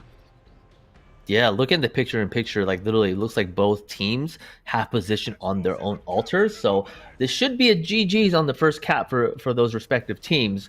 But so I'm really excited to see like who's going to capture what. But Bobo, there's one thing that I didn't notice that I was kind of sad about. I don't see a Lubu on the field. I don't see one. Ooh, I don't. Such a heartbreaker. I know we're all looking forward to it. I'm sure we'll see some from 1254. We'll see something pop up again. I promise you, it's gonna come, chat. Don't you worry. We'll bring it back. But yeah, it's you know what I mean. I'm excited because these brawls, as we look at the altars. Oh my goodness. Yep. Looks like 64PL has touched first 3 out of the 4 altars. So now we'll see how GYOM respond to that to at least get their own and possibly flip it on the opposing side. So really good job from 64PL to get that first touch, as well as take an outpost from the opposing side from GYOM. But literally everything's blinking on the side of blue right now, and hopefully we'll see how GYOM respond to this. But we do have 6 minutes left until ARC, so we'll see how teams adapt and coordinate. Yeah, and I'm glad you brought that up because I was thinking the same thing. I'm like, we're getting in that realm of timing towards rotating towards mid. So what are the kinds of things, Red, that you typically plan for and kind of expect when you're having to time the rotation towards middle? I mean, I think for like in my experience too, and things that we've seen recently, like around that 5.5 minute mark, 6 minute mark, as long as you know that you'll get your structures back, your team needs to immediately plan for going middle now. Like literally, like here, Red definitely got it. They see how they're pushing forward. What I would do, again, I don't, because I think what they're trying to do is at least go for a push, maybe kill off their marches, maybe be successful at taking the Shrine of War. But literally, you should really focus on preparing, setting people to the middle to get that forward position. But again, 64PL could be doing something where they probably take that the Shrine of War on the left side and the Desert Ultra on the opposing side to hopefully, I guess, occupy GYOM so they can at least delay them from going to the middle. But right now would definitely be a time to start thinking about rotating. Yeah, and I like that. And as we saw a couple of seconds ago, where those marches that were around that altar started marching north, that's what they were planning. You know, I mean, they're going to kill them off on a structure, to return those, to resend fresh marches towards middle rotation. And as we get closer to the 5-minute mark, you're going to start to see both teams will start vectoring off towards the middle. And yeah, the brawl is going to be very interesting in the middle for sure. Yep, and here on the screen, it looks like, so as we mentioned before, PL is literally going to go for that Shrine of War to kill off their marches. GYOM they're going to need this structure because, you know, losing the Shrine of War before a mid fight is really crucial to have in the mid, because those stats are really important on top of the skills they're going to use for that mid fight. So it's really good to see that GYOM is really reinforcing that building to prepare for the middle. But right now, Boba, as we speak, 3 out of the 4 altars are in possession of 64PL. So the occupation is kind of leading towards 64PL, and I like to see the middle very shortly to see how that looks like in the middle for both teams. Yeah, and you know, and that's where the timing's going to come in a little wonky, right? With 64PL, they're doing a good job contesting this shrine. Like you're saying, they want those additional buffs. Or if they can't have them, they want it neutral and they don't want their opponent to have it. But, you know, and that's where the key comes in, is all these marches are going to be really late to mid game. But in the effort, they're at least neutralizing some of those structures. But GYOM is looking like they're optimizing for that mid game. So I'm going to be interested to see how it's looking in the middle here in a minute. Yeah, and dude, just looking at this Jad is holding strong. Jad is OP, man. I'm telling you, thank God I maxed her. But yes, you're right. You know, as long as they can continue holding on to the Shrine of War, but based on the split screen here on the bottom left, GYOM is definitely sending their troops to the middle. And as I say that, the Shrine of War is now in possession of 64PL, so they will have advantage in the middle for the upcoming arc that's going to be spawning in 3 minutes. So I'm really excited to see, Boba, how this fight's going to be in the middle for both teams. But with that missing shrine, it could be tough. It really be tough. Yeah, and that's the thing. With 30 seconds, they got a Jad Garrison in here. I don't think she'll hold up. But as we queue into the middle, we're starting to see him line up, right? You know, and that's where where the rubber meets the road, so to say. And Arc wins and loses matches all the time. So I'm very intrigued to see how well GYOM is going to fare in the mid game, because I do like 64PL and what they bring to the table for sure in mid. And as we see a rally coming through, let's see if it breaks off or if it's going to the outpost. Oh, they're swarming it. Oh, God, yeah, I would just let that go, because now, so Heaven's Grace powered by 64PL right out the gate, and they're definitely kind of pulling them back. So right now, if you look at GYOM, they're kind of spread out in the back. There's some people just sitting there, and it could be an arc runner, but they're kind of coming in droves versus, you know, kind of pushing all at one time. So I really want to see how 64PL takes advantage of the situation, because based on that, I guess, coordination, it doesn't look good for GYM, in my opinion, based on how that push was. Yeah, and that's always something to keep our eyes on. The other thing is also those March compositions. Both sides, it seems like they're doing pretty well with their choices in regards to XY Honda, Scipio, you know, the Guans, stuff like that you definitely always want to see to optimize for that AoE. GYOM, I am seeing a lot of blue. So, you know, we're going to see how this how this withers out here in a minute. And Boba, correct me if I'm wrong, but do you see a Jad in the middle? A couple of them? I do see Jads. I see some Berts, some Jads, and a Takeda out there. Oh, I see Jad Attila. That is interesting. That is very interesting. Really to see why that's the case. But with that, I definitely see a lot of blue. Actually, I see a lot of blue, my friend. There's 3 Jads right there in the mid game. Yeah, there's. That's something to definitely look into. But right now, with GYOM, they're definitely taking the mid fight right now. It looks like their numbers are definitely outdoing those in red. So it looks like, based on what I'm seeing, they might be able to get first touch because they're definitely owning the field. Now with this Bulba, with the amount of numbers, and it looks like 64PL is kind of like trickling marches in. Is it still worth going to the middle, or would you have made the call, go to structures? What would you have done in the situation, or what should the team do? I think the arc hasn't spawned and there's still 30 seconds. So even if you die off, you might be late to mid game, but you can still send, I would send at least one more wave, even if it's like a light wave, because what's going to end up happening is they're probably going to clear everybody out and then instantly march forward. So sometimes you can capture people off guard. If you don't want to, then you should be already flipping the switch to go and dominate structures, right? You should already be resending. And as we watch them grab this, if you have players that could possibly stall out, then you should attempt that and then drive towards middle. So it's really just kind of a team effort.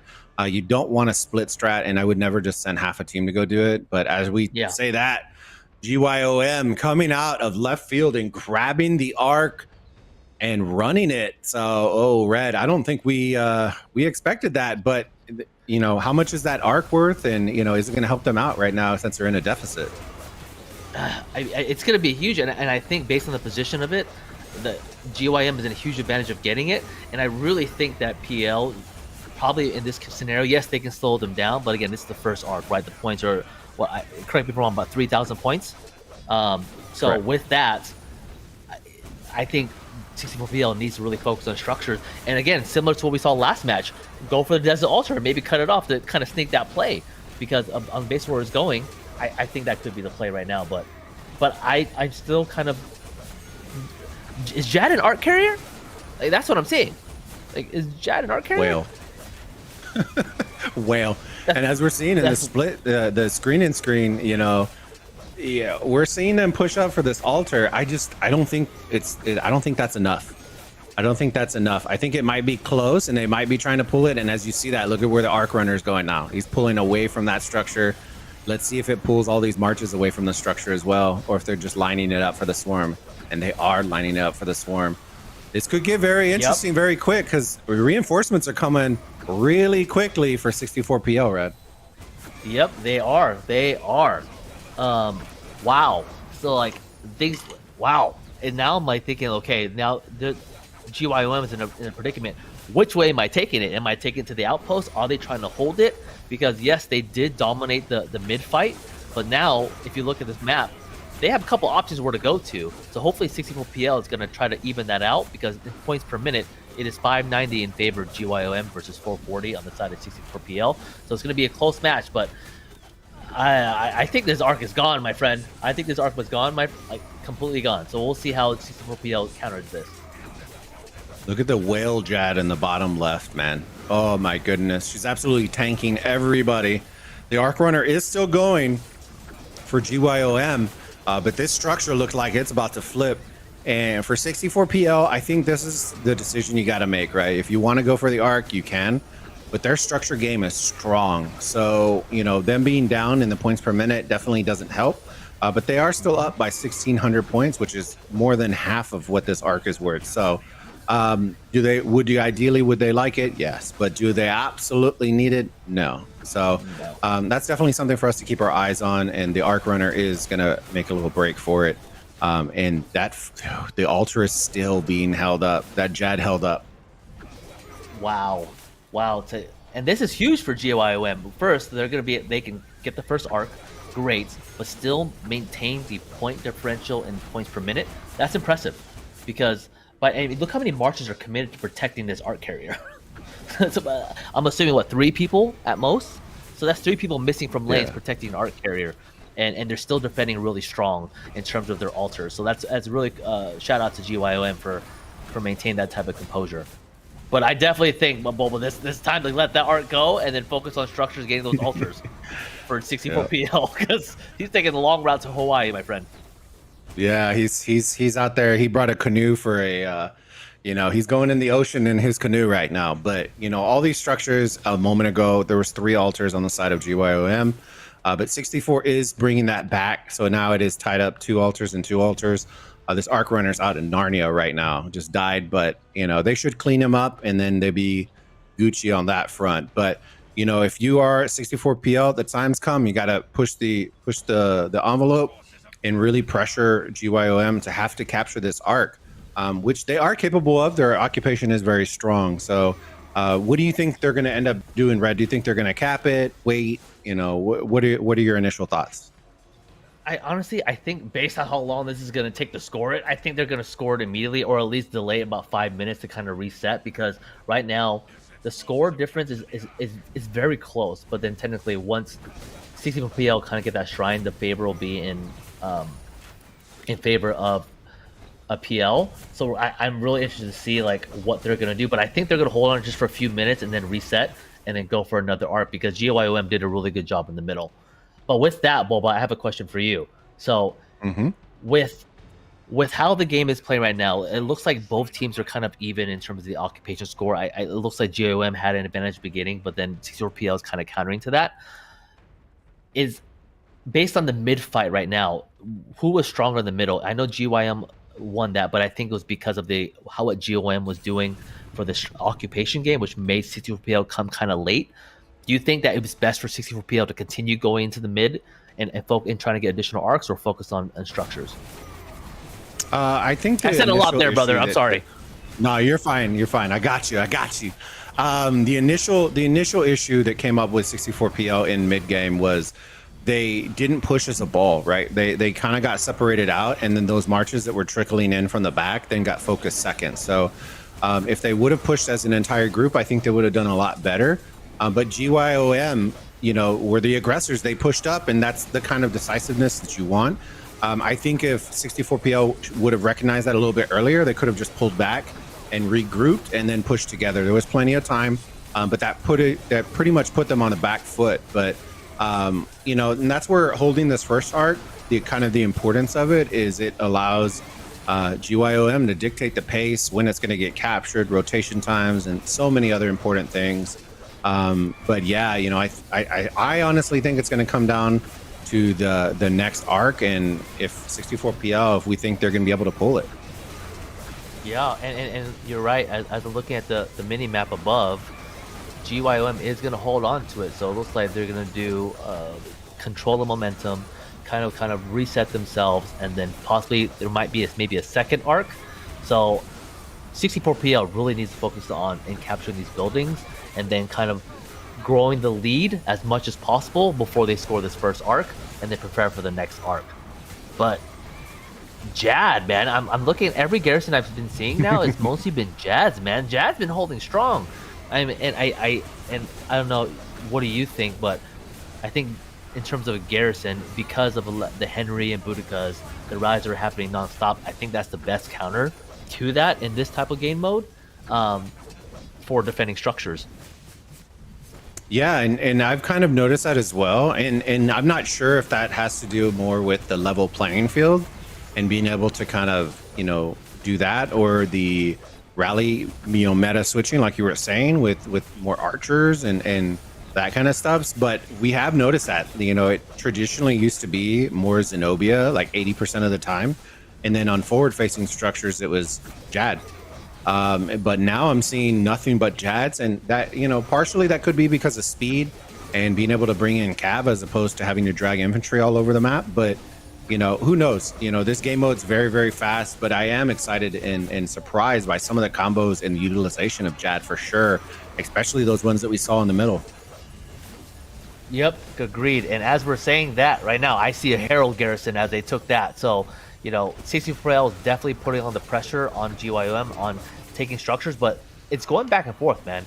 I think this is going to be a really close game. Once GYOM scores this arc, which I would assume is happening over the next couple minutes, they'll have a slight lead change in favor of GYOM. As long as they can maintain those structures and kind of keep the lead after they score that arc, it's looking okay for GYOM. So really excited to see how 64PL counter this, and then take next arc as it comes in the next few minutes. Yeah, and as they were showing on the previous screen as well, 64PL are doing what we said they needed to do, right? They flipped that points per minute. Look, it's 620 to 480. That first arc, like we were saying before, is worth 3,000 points. So while GYOM is down by 1,000 points, that first arc will put them back up by 2,000 if they're able to capture it in the next couple of minutes. I think the points per minute will remove a lot more of that the more and more it starts ticking and ticking. But they're applying the pressure very, very heavily on the side of 64PL right now. Yeah. Well, there's one thing that I know you're a huge fan of, and I haven't seen it so far in any of the matches or a successful push. But capturing the obelisk, forward teleporting. I honestly, I think that it could be a big game changer for a lot of teams if they were able to capture the obelisk and teleport people forward to just cause havoc, right? Because everybody here is 450 million points, right? So your job is just to really cause havoc. With the same amount of troops that everybody has, does that make a difference being that such high power and teleporting forward, like with everybody in the same power as you? I don't think it necessarily has the same impact as some of the other strategies that we've seen in the Osiris League. We've seen a lot of casts, right, where they'll do like very unique obelisk strategies where we're popping sneaky tactics or we're hitting people on rotation as they're rotating. And in those matches, it makes a lot of sense because you have players that are 80 million power. And then you have a whale that ports in at 300 million. You know what I mean? So then troops come into account. I think in this game mode in itself, because of the way the power is and the level playing field, it has less of an impact, but it still will have a big impact on the distraction aspect. Because regardless of how much power you have, being able to disrupt and have players that you're hitting get yellow marches before they even go anywhere is still a problem, especially when trying to rotate towards middle. I know. Actually, I completely agree with you on that. So if a team were able to pull that off, teleport one or two players forward, as the team they're defending their altars on either side, you could be the disruptor and kind of like low healthing those marches and just cause havoc, so your team can obtain points from that opposing structure. So I'm wondering if we'll see that in any future matches, and if anybody can pull that off. But I know you're one of those favorites, and we've done that in the past in my previous games when I've participated. So I really want to see if someone was able to pull that off and see how that looks like. But as we're talking about that, it looks like now the field is kind of evened out. Arc is still in possession of GYOM. They're still holding on to it. So I think, correct me if I'm wrong, I think we're going to see a 2-arc match here once GYOM turns it in. I think it's going to depend on who gets the next one. I think if you're 64 and you do a really solid job, you may consider it, because the occupation... GYOM has done very, very well, and as we do the split screen right now and show the altars, or not altars, the shrines, apologies, we're seeing a lot of forward-facing aspects right now, everyone trying to zero their marches out, and that's usually around the time when you're going to start to capture in order to start capturing that timing. But back to your point about the obelisk, I think in this day and age, right, with the amount of strategy with all these teams, you have to dedicate an entire game plan to pulling something like with skill usage and timing. Like there's a whole thing that has to get dedicated. The time of just walking up and stealing and holding, I don't think would really happen with a lot of these teams. So I would be interested, because there are some phenomenal strategists still in a lot of these teams, to see if somebody's going to pull something like that off. But I have a feeling we're going to see something in the near future with some of the mid-game arc pulls as opposed to obelisk, for sure. Yeah, I agree. And obviously this is the first anniversary for Grand Prix, and I'm thinking the great thing about this game mode is that you can play with other players from other kingdoms, right? So that you can play with your friends, and you could be on the same team, right? Even though we're in different kingdoms. That's a really cool aspect of the game. I think sooner or later there might be some practice matches that you can possibly participate in, because that will definitely even the playing field if these teams got to kind of practice together from different kingdoms. And we could possibly see strategies like that in the future if they had enough time to kind of practice and do that for upcoming, future Grand Prix matches.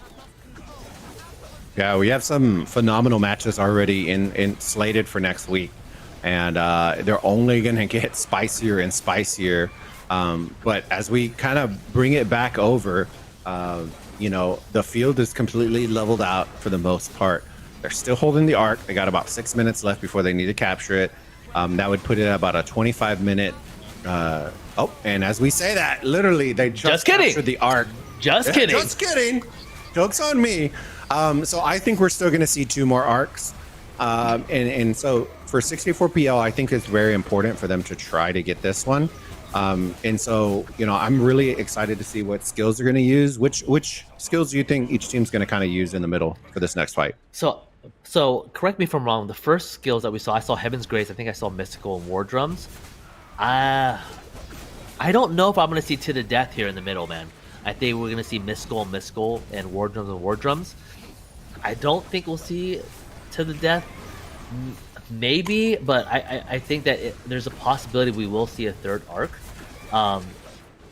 that could result in To the Death. But again, the timing's really close, and I wouldn't be surprised if I saw To the Death here from either side to kind of secure that second arc, to kind of differentiate the points. Because right now, from an occupation standpoint, it's been pretty even consistently for both sides, for both GYOM and 64PL.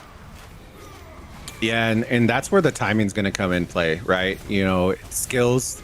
What now? You got to make that decision. Do you think we're going to have time? If you thought there would be 3 arcs and you were saving To the Death for the third one, do you reconsider it now and pop it on the second one? Or and those are the kinds of comms that are going in right now, trying for teams to try to figure out, hey, on the fly, what are we going to have enough time for a third arc? If not, then we need to invest into this next one and really shoot our shot in that effort. But for right now, we do see the altars blinking. I suspect some of these shrines will start blinking as we get closer to the 5-minute mark. But all these players are starting, as you're seeing Zenobia getting swarmed, all these altars going down and starting to swarm out all of their marches to be able to reset before we rotate towards the middle. I'm calling To the Death Bobo in the middle. I'm calling it, man. I think it's going to happen. Both? I think so. I think I'm gonna call that GYOM is gonna pop To the Death in the middle, because this is why. So I think it's 28 minutes left, 6 more minutes till arc. That means 22 minutes till the arc spawns. Let's give it a good solid 5 to 7 minute brawl in the middle, right? Whoever gets let's say 5-minute brawl. I think it's gonna be too close for someone to rely on a third arc. I think. And again, if someone did secure the second arc, they might hold on to it. So I really think that everything's going to be laid out on the field for the second arc because of the amount of time left, and it's so even for both sides. You ready?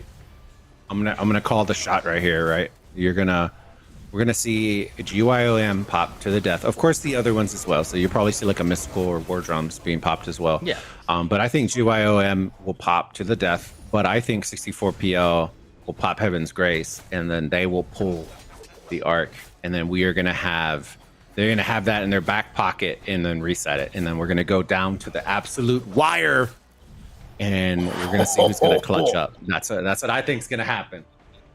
All right, there we go, everybody. It's me and Bobo have predictions. He thinks 64PL is gonna kind of pull it. I think GYOM is gonna pull it. So we'll see, which prediction comes out, because this match, guys, is very close. Kudos to both teams so far on their performances. They're doing a really good job, because this occupation back and forth has been very consistent for both sides, and it's gonna really come down to the middle and maybe provisions because how close the match is. Yeah, and make sure, guys, if y'all are enjoying the cast, do me a massive favor, or do us a massive favor, and smash that like button. It lets the producers know that y'all are enjoying the cast, and we really appreciate y'all coming and hanging out with us. And don't forget to subscribe to the official Rise of Kingdoms YouTube for all the upcoming anniversary Grand Prix and Osiris League content coming straight to y'all. And make sure, do me one favor, I want to make sure y'all put y'all's prediction of who's going to win the second arc in the chat right now, and I'm interested to see what y'all think. Come on, chat. So Redline thinks GYOM, Bobo thinks 64PL. So let's see, whose prediction is right, and I'd love to see what you guys think on who's going to take the second arc once it spawns. Actually, let's take a look at this right now. I just want to kind of see what people are thinking. No, you're good. Yeah, right now we're just looking at the rotation coming in. 64PL coming from their top side, which is very, very nice to see. A little clamp strategy, pulling from the shrine, going directly to mid game. They're starting to rotate with 3.5 minutes left, and as we look at GYOM with the pressure in the middle. But 64 learning from their mistake last time. Look, they're pulling back, regrouping. The smart play. We go. prevailing. So they did learn from their first time. They aren't pushing in one by one and getting into the meat grinder. And as you see, they're starting to bring up more and more 64 PL. This is lining up to be an epic battle in mid, Red. Oh man, here we go, Boa. This is it. I'm telling you, with 25 minutes left, I think this might be the last arc. Again, I could be completely wrong, but I really think that. Oh man, now I'm kind of worried about my prediction because I see a larger group of 64 PL there, Boba. So let's see what's gonna happen here and who's gonna engage first, man. Good luck on your prediction, Boba. But in the chat, there's a lot of spam, but I think if people are saying 64 PL is definitely gonna take this one. But we'll see if my prediction is right. I'm interested to see what skills each one pops because GYOM, like you were saying, was very aggressive. So I definitely feel like that aspect is going to be right. I think the difference might be if 64 PL has Heaven's Grace. If they do have it, then they'll hold it in their bag. But if they don't, it definitely could go the way that you're saying. Man, I'm thinking, Boba, like right now, which team should the teamers? Because right now, GYOM is trickling in slowly. So is 64 PL. Would have been a good time now at the 2-minute mark. Oh, as I said it, mystical formation is popped for 64 PL. They're going to engage now. Counter with the mystical formation on GYOM side. With two, did I see 2 to death? Yes, you did. I saw war drums. 64 PL. 64 PL did war drums and to the death. Okay, now what is GYM going to do to counter that? Or are they going to counter that? I'm surprised by where some of the 64 PL guys are going. They're super spread out right now. Oh, this should be a very interesting. So on the side of 64 PL, they use To the Death and Mystical, correct? And then the other just use Mystical and War Drums on the side of GYOM, correct? Correct. So ideally, the advantage should be in favor of 64 PL. And as we see all these sad faces leaving the mid game. Oh, what a late pop. Whoa. Now, Boba, what are your thoughts on that? I mean, because I mean, again, for GYOM, if it comes later, if they have plenty of marches there, that could be a huge thing. But I feel like already, if you look at the sad faces, they're already going away. Timing was off on that.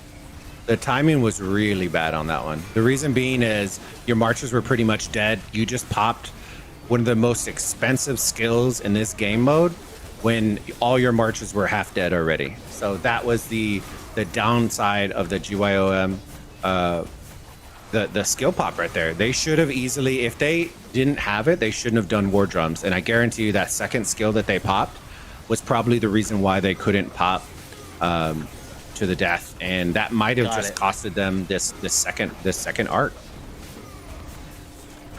I mean, I feel like there's still a mix of blue in there, but I could be completely wrong, or it's just all red. And I think PL might have this mid fight. Dude, the Jads, look at the Jads. Even 64 brought him out. 64 brought him out. And as we look in the picture-in-picture, look at the amount of marches and engagements going all over the place. Oh, this game is too close for anybody to lax. Yeah, they got to... Your prediction was right, What Boba. an awesome picture-in-picture. PL, but see, here's the second part of the prediction, right? We looked at the points per minute, 510 to 440. They're still not super comfortable, and this arc is only worth 3,500 points, which would only put them up by 1,000 points. So if you're 64 PL, do you want to hold it? Or do you, are you confident? What do you think's kind of running through their minds right now, Red, with 20 minutes left? What I think they're gonna do, they're gonna hold it, and not have a third arc. And this is why. Right now they're controlling 3 out of the 4 ultras, right? 64 PL have done a really good job at the offensive. What I've been seeing in this match so far, they've been a really good kind of contesting structures, and right now they're winning the points per minute. So I think the play might be to hold it and then score it when it's appropriate. But I don't know if there's gonna be a third arc, and I think they may just hold on to it. Yeah, and I agree with you, right? The play for the altars is huge because as we looked, right, that one of them hadn't ticked over, which is why the points per minute didn't really change. But we're looking at a 660 to 360, and you're the team with the arc, and you hold the points per minute, which is usually not the case, right? Usually, if you're investing that heavily into the arc, you're losing all your structures on the outside. But GYOM is not taking advantage of that. And once again, a surprising combo in another match.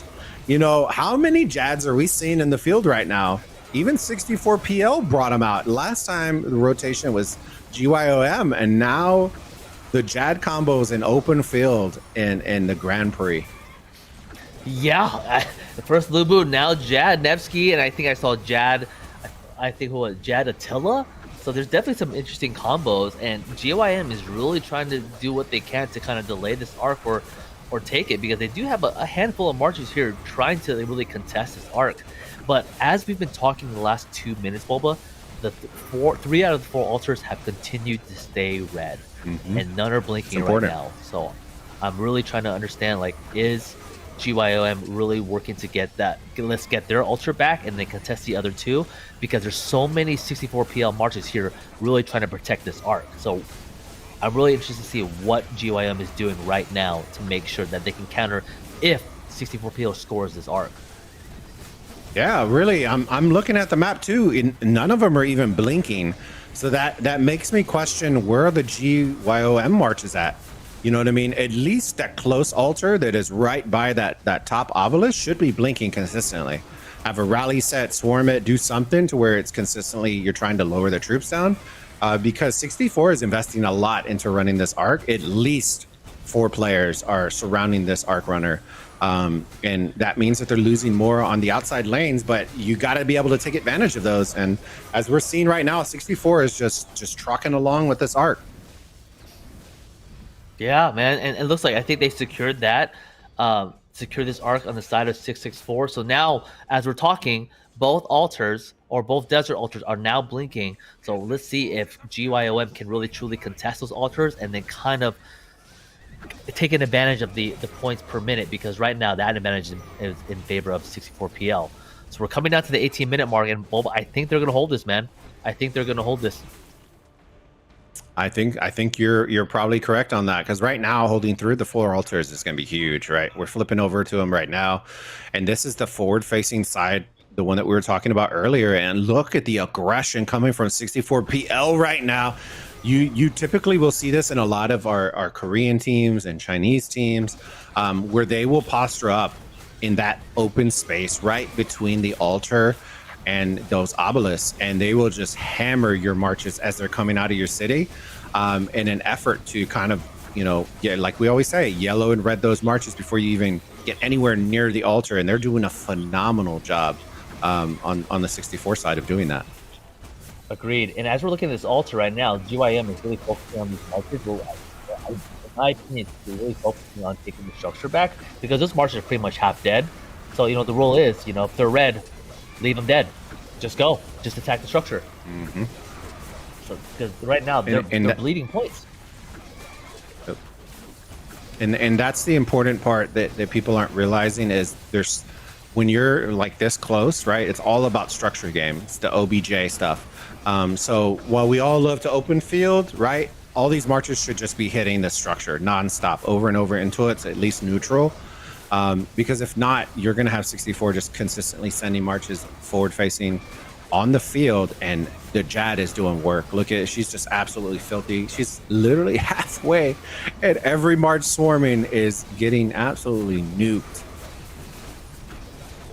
Jad OP, man. Like, look at, like, literally 64PL is doing a really good job at holding those 3 altars, because I haven't seen them flip hands in the last like 3 to 5 minutes since Arc has spawned.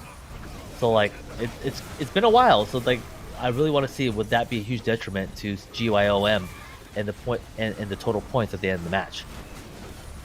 And I'm looking right now, and the interesting note for us to take to notice as well is this points in the match. Look at this.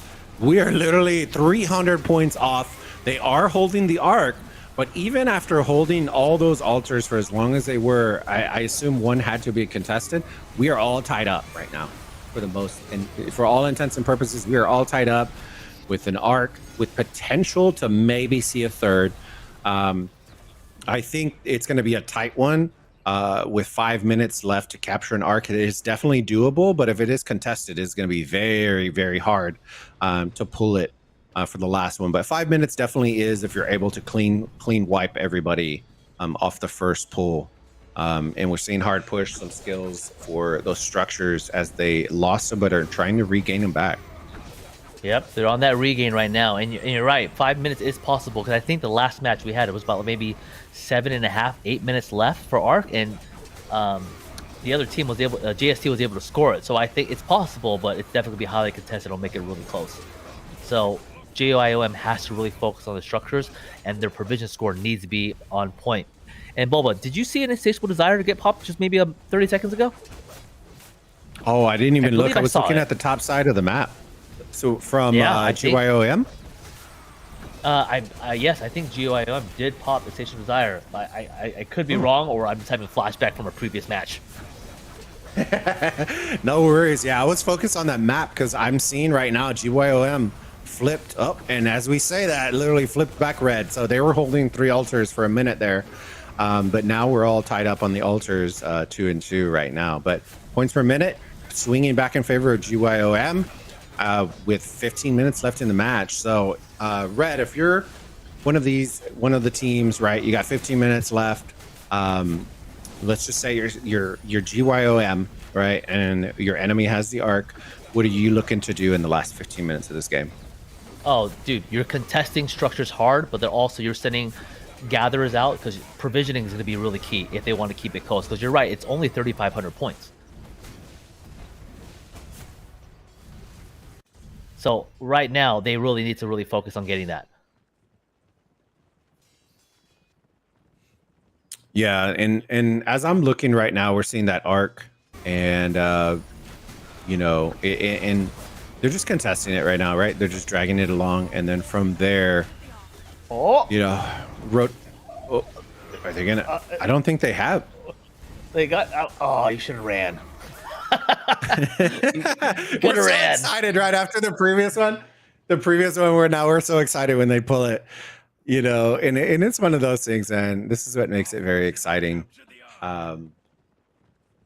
You know, with 13 minutes left in the game, and kind of figuring out what each team is thinking they need to do. Man, it is so close. Hard push by 64 PL. So right now, the occupation score, GYM is doing what they can to kind of even out the score points, and then it's going to come down to provisions because that Arc is 3,500 points. So if GIOM is gathering, they're going to be gathering hard and disrupting as many points as they can from the 64 PL side. Yeah, and right now we're just viewing the Arc Carrier. We got a little bit left to do, but GYOM is definitely putting on the pressure right now, trying to flip structures and really try to force 64 PL. And I'm pretty confident they're going to capture it fairly soon because they're starting to zero out all these marches. Which usually means they're going to clean wipe and start pushing in. But we'll keep our eyes on that, see, you know, how it goes. But the altars are back to the original owners, and we got 12 minutes left in this match, guys. Yeah. These structures, whoever's flipping them and point disrupting them will be really key because I really think with provisions, and I'm sure that GYM is provisioning right now to kind of close the gap once the Arc is spawned. It's going to be really close. So any structure that they can flip will be really important. And I think I just saw hard push come out from GYOM to at least make up some of those points. So, well, but it's going to be a nail biter, man. Even with this R score, I think it's going to be super close.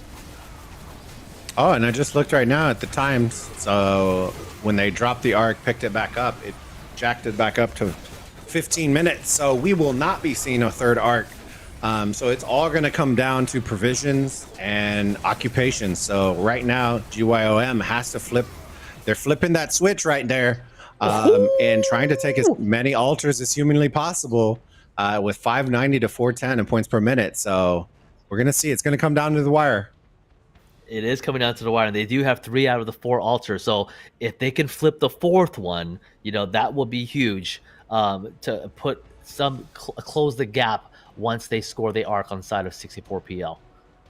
And they also have 2 of the outposts. Well, every little point counts, right? I think,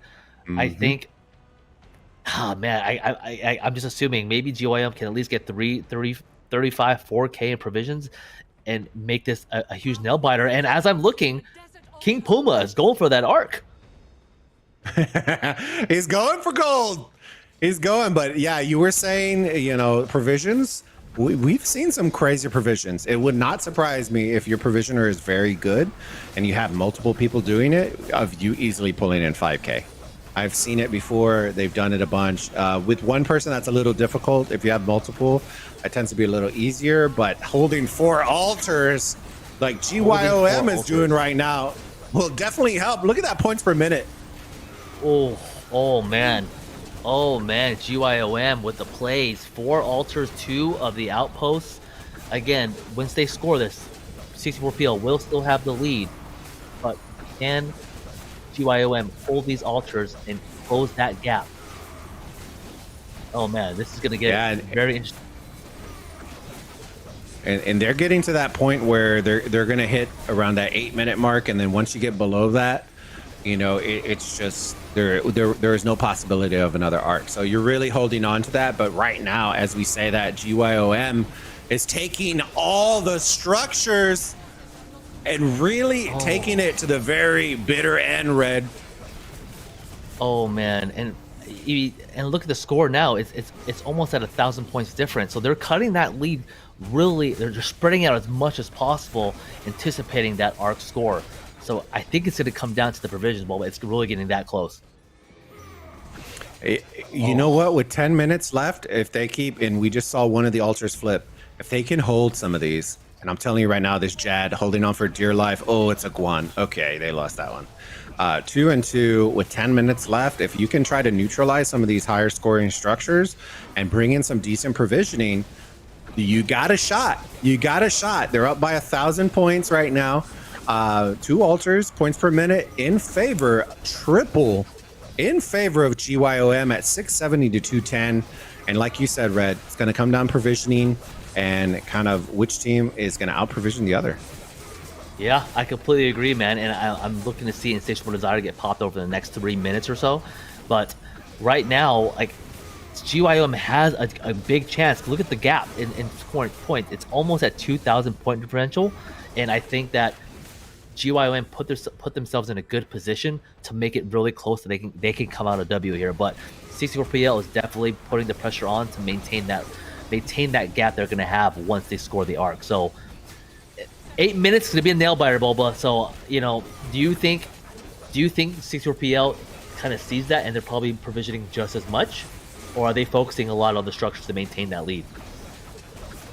I don't think they're trying to maintain any lead. I think they're just trying to survive right now. I think and as we say that, the arc has been captured. They are now only up by 2,000 points.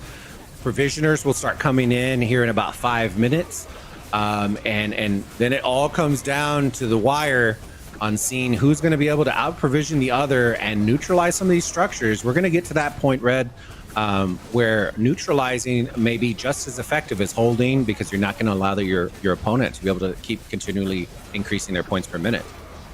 Yep, and that's what the goal should be right now, is literally neutralizing the points per minute on the opposing sides. And that's why literally everything is blinking for both sides. So who can flip these structures to delay about 2 minutes worth of points being allocated? But again, we're a little less than 2,000 points, Boba, so this can be anybody's game. And they really need to focus up and get this W, because either team can win. And I'm really interested to see who's going to be the one that provisions the most to get that W for their team. Yeah, and as we look in this picture-in-picture, we're seeing on this bottom side, this Jad still trying to hold on for dear life. This GYOM trying to neutralize it. And even in the map in the top right, we're starting to see all the red structures blinking. You know, GYOM are really putting their foot on the pedal and trying to drive this point home and neutralize as much as possible. But as we say that, 64PL, are now flipping that points per minute in favor of them, 590 to 480. So GYOM has a little bit of catching up to do in the last 6 minutes of this match. Completely agree, man. And right now, as they're flipping those and the points per minute, they're maintaining that small lead. So it's going to come down to provisions, everybody, in the last 6 minutes. Who is going to capitalize on this and really hone in and get the victory to face up against New V next week? So let's go. I'm rooting for both teams here. They made a great match so far. Boba, the last 6 minutes, man, I have no idea. The one thing I wish doesn't happen is that we're gonna see somebody who doesn't make it back to their city with a full caravan. That's the one thing I'm hoping we're not gonna see, buddy. We've seen it before, right? But hey, there it is, insatiable desire. It's 64 PL that popped it. So even more interesting. Okay. So we'll keep our eyes on that, but that lets you know what we're thinking as well. Are they provisioning? They would not have popped skills like that if they were not going to. And hard push coming on the side of GYOM to try to help expedite when they capture those altars and pull them down and neutralize them. But yeah, it's provisioning is one of the. A lot of people think it's very easy, but it is one of the most stressful. Like if you die in those nodes, you lose all the provisions that you've been doing for the last hour. You invested an hour of your time to do that. And if you get killed inside that node, you just lost everything. So we're definitely excited to keep it up. They're still up, holding that lead by 2,000 points red. What do you think's gonna happen in the last 5 minutes? I think right now in Discord, people are saying send gatherers. I really think right now people are saying send gatherers. Everybody send a march out right now. Let's maintain this lead or let's catch up to them. I really think right now all these caravans across the map are being filled up. Like right now on the screen, the level 1 node over there is definitely being picked up. So they're really going to be focusing on that right now to make sure that can they close the gap or extend the gap on behalf of 64PL. Because I believe GYOM did push hard push. You see that? See what I did there? They did push hard push, but they are capturing structures. But I don't know if it's going to make the difference. The gathering is definitely going to be the key in the next 4 minutes here. So we're going to see those coming in, Bulba. And again, I hope that we don't see someone not make it, because we don't want those situations of what if I made that? What if I made that? And even with all of that, they're still only down by the 2,000 points. I really hope. Oh, there you go. Valiant stand from GYOM. Where is that getting popped? That's on a defensive structure. So that's very interesting. Usually teams will pop that on forward-facing structures because they're having to march across the entire field. So that lets you know the kind of pressure that 64PL is putting on those altars to try to neutralize them. Because even with hard push, if they get neutralized right now, you're looking at maybe an extra tick before the match is over because you still have to capture it. So, that's something to keep an eye on. We're getting into that realm where neutralizing structures becomes just as dangerous. And also for provisioners, we're starting to bring those in. We're going to pay attention to the score in the points per minute as well.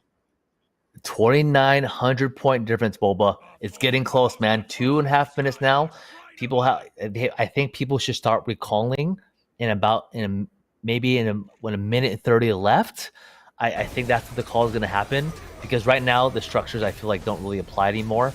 It's going to give them like you mentioned, 1 tick, but it's going to come down to provisions, man. I said it again for the last 6 minutes. Like, who is sending out the gatherers and who is making sure that the people out in those caravans are being recalled back just in time to see if they can actually come out with the W here.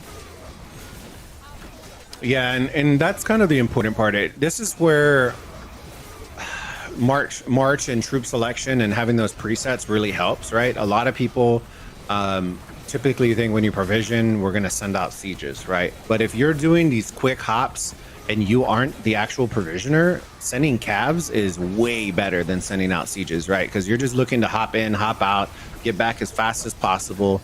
And if you're not accustomed to doing that, it's a little bit like we all forget, right? You're fighting on the field, you're trying to provision at the same time, and then you drag select everything and it pulls your provisioner on accident. Like it happens. But we are seeing some mystical getting popped on the side of 64PL in a defensive manner right now. So this is going to be very interesting. It was around this altar as well.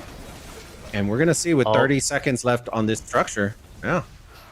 Boba, as we're talking, the provisions are coming in for 64PL, man. The gap has almost widened up to 5,000 points. So I'm interested to see what the provision scores are for both sides once this match is over. But look at they're almost a 5,000 gap.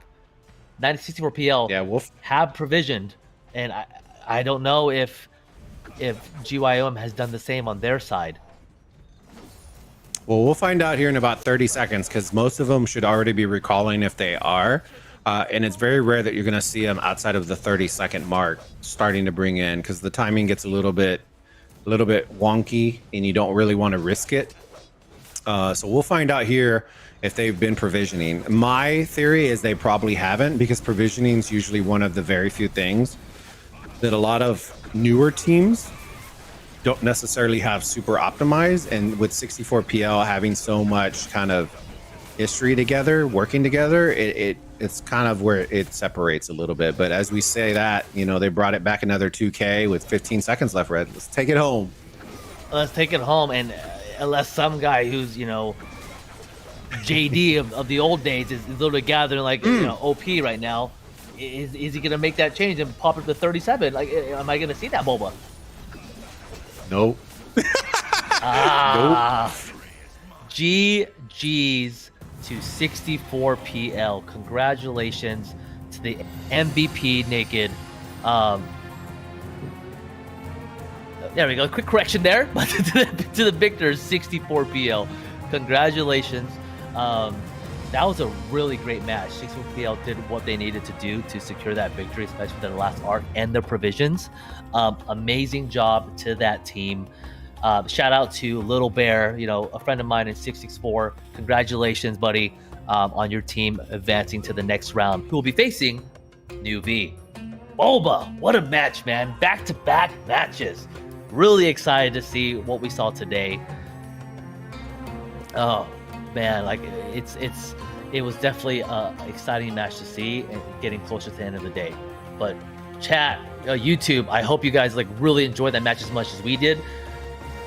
A lot of key things, the way that the mid fights happen, the rotations from 64PL. GYOM also did a really good job at occupying the structures and finding the mid. So a lot of the key factors both teams applied on how they found the field, their pairings, and their occupation. Well, but any key takeaways from your end on what you saw from either teams about this close match? Yeah, so with the 64PL team, right? They were they were solid on occupation, and I'm interested to see those stats when we get to that point. But their mid game looked a little bit weaker than what I was expecting. But where that's going to come into play, right, is next week when we start talking about the new V team. Like their mid game is on par. It is very high, so their adaptation is going to be very key. And I was excited to see them include some of those provisioning skills, because in those high tier games, the provisioning sometimes will decide those matches, and so you really want to be kind of on track with that. But overall, I thought their pressure and their presence was very good. When they needed to push, they pushed. When they held, they held. Outside of that first initial hiccup that we saw in the first arc, they came back, tweaked it a little bit, and came back correct for the second one, and were able to pull that for sure. Yeah, and what I'm really interested in is the occupation score. So you remember that second arc that they contested for a long period of time, GYOM and 64PL definitely had a lot of marches protecting that. There were 3 altars that were held by 64PL for a long period of time. So that could have been a huge detriment on top of the provisioning that 64PL did to really kind of extend that lead for 64PL that GYOM kind of didn't really anticipate for. So I'm really excited to see what those results are. But again, shout out to 64PL. Congratulations. You guys are advancing to fights against New V next week. GYOM, Puma, great game to you guys. But, 64PL definitely were the ones to kind of take this victory and advance to the next stage. And as I lean into that, 64PL Naked, congratulations on being the MVP for today's matchup against GYOM. Congratulations, man. Really, in this matchup, anybody could have been MVP, and to be able to be that here for this match, congrats, man.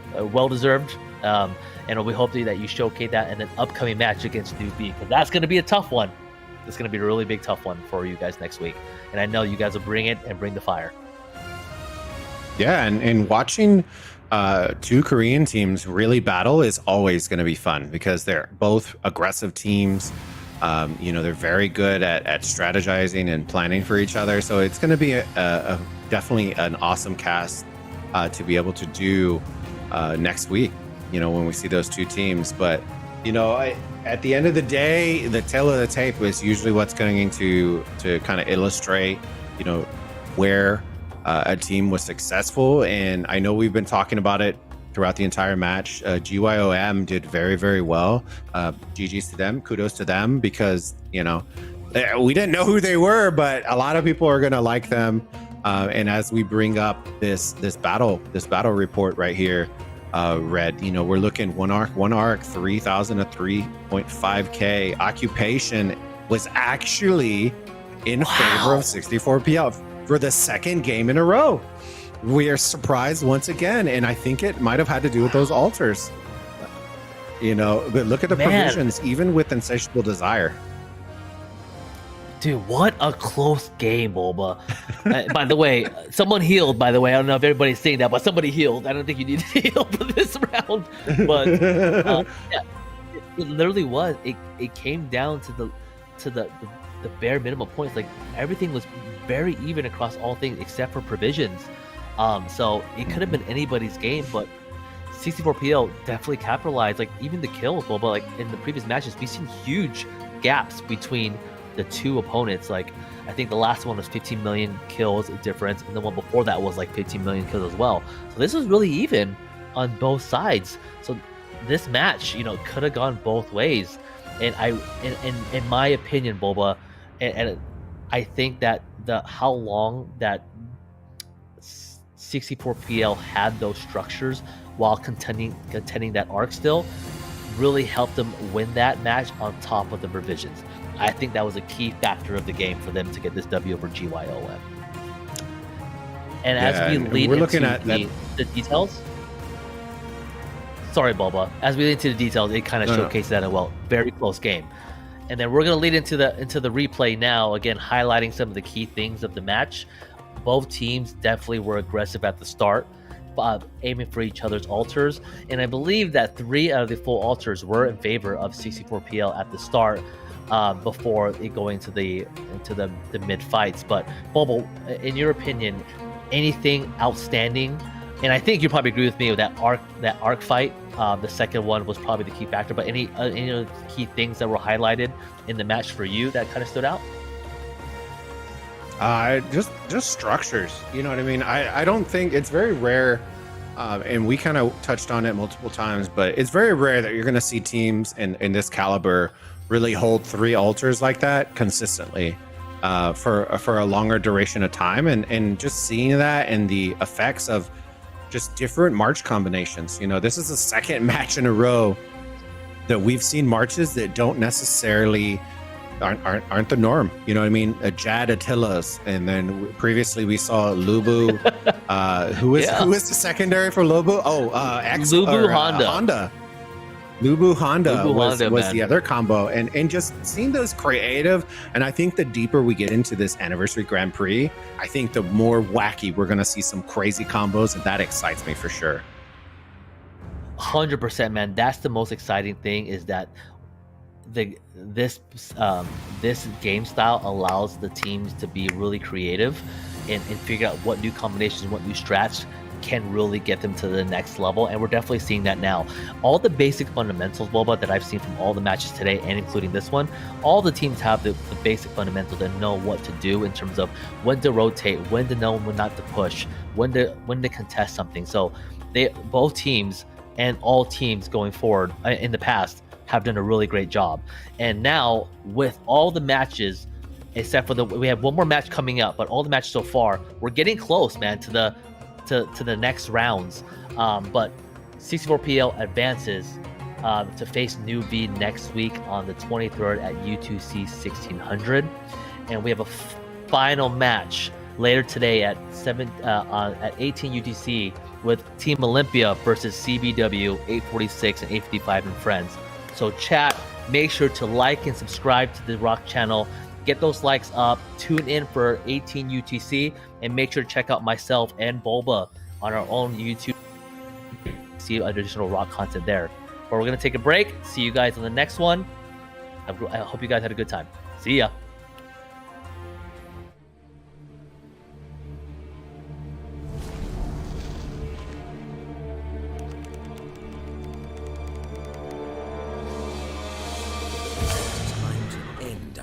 alliance with Barbarossa and his friends. Capture the lost temple, and all the treasure is yours, Kusunoki. As for me, I've come and seen. Now I shall conquer.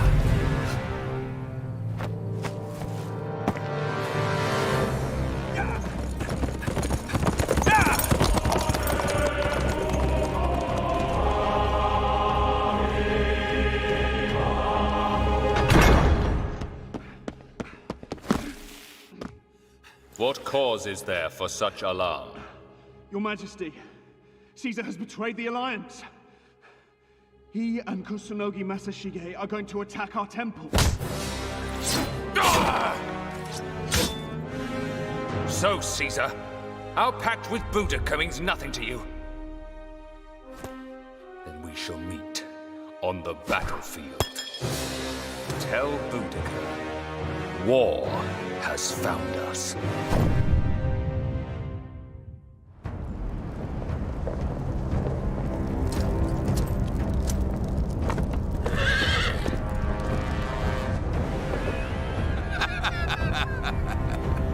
Oh, Barbarossa.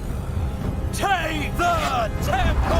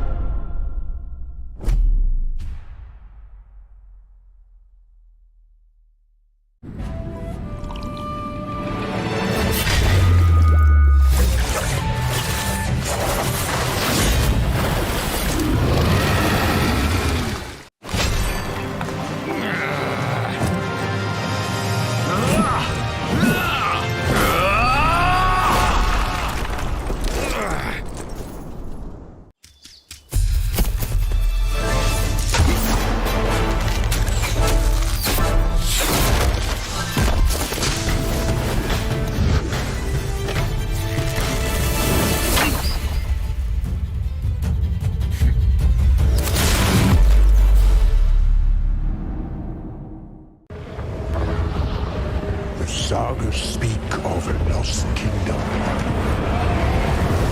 An earthly Valhalla, where treasure is endless and honor absolute. Our enemies conspired to cheat us of this prize. But these are lonely foes who we have robbed and pillaged many times over. Upstart emperors, gold-drunk kings, glorified shield maidens and pompous fools. All will fail! Because by the grace of Odin.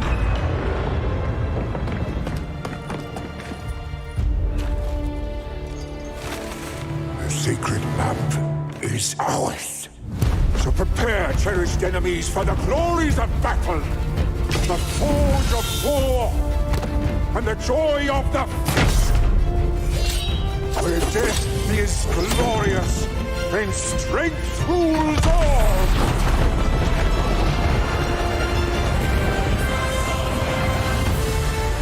For we are brothers, warriors, blood, who cresting on the icy flood, do battle in the name of Thor.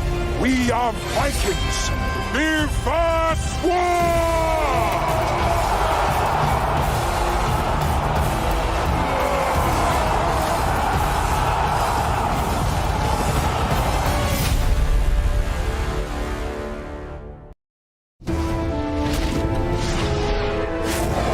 Conquered by Rome, mocked by other civilizations. Now even flea-ridden Vikings take us for fools. Rise up, Tutmoth Third, for our country! I, Imperial Pharaoh of the 18th Dynasty, buried by my side, my loyal... No time to waste. Egypt needs us. Dare you hurt our people?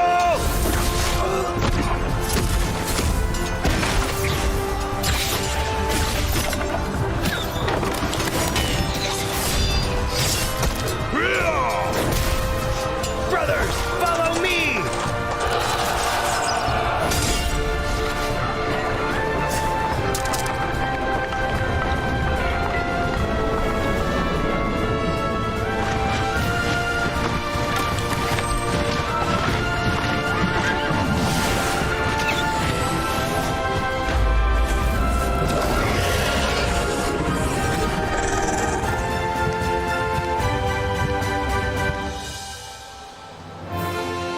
Egypt must rise!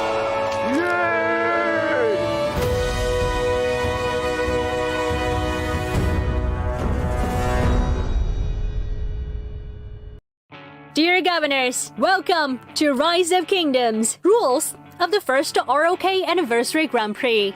The Grand Prix is divided into the following 3 stages: team registration, team confirmation, and the Grand Prix stage.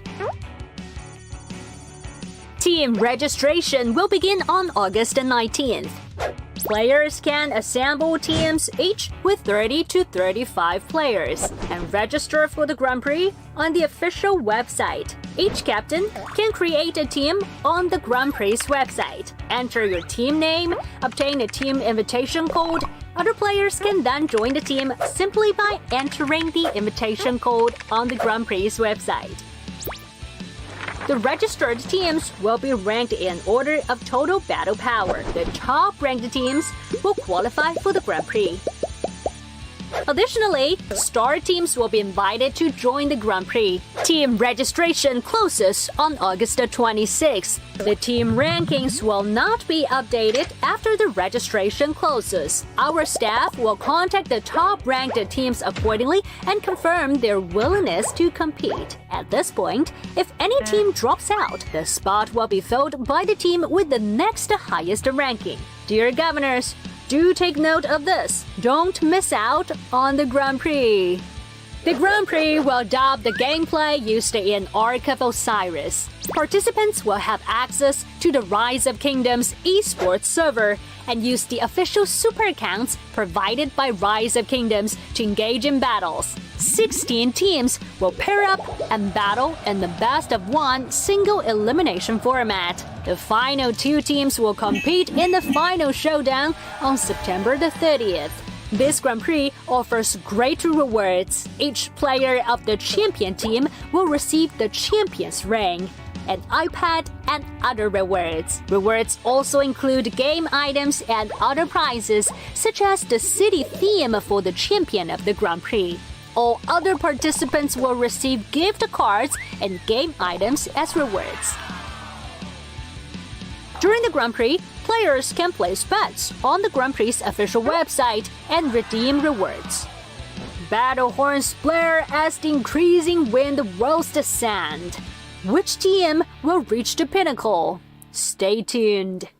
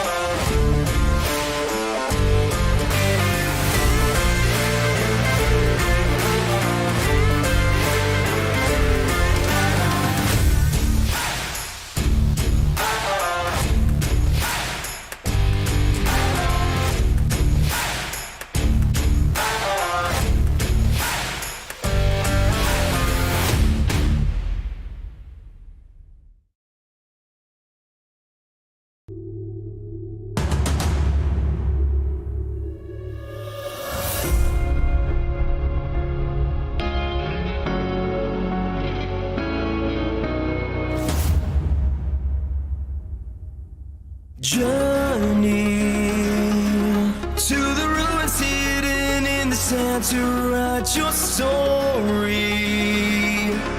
With the mist so close at hand, your heart is soaring.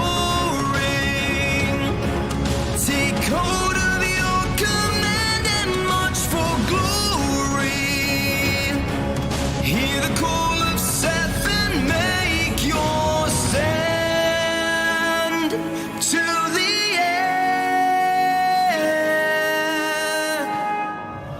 Hold on for dear life. To your soldier, faith, your dream. It burns deep inside. The need to reign supreme. It drives you to seize the sacred shrines. Claim final victory. The blessing of the Nile will at last be won when ancient kingdoms rise.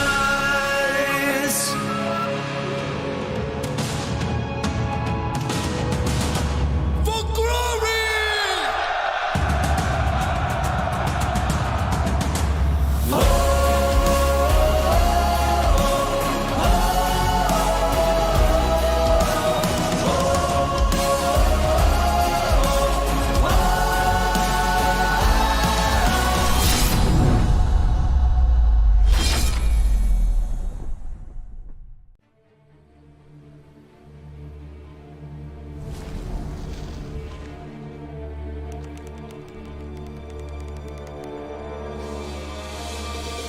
Time to end our alliance with Barbarossa and his friends. Capture the lost temple, and all the treasure is yours, Kusunoki. As for me, I've come and seen. Now I shall conquer.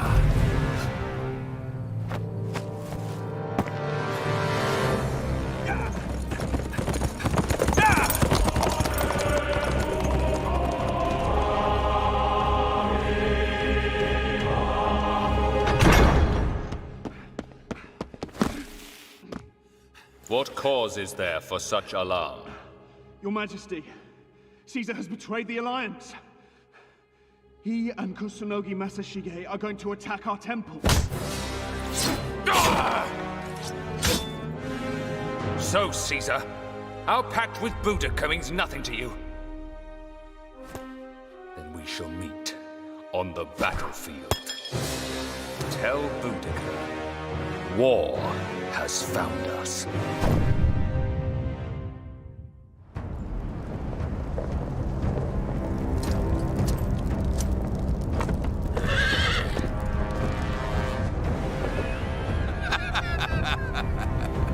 Oh, Barbarossa. Take the temple!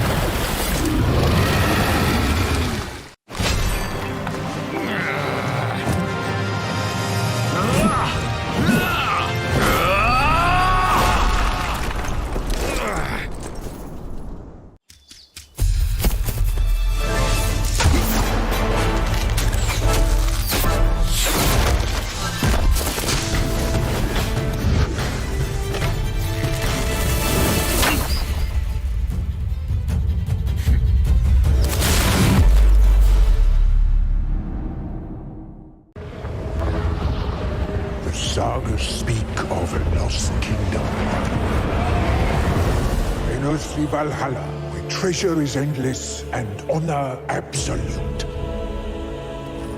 Our enemies conspired to cheat us of this prize. But these are lonely foes who we have robbed and pillaged many times over. Upstart emperors, gold-drunk kings, glorified shield maidens, and pompous fools. All will fail! Because by the grace of Odin,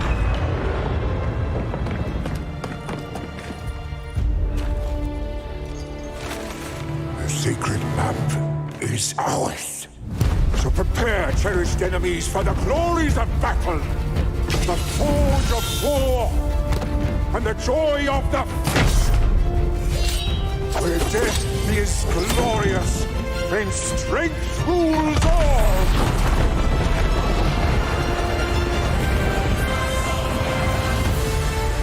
For we are brothers, warriors, blood, who cresting on the icy flood, do battle in the name of Thor.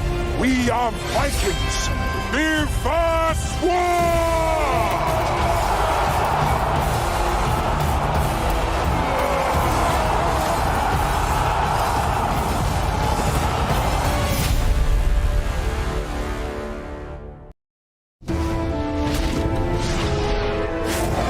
Conquered by Rome, mocked by other civilizations. Now even flea-ridden Vikings take us for fools. Rise up, topmost third, for our country! I, Imperial Pharaoh of the 18th Dynasty, buried by my side, my loyal... No time to waste. Egypt needs us. Dare you hurt our people?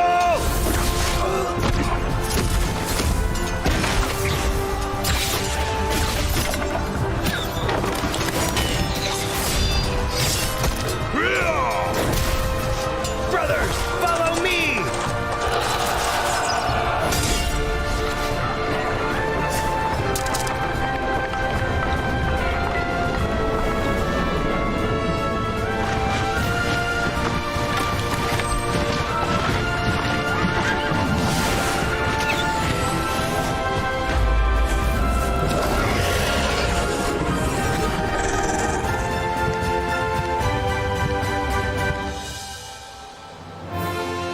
Egypt must rise!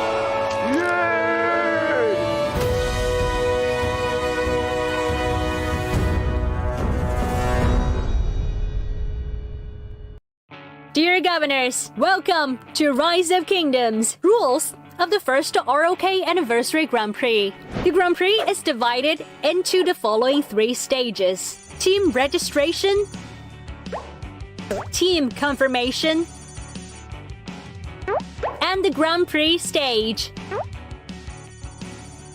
Team registration will begin on August 19th.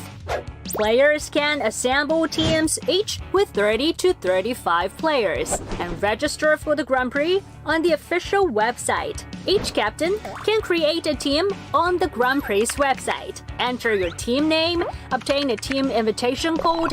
Other players can then join the team simply by entering the invitation code on the Grand Prix website. The registered teams will be ranked in order of total battle power. The top-ranked teams will qualify for the Grand Prix. Additionally, star teams will be invited to join the Grand Prix. Team registration closes on August 26th. The team rankings will not be updated after the registration closes. Our staff will contact the top-ranked teams accordingly and confirm their willingness to compete. At this point, if any team drops out, the spot will be filled by the team with the next highest ranking. Dear governors, do take note of this. Don't miss out on the Grand Prix. The Grand Prix will adopt the gameplay used in Ark of Osiris. Participants will have access to the Rise of Kingdoms esports server and use the official super accounts provided by Rise of Kingdoms to engage in battles. 16 teams will pair up and battle in the best-of-1 single elimination format. The final 2 teams will compete in the final showdown on September the 30th. This Grand Prix offers great rewards. Each player of the champion team will receive the champion's ring, an iPad, and other rewards. Rewards also include game items and other prizes, such as the city theme for the champion of the Grand Prix. All other participants will receive gift cards and game items as rewards. During the Grand Prix, players can place bets on the Grand Prix's official website and redeem rewards. Battle horns blare as the increasing wind rolls the sand. Which team will reach the pinnacle? Stay tuned.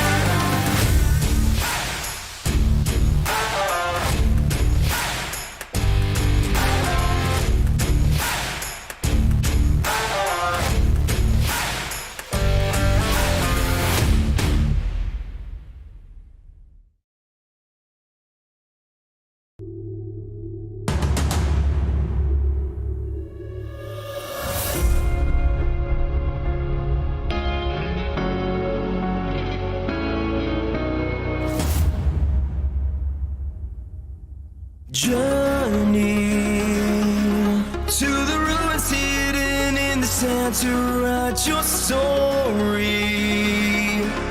With the mist so close at hand, your heart is soaring. Take hold of your command and march for glory. Hear the call of Seth and make your stand. To the end. Hold on for dear life. To your soldier, faith, your dream. It burns deep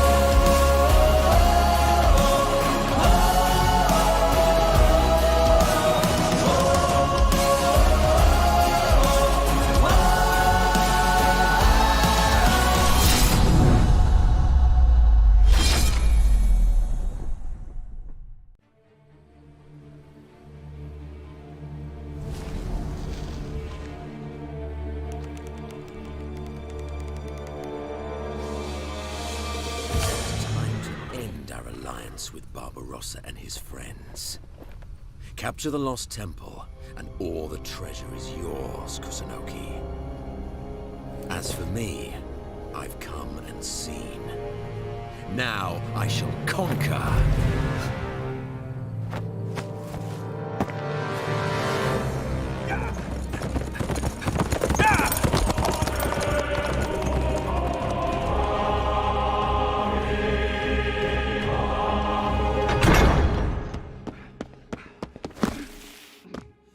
What cause is there for such alarm? Your Majesty, Caesar has betrayed the Alliance. He and Kusunogi Masashige are going to attack our temple. So, Caesar, our pact with Boudica means nothing to you. Then we shall meet on the battlefield. Tell Boudica, war has found us.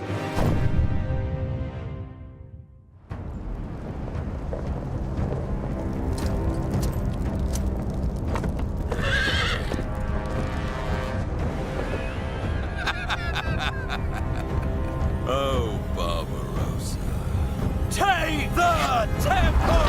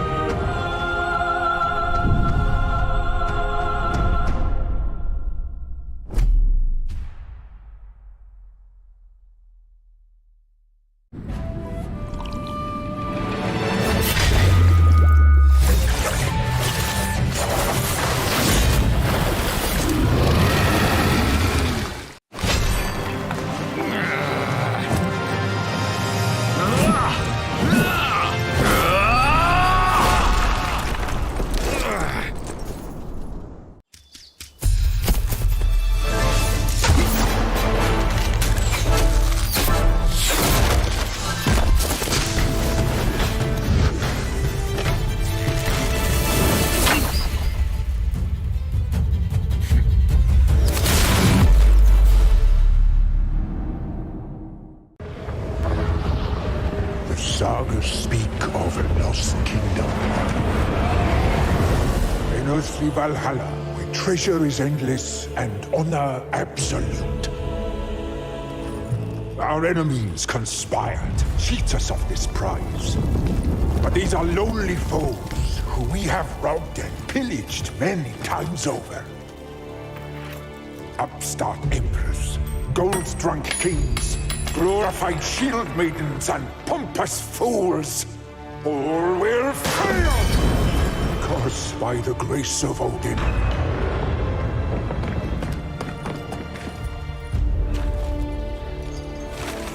the sacred map is ours. So prepare, cherished enemies, for the glories of battle, the forge of war, and the joy of the feast. Where death is glorious, and strength rules all!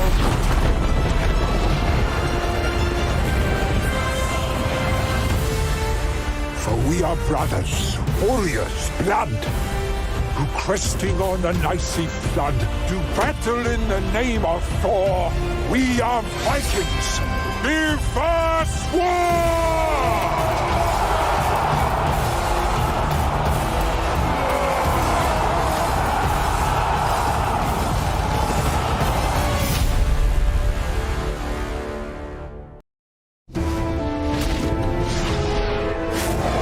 Conquered by Rome, mocked by other civilizations. Now even flea-ridden Vikings take us for fools. Rise up, topmost third, for our country! I, Imperial Pharaoh of the 18th Dynasty, buried by my side, my loyal... No time to waste. Egypt needs us. Dare you hurt our people?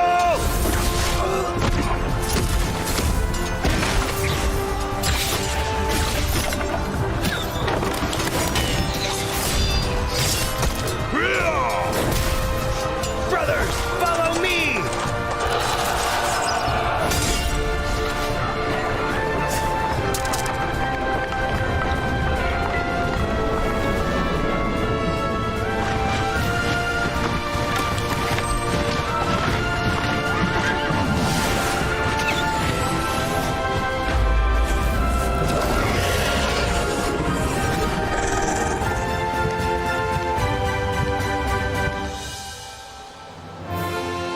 Egypt must rise!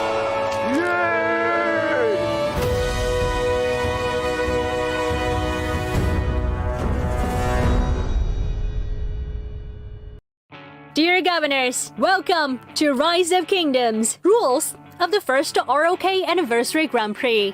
The Grand Prix is divided into the following 3 stages: Team Registration, Team Confirmation, and the Grand Prix stage. Team registration will begin on August 19th. Players can assemble teams each with 30 to 35 players and register for the Grand Prix on the official website. Each captain can create a team on the Grand Prix website. Enter your team name, obtain a team invitation code. Other players can then join the team simply by entering the invitation code on the Grand Prix website. The registered teams will be ranked in order of total battle power. The top-ranked teams will qualify for the Grand Prix. Additionally, star teams will be invited to join the Grand Prix. Team registration closes on August 26th. The team rankings will not be updated after the registration closes. Our staff will contact the top-ranked teams accordingly and confirm their willingness to compete. At this point, if any team drops out, the spot will be filled by the team with the next highest ranking. Dear Governors, do take note of this. Don't miss out on the Grand Prix. The Grand Prix will adopt the gameplay used in Ark of Osiris. Participants will have access to the Rise of Kingdoms esports server and use the official super accounts provided by Rise of Kingdoms to engage in battles. 16 teams will pair up and battle in the best-of-1 single elimination format. The final 2 teams will compete in the final showdown on September the 30th. This Grand Prix offers great rewards. Each player of the champion team will receive the champion's ring, an iPad, and other rewards. Rewards also include game items and other prizes, such as the city theme for the champion of the Grand Prix. All other participants will receive gift cards and game items as rewards. During the Grand Prix, players can place bets on the Grand Prix's official website and redeem rewards. Battle horns blare as the increasing wind rolls the sand. Which team will reach the pinnacle? Stay tuned.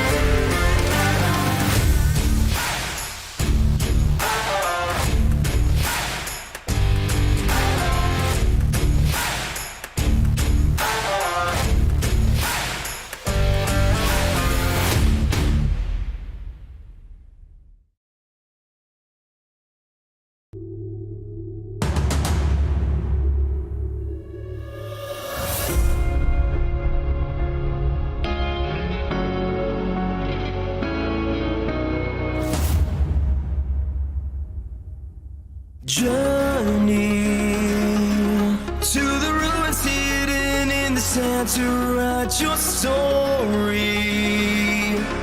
With the mist so close at hand, your heart is soaring.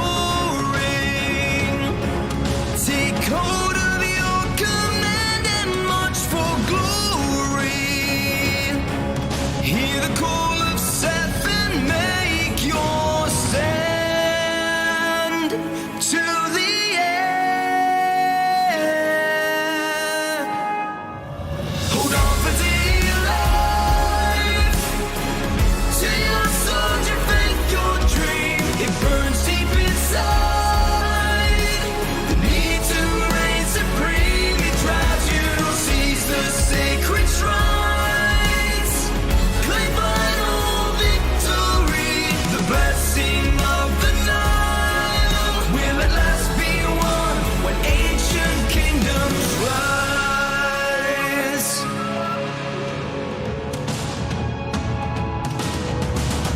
For glory!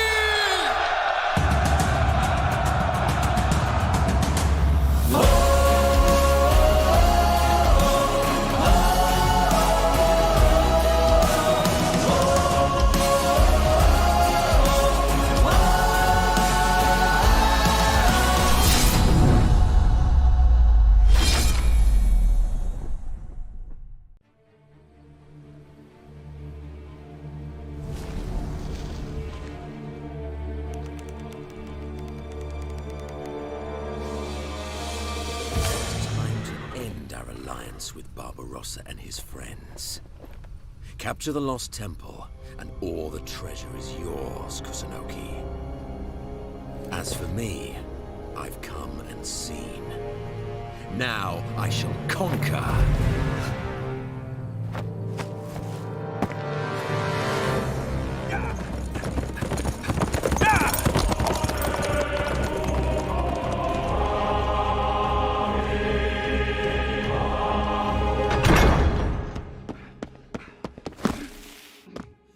What cause is there for such alarm?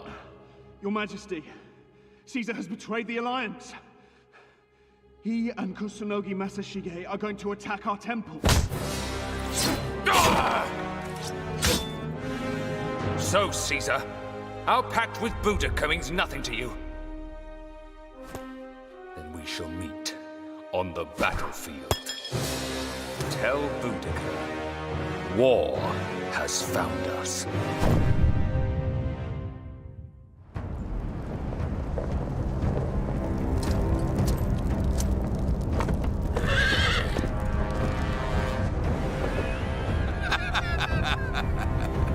Oh, Barbarossa. Take the temple!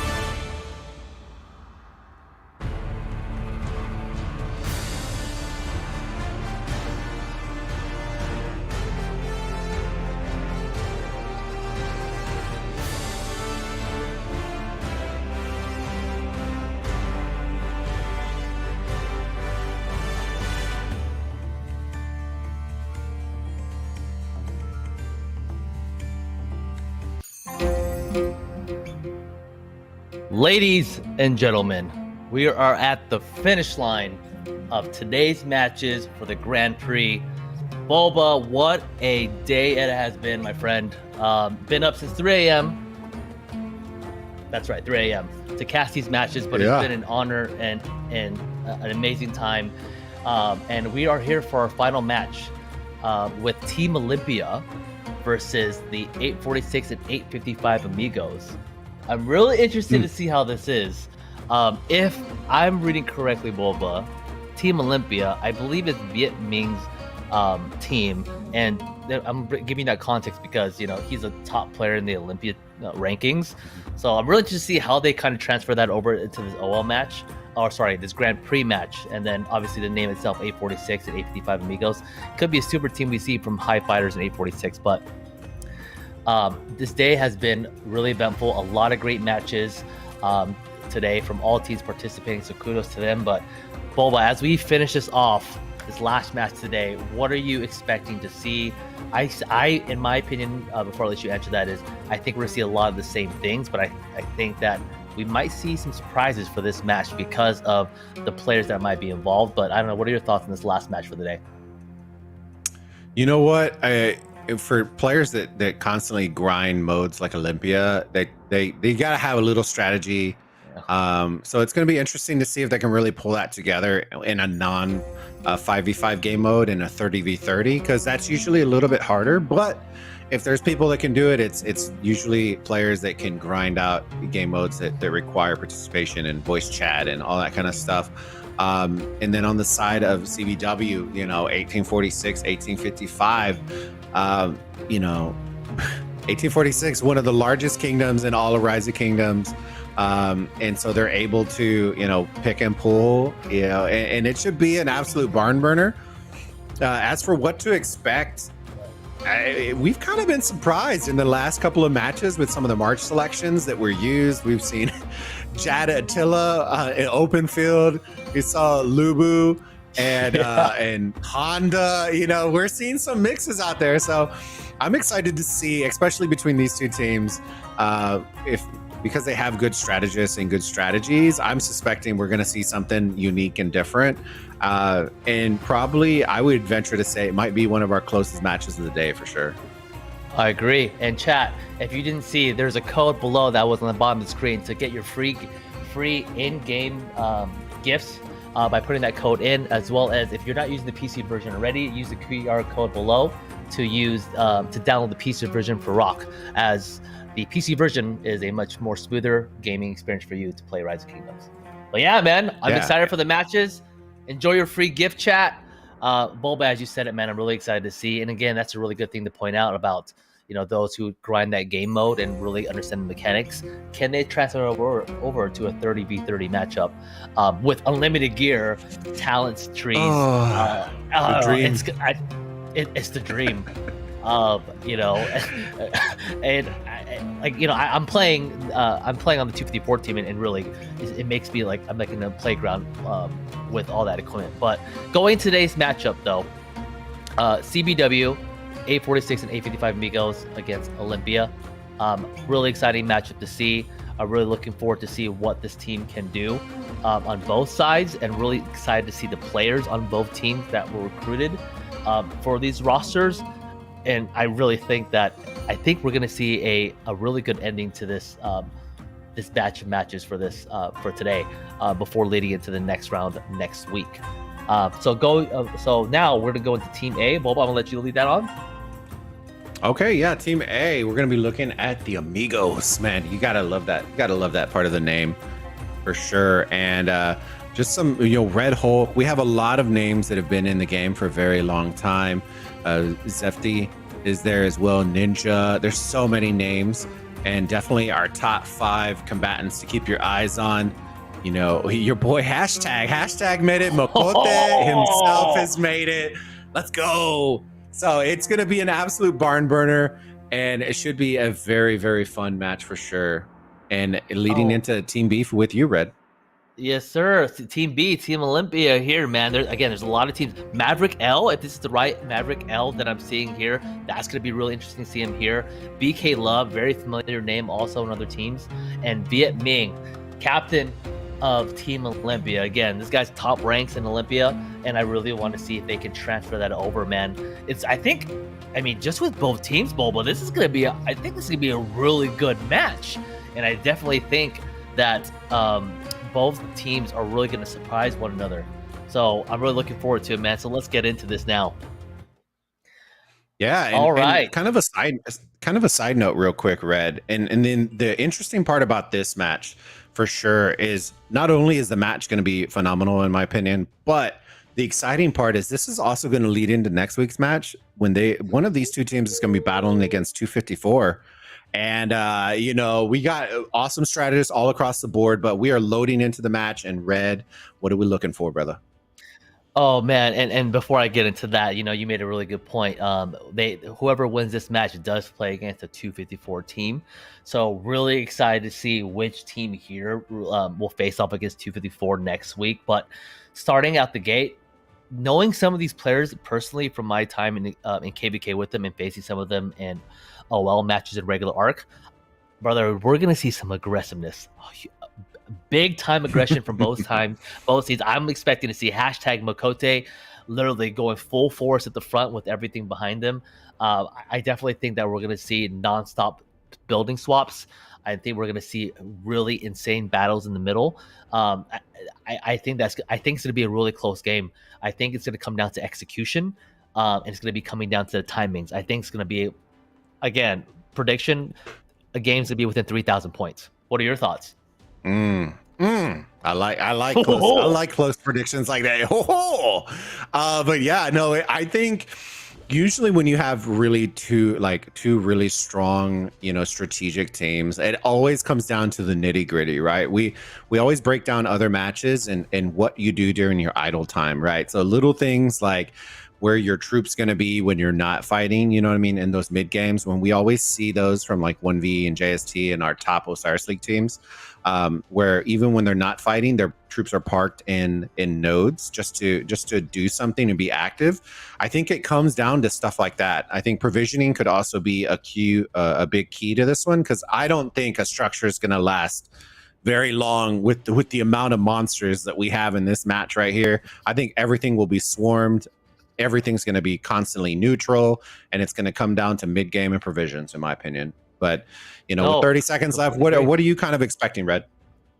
I'm again, as I mentioned before, it's going to be a huge push to both altars. I feel like I'm going to see an obelisk play here, Boba. I really think I'm going to see an obelisk play here for some reason. I feel like someone's going to pull out something out of the bag, do something that we're not expecting out the gate to kind of disrupt the normal flow of the normal matches that we've been seeing. So I think on the side of Viet Minh, I think I'm going to see surprise, brother. I really think I'm going to see surprise here. I want to see if they bring out something different. Yeah, I want to see something different. I want to see if they bring out some unique marches. Typically, we're going to see exactly what we were saying right here, that split view real quick. And what are we kind of keeping our eyes on, Red, for the break off for the match? I honestly, I think I think there's going to be a lot of normal pushes, aggressive pushes for both altars. I am hoping for that obelisk push by one of the teams to make things really interesting, like a true commitment. But I honestly think that these teams and the players are very experienced enough to know that to capture buildings appropriately, all the basic fundamentals. So I think it should be an even startup for both sides. But I think as the match progresses, we're going to see a lot of audibles and a lot of changes throughout the strategies based on what other teams are doing. Ooh, yeah, and that cow is just on steroids. Like this guy got his Michael Jordans on. Like that's fast. Dude, the Usain Bolt march out there, bro. He got his sneakers tight, and he's booking it. And that's optimizations that you just can't, you gotta be ready for those. And as we're seeing right now, Olympia with the first two outposts, you know what? This is making me really think that Blue is trying to pull something. It's very unlikely, it's very uncharacteristic of them not to have any of the outposts as of right now, even before they pulled this obelisk. So keep our eyes on it. 5 rallies to 5 rallies. And, the strategy is coming out. But as we look right now on the field, we're seeing both obelisks getting pulled, all the outposts, except one in favor of Olympia right now. The other 3 have not even been touched from the side of the Amigos. Yeah, looks like they don't need it. I mean, come on, hashtag, gotta grab those. Mokote, come on, guys. You guys gotta touch those. But yeah, I mean, I think like those things are really crucial because I really think it's going to come down like to the last 15 minutes of the match. So I'm hoping that someone's kind of directed someone, hey, make sure to grab those outposts. And it looks like they're beginning to do that now. So everything looks pretty even on the map here in terms of obelisk touches and when they were captured. Now it's going to see how aggressive both teams are going to be when it comes to these ultra pushes. Yeah, and right now the March compositions, we're going to start noticing those as we get closer, an inch closer to those altars and shrines.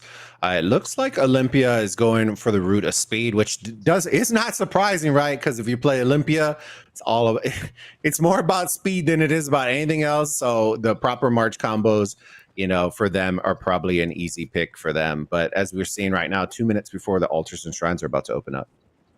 Yep, and it looks like Team Olympia is definitely getting some good footing on their altar to kind of get that defensive position. So they're in a good position now to kind of counter whatever push 846 and 855 Amigos are doing. And I see Laguna up front there. There he is, leading that push against the Desert Altar. Mm-hmm. Yeah, and we're watching right now as CBW is starting to make their way up the field on the bottom side. Yeah, there's troops. This rally should get canceled as it passes the altar, more likely than not. And as we see, it disappeared. But yeah, we all know it's there. We all know it's there. Wait. I thought it was sneaky tactics, but I didn't see it. I didn't see it though. That would have been a good sneaky tactics play. That would be a Laguna play right there, bro. No facts. But here we go. Olympia team clashing in on the bottom side, already approaching CBW as the battle continues. And in 1 minute, those altars and shrines are going to open up. Yep. And Olympia has really good positioning right now. They're engaging when they should be engaging against CBW. So it's definitely going to be a really close one on this altar, but it's a 50-50 chance, in my opinion, on what I'm seeing on the map in terms of footing for both sides, for the side of Olympia's Desert Altar. It is interesting to see that they did let that obelisk rally go as well. Yeah, I'm interested to see. It was an infantry rally from what I'm seeing. So see how committed are they to at least causing disruption on that obelisk. But now here on the split screen, we do have both desert altars for both sides being contested by both groups, and it looks like both teams have good positioning against the enemy on their existing altars. Well, great counter so far, Boba, on what I'm seeing right now on the screen. Yeah, and with 10 seconds left before, the important thing is there's a shield that you'll see that protects those altars and shrines, and if your march is parked on top of that, it sounds really dumb, but seconds count. And if you park on there, usually what will happen is it will pull your march out to put it back in. And that snap second could be the difference between you getting in or your opponent getting in. And as we see right now, they did split them, but Garrison is not looking so well on the right. We got a Guan in Garrison, but we do have a Jad on the left. Yeah, we do. And from my understanding, it looks like each team took each other's altars. On the first touches, that's what I'm seeing. Yeah, I think the left one should be bottom side, and then the right one should be the top side altar. Got it. So they both basically switched it out. I mean, it looks like CBW were able to take the one on the right, but kudos to CBW for getting the first touch on that desert altar to kind of delay the points. Yeah, and I think right now they're pushing really hard. They got 9 seconds before they capture this one on the left side, which would be on the bottom. And let's see if they're going to pull that. They miss it by 4 seconds. And Olympia were able to pull that before they lost first occupation on the left. And on the right, it appears as if Olympia they did flip it. So we'll keep our eyes on that and see if they were able to sneak that first occupation, or they first got, they're able to get it. But as we look at the time, Red, we're at that window right now between the 5 and 6 minute window. And what should both of these teams kind of be thinking about right now? Man, now it's about rotations. Right now, Olympia is in the driver's seat because they do have the structures right now.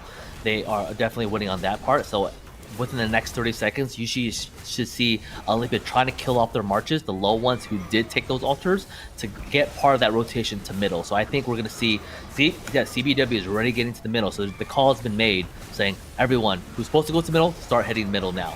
So we're going to see that very soon, Boba. Yeah, and it's very nice to see because with CBW, right, they do have a lot of WIB players, a couple of WIB players who are very experienced in making it into high level and high tier arcs, which always helps with rotations. They may have rotated a little bit early, and I do like this play from the side of Olympia coming in with the late swarm on the shrine, trying to pull those buffs prior to going into mid. And if CBW don't catch on to that, they might be going in with slightly less buffs than they were expecting. Now I'm thinking, Boba, because of the amount of marches they committed, because earlier we saw still multiple marches on the CW's Desert Altar that Olympia did take, and then now they're pushing the altar here, the Shrine of War. Do you think they might be scratching the mid game and say, hey, we're gonna go full on structures and just cancel that thing out? Like, the map is blinking everywhere on the side of blue. I think that's a hard one. We're looking at the picture-in-picture right now. And yeah, they're swarming top and bottom, but you're starting to see where CBW is realizing that, and so they're having to adjust to it. But at the same token, look at those marches in the little picture-in-picture. They're all red and yellow, so they need to kill them off. But with an Ethel Garrison, oh lord, you know, that shrine could be an issue coming forward. And Olympia, I think, still has enough time to rotate towards middle. And right now, they're holding all 4 altars, Red. And both shrines. This is going to be interesting, man, because it looks like CBW does have more troops within the middle, but the longer that Olympia holds onto these structures, whether or not CBW takes this thing, it's going to cancel out. It's going to offset because they're literally holding on to all these structures at this time. Yeah, and what I would say is, per minute, Boba. If you're CBW, right, you're looking at a 300 to 800 point advantage. Dude, War Drums got popped so early, and there's nobody in there. I don't even know if I would even have pop skills with that amount of marches, because think about it. Some of these cover 30 marches, bro. And there's not even probably 20 right there. So you just wasted the skill. And that's something that, you know, I think if you're on the side of Olympia, it may not be as bad, but they popped it really early. And as we watch all these blue marches starting to filter in the middle, that could come back to bite them. And look at all the red marches in yellow on the side of Olympia. Oh, no. Oh, man. I mean, I see why Red did that, because, one, they have the Shrine of War, and then they wanted to, like, I guess, take advantage and get footing in the middle. But with the counter from CBW, even without the Shrine of War, they're holding it down. So I see the reason why, but I don't think it's going in the favor that they were anticipating. Yeah, I think my big deal is if you're gonna pop skills, you want to make sure that you're utilizing it for the you know, if it's for 30 marches and you only have 15, you probably could use it elsewhere. Use it on your structures, use it on something else. Because like right now, all these marches are in here. They don't have any skills, and we still have 2 minutes left. And Olympia are going to use their second skill, and CBW I don't believe has used any. So I'm looking to see. Yeah, exactly.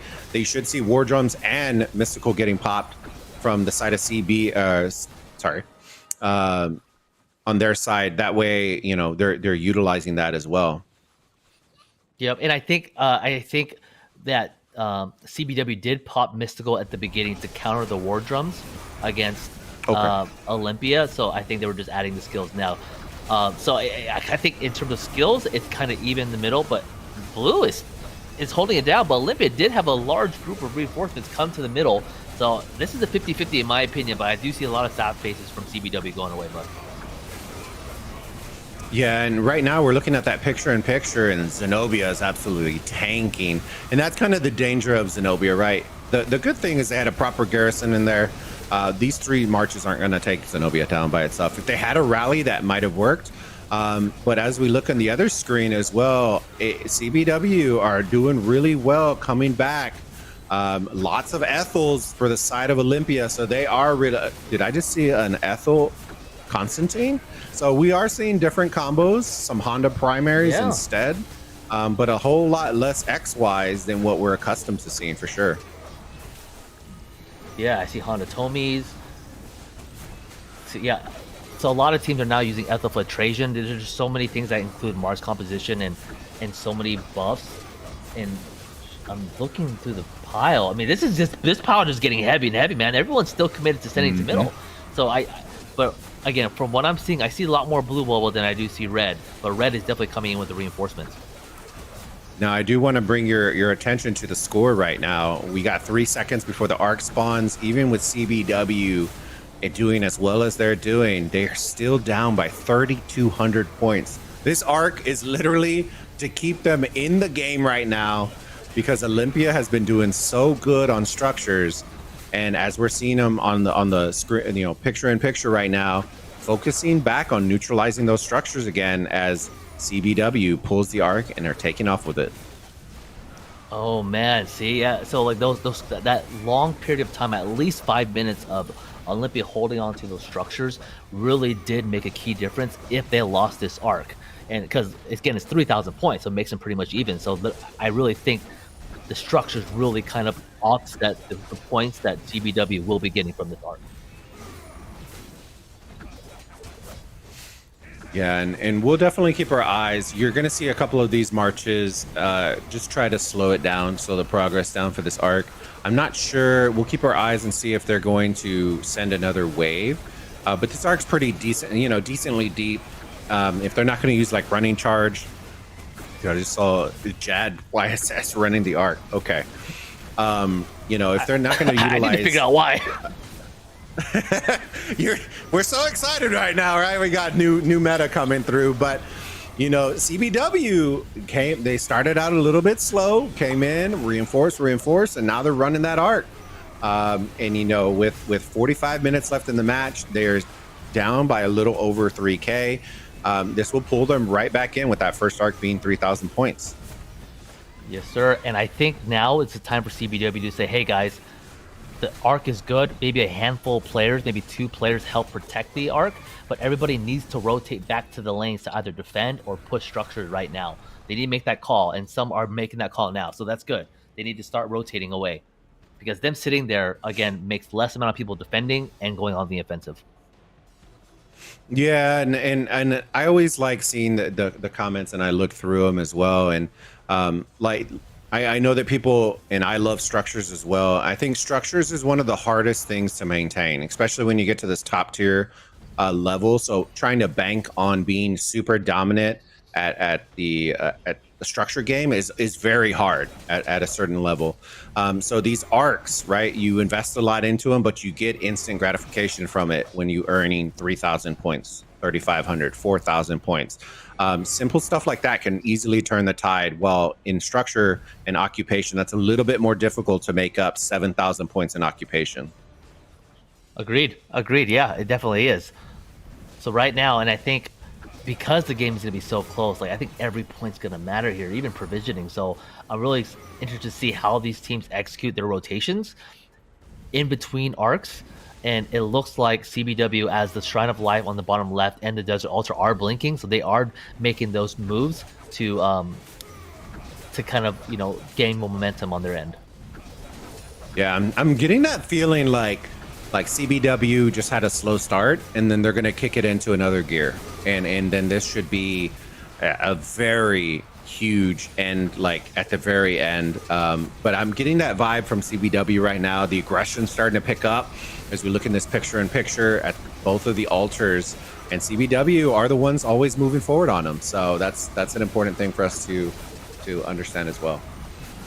Yeah, and that timing right now on the screen, the main screen where CBW, that timing where they kind of pulled back, met that forward group from Olympia on front of their Desert Altar, and then on the bottom left in the picture-in-picture, looks like Olympia is trying to go for that Sky Altar with an Attila Nevsky rally. So we'll see which of these altars hold, but it looks like I think the bottom left will be definitely heavily contested. It might be in favor of Olympia based on the number of troops that are surrounding it and swarming it. Yeah, and just look at the power of Jad. Oh my goodness. Full swarm, with a rally, light reinforcements, and she's holding up, a cool 30, 45. She's tanking so hard on both of these in picture right now. On the left, you're seeing Olympia swarming down that altar. On the right, you're seeing, Olympia trying to swarm down the other one as well. And so I do like the aggression coming out on the side of the Olympia team. Oh man, Olympia is aggressive. I mean, CBW is definitely matching that, but the amount of force and coordination I'm seeing on both teams is top tier, man. I'm really excited to see these teams really go at it. Holy moly. Yeah, Or Boba.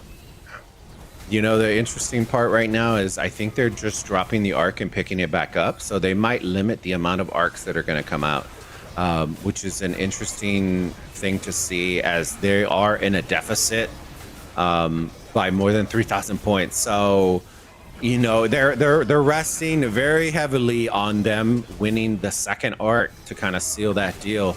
But if Olympia is able to pull that second arc, this match is going to get very interesting based on holding this arc. Yeah, I was really impressed with CBW's middle game on how they kind of owned that field and were able to get this first arc. So, they could probably hold it for a little bit, but I would definitely want to go for a second arc for them as soon as possible to possibly get a third. Because if you're looking at the map right now, the structure game, once they even that out, I definitely think you should go for a second one.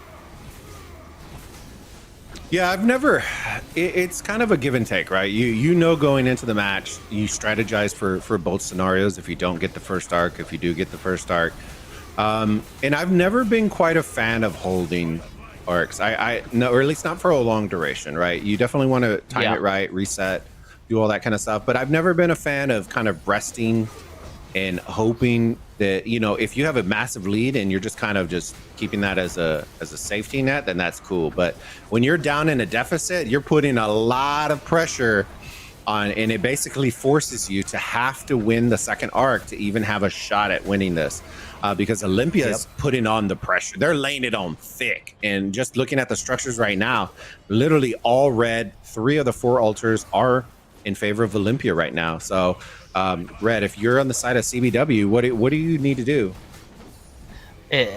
My opinion is what I would do is I'd probably turn the arc in very soon, but I would turn it in soon, go for the structures, and then once the 5-minute mark hits, rotate to mid. You got to even out the points per minute because 210 to 590, you're going to let this league grow. And the way that Olympia is playing, I think you need to focus on the mid game and then just even out the structure game and then use that to your advantage to get momentum in your favor. I think it should be turned in very soon. Let's just say what we're saying, right? Olympia is looking nice, right? For a team that is thrown together, patched together, they're looking like a well-oiled machine, kind of moving as a unit, which is very impressive. Mid game is usually the one thing that we always talk about, Red and I and all the other casters, is one of the harder things to kind of pull together. Because it's all about March compositions. Some of these players aren't even in the same kingdom. So getting them on the same Discord to chat about combos and stuff like that is a little bit more difficult. But the movement on the map, everything is looking very smooth for the side of Olympia. And just as I say that, Red, look at all the altars. There we go. They're evening it out. I mean, they need to still secure them to start getting points per minute, but they're kind of slowing down the gap from extending even more. And then once they score that arc, which I was hoping that would be soon, it might be a good time now, but it'll be just a 2,000 point deficit or so. If math serves me wrong, even though I didn't do that much math in high school, but it's about right. You're pretty good. So on the picture right now, we're looking at CBW's altar getting swarmed down once again from Olympia, and then on the right side, Olympia trying to hold out. Actually, they are both CBW. I didn't notice it flipped. So both of these altars are attempting to get flipped for the side of Olympia, and as we say that, one already does, the one on the left. Let's see if the one on the right does. I believe I see the indicator for Jad, and she looks pretty full. So this one's going to be very interesting, especially on the bigger screen. Oh, agreed. And actually, Boba, I think that was a Jad that was fighting on the open field, unless they were trying to reinforce it with that Jad. But if she's in there, we both know Jad, she's not someone to mess with, my friend. You can swarm her all you want, she's going to stand strong. But it looks like Boudica said, no, I'm going to take over. If you can see her as a garrison on the main screen. Hold my bag. Hold my bag.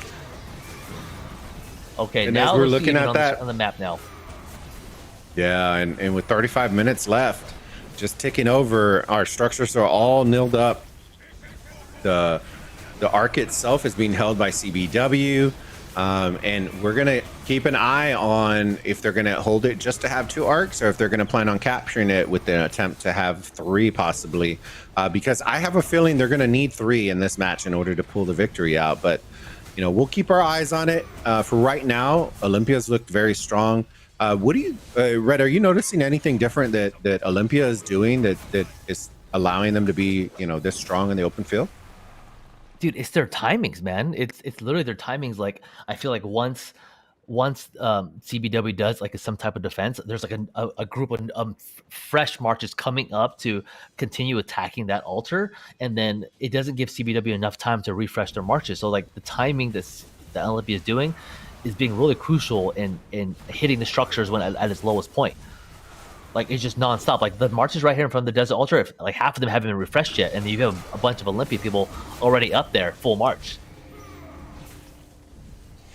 Yeah, and I think I'm just kind of accrediting it to their aggression. They're super aggressive, and for the first time today, I think we've actually seen a Zenobia garrison in one of these altars. I don't think any of our matches, and look how absolute melted she's getting, and that could be why people are switching over to Jad as much as they are. But you know, that it's no surprise here, you know what I mean, that the amount of swarming and coordination with here. Look at coming in from the south side, all these reinforcement marches as well. Oh man, see, it's nonstop. Like they're flowing, man. They're like, you know when you play beer pong and you're shooting it, you're on fire. Like, I literally feel like that's how they're doing. Like, they're literally, the marches are there like at the right time, and it's just hitting. Like the classic NBA jam, you're on fire, like the 100%. Yeah. 100%. 100%, my friend. There you go. It's jumping from half court. Oh, man. We're doing it. But yeah, no, it's the dunk from half court from the free throw line on the other side. You know what I'm saying? But you know, these kids don't know. Amigos is, yeah, they don't know. It's all right. But they're trying to bring it back. The Amigos are kind of slowly reeling them in. But Olympia is still very solid on these. As we say that, look at another altar flips back in favor of Olympia. And, you know, that the lead is only growing. They're up by 4,100 points right now, with that arc being worth 3,000. Oh, yeah, it's going to be close, man, because right now, I think right now Olympia is what they should be doing, because right now with no arc in play, they're just going to continue to put heavy pressure on these structures, and it's just going back and forth. And I feel like the point differential is nothing crazy, but 440 to 510, those little points add up over time. And now I'm thinking, like, by them holding on to it, and they will get a second arc, I would assume, do they want it to come down to that, to 2 arcs, or do they want to have a third? Because I think the last match ball we had, there was like, what, around 25 minutes left in the match before they turned it in for a second arc. Yeah, and that's what I was talking about earlier, where it kind of puts you like your back's against the wall, and you're doing it to yourself, kind of deal. Because the occupation has been, let's be perfectly honest, in the last 3 matches that we've casted, if this occupation is close, we're really bad at calling this occupation, right? Because we thought the team that was clearly dominating an occupation, and then they barely are beating them. So, you know, it is one of those. Olympia is looking so strong on occupation that it really should force CBW to have to capture an arc and really rely heavily on the arc, because we didn't see big skills getting popped. So it makes it very dicey when you're going into that second arc. You're really resting on your skill, the person who's responsible for your skills, to not absolutely choke, because it could be the difference between winning and losing the match. Agreed. And I think you said it, man. Like, Olympia looks very strong in the occupation. So I think that, in my opinion, for CBW, I think you need to turn in that arc and then, take advantage of your skill in the middle, which we saw in the first arc, where they were able to, in my opinion, do a pretty good job at kind of securing that middle ground and then securing that arc. So I definitely think it should be turned in very soon, for them to kind of continue to stay close to this game, because I'm literally seeing red taking up half the map like at multiple periods of the match. Yeah, and that's what makes this one very interesting, right? Because based on what I'm seeing from Olympia, I'm kind of expecting something a little different for the second arc, and that would make me a little nervous if I was CBW. In all intents and purposes, maybe they don't even go for they just contest it and just stick with the structures, because their structure game has looked dominant in this regard. But you can't just give them a free grab either. You definitely want to make them have to earn it a little bit. But the Olympia structure game is phenomenal right now as we look at that picture-in-picture between these two altars. My gosh, look at that! Aggressiveness all around, man. And again, as I'm looking at the amount of people in each lane, I feel like Olympia did a really good job at kind of assigning the correct number of people per lane, and CBW is doing the same thing. But I feel like it's always been on. Olympia has always been the one on the offensive for these structures. That's what I've been seeing for the last 10 minutes. And I feel like they might have overloaded a little bit onto, or added an additional marches onto these altars, which is always a smart play. You might give up your shrine every now and then, but being able to hold altars and constantly take them is huge, because they're the biggest point scoring structures in the game mode at 150 points each per minute. So that's where this lead constantly keeps increasing. And I can kind of understand what CBW is trying to do, but I'm not necessarily sure that they are trying to do it. I think they're trying to close the gap a little bit, so that because they understand this arc is not going to level them out and it's not going to put them on top, but at least enough to where when they rotate back towards middle, that last arc will put them over the top. But that's putting a lot of pressure on that next arc for sure. That's ballsy. That's ballsy, my friend. But if they pull it through, then if they pull it off, then obviously it was the right decision. But right now, how Olympia is playing, man, that's risky. That is really risky. Yeah, and we're just gonna keep our eyes on those structures. Once again, you know what I mean? Look at the structures, 3 altars to 1 in favor of Olympia. And you really want to see CBW with this rally going in, swarming this structure as well. Just throwing it all caution to the wind as we see them finally capture the arc with 27 minutes left. Great timing. This is what I was talking about earlier, where they're timing it where they're rally and they're zeroing out all their marches. Because once you zero out, they'll be going back and they're instantly rotating towards middle. So there is no downside. And that's where controlling the arc really helps, because you can control this timing. Oh, man. Yeah, actually, that timing could be really good for CBW. Can they take advantage of this right now? Because the game is, masters me wrong, about 2,000 points. So it's anybody's game right now. And by them taking that structure, again, point disruption is very key, because they still are losing in points per minute against Olympia at 360 to 440. Yeah, and we're gonna keep our eyes. We still got 7 minutes before the arc, appears, and usually around the 5-minute mark is when everybody's gonna start forming up in the middle. So seeing these rotations, I do like what I'm seeing from Olympia, where they're trying to neutralize the structure, and then you should see them probably leave a couple marches, but those yellow ones will definitely be marching forward to try to kill off their marches in an effort before having to rotate towards middle. So let's keep our eyes on that. This Jad is still holding up, and that's quite impressive for sure. See right here, in my opinion, so there's a lot of red marches on the side of Olympia and yellow marches. Would the right call, because they're going to take this, would the right call be to retreat them now? I mean, they took it, so I think the right call may be to retreat them now, and then, because they're very short marching distance away from the cities, and then reset to go middle. I think that's the play, which some of these players are doing.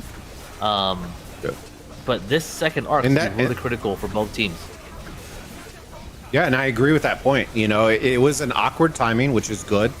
It gave them that chance. I think if it was closer to like the 5.5 minute mark, it makes it a little bit dicey, doing it, or if it was a little bit later, they could have done it. But I do like the idea that you were saying of they're so close. If you can march back, then just march back and resend full marches. But as we're saying that, look at the map and the structures and what CBW is doing.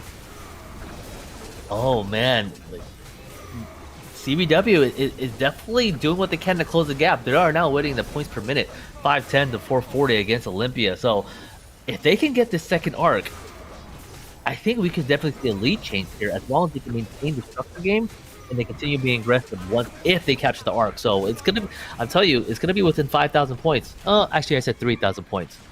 It's gonna be a close game over next 25 minutes. Yeah. Hey, you know what? They're only down by 2,000. This next arc is worth 3,500.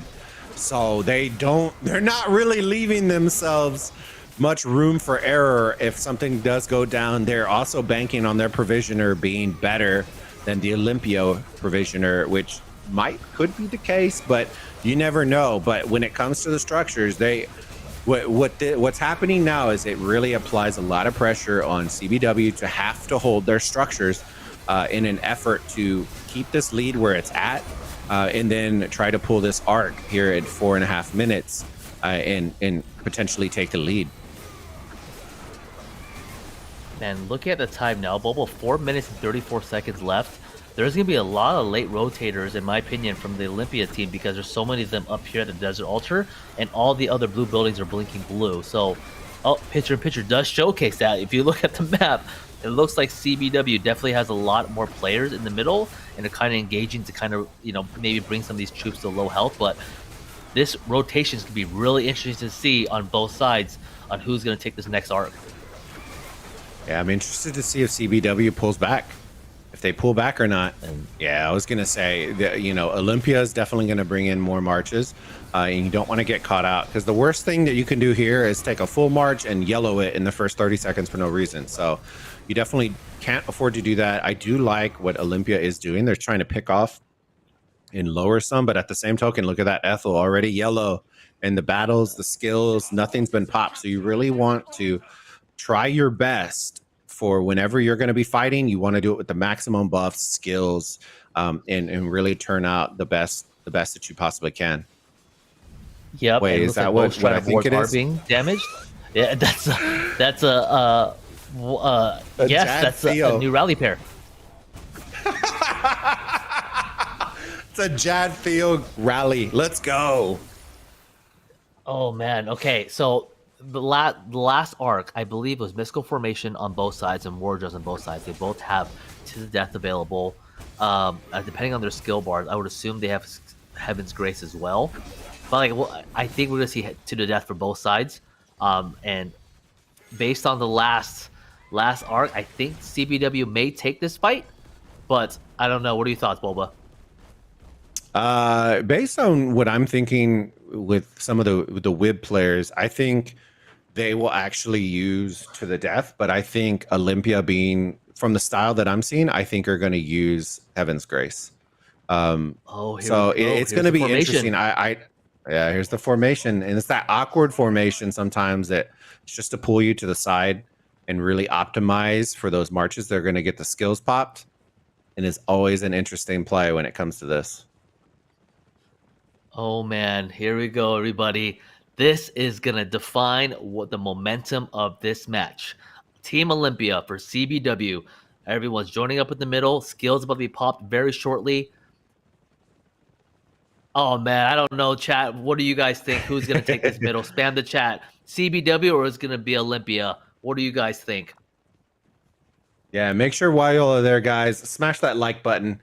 We're a couple of hundred likes away from hitting 1K likes on the cast for the day. This is the last one for the weekend, so we truly do appreciate it and hope y'all are enjoying all the casts that Redline and I are bringing y'all this fine weekend. So we're leading into what looks like could be the last arc for the weekend between Olympia and CBW. And if you are CBW, you really do need this one. But they are doing a good job on the outside. I am seeing Their altars, they're at least keeping it tied up 590 to 510, slightly in favor of CBW. And War Drum's getting popped from Olympia as they approach. Battle Here it call goes. has been started. Here we go. No skills yet from CBW. Oh, here we go. To the death as well. 3 skills. Is CBW gonna pop any skills? Just, it's coming. It has to be coming. It looks like no skills were popped at this time. All on the side of Olympia. Unless I'm missing something, Interesting. Volva. Unless it just magically popped on top of each other. I don't see any bars or circles, but look at the sad faces. Oh my gosh. Holy smokes. So many blue sad faces coming out with 18 seconds. Look at that. With 18 seconds left before the arc spawns, and there are so many. Oh my gosh. Was such a close match. Oh. There had the no skills thing really throws me for a loop right there. But as we see it, the arc is getting scooped up by Olympia, and they're gonna run it. And just like that, like I said, the holding sometimes is never the way to go, because now, you know, if you are the side of Olympia, you do not even need to capture it. Just hold it as long as humanly possible. That will be the last arc that we are going to see. And now we are watching Olympia progress forward on the map. I'm just really surprised there were no skills popped on the CBW side at all whatsoever. So I don't know if there was an issue on whoever was in charge of skills, but very surprising to me. And now, because of that, Olympia is going to have full marches going against the Shrine of War and the Desert Altar on the opposite sides, because that's the normal rotation you do. You secure arc, you got full marches, you go in and swarm that thing. And with the skills also, there's a higher chance of them getting it.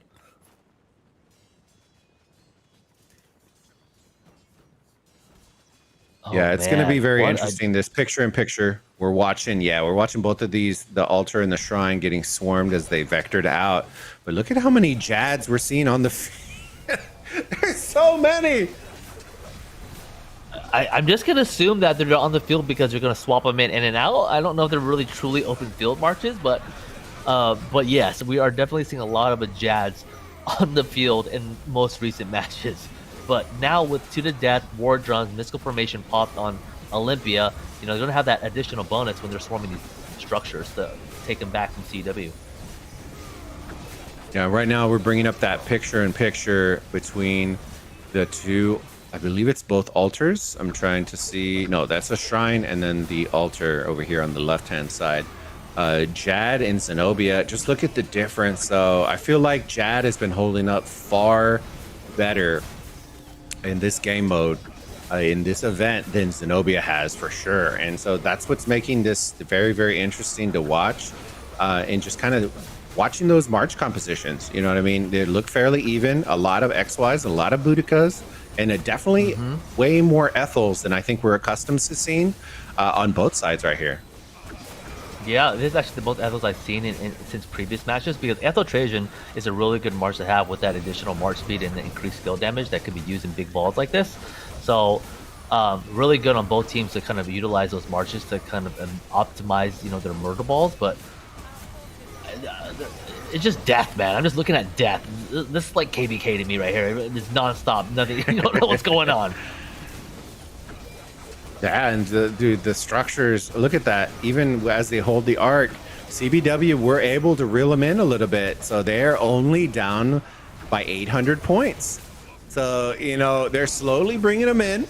But like we said, that last arc is going to be worth 3,500 points. So how are they going to make it up, Red?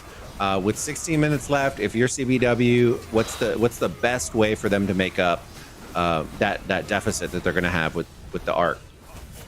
I mean, right now they're doing it. Right now, by having having all 4 altars, right, they're closing the gap. They need to secure those as much as possible to kind of continue closing that gap, and then disrupt Olympia from, you know, getting them back and accumulating points.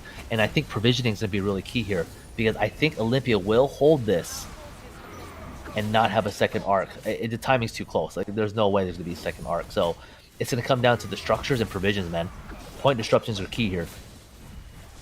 Yeah, and I like what CBW is doing right now. They're holding 3 of the 4 altars. A couple of them are blinking, and as I say that, one just flips over. But that's going to be the name of the game. You know what I mean? They're reeling them in. Now it's only 500 points. They got to focus on the high scoring structures, right? We all want the shrines. We want the buffs, of course. But at this point in the game, you're trying to make up a deficit. You need to get those high scoring structures, which are your altars, at 150 points per minute. You know, I also like. I thought about as well. These matches can only play on the PC version or Android, I believe, right? So I'm really interested to see how these players who are normally playing iPads or tablets, how they accustom like to the PC version, and does that affect any of their gameplays? Because you know, reinforcing from a PC versus reinforcing from an iPad is so much different. You know, using touchscreen and versus a mouse. So I wonder if any experienced players are experiencing any issues with that in their gameplay. It's just something to think about. See, and I like that because it adds a new element to the game, right? It adds a skill gap. Because now you're adding in shortcuts, right? We have the brand new shortcuts with the PC version where you can select only marches on your screen or all the marches regardless of where they're at, which is key, right? Because when we talk about, you know, Red, when the call out's made, hey, we need everybody to send one provision march, but you still need to go out and fight.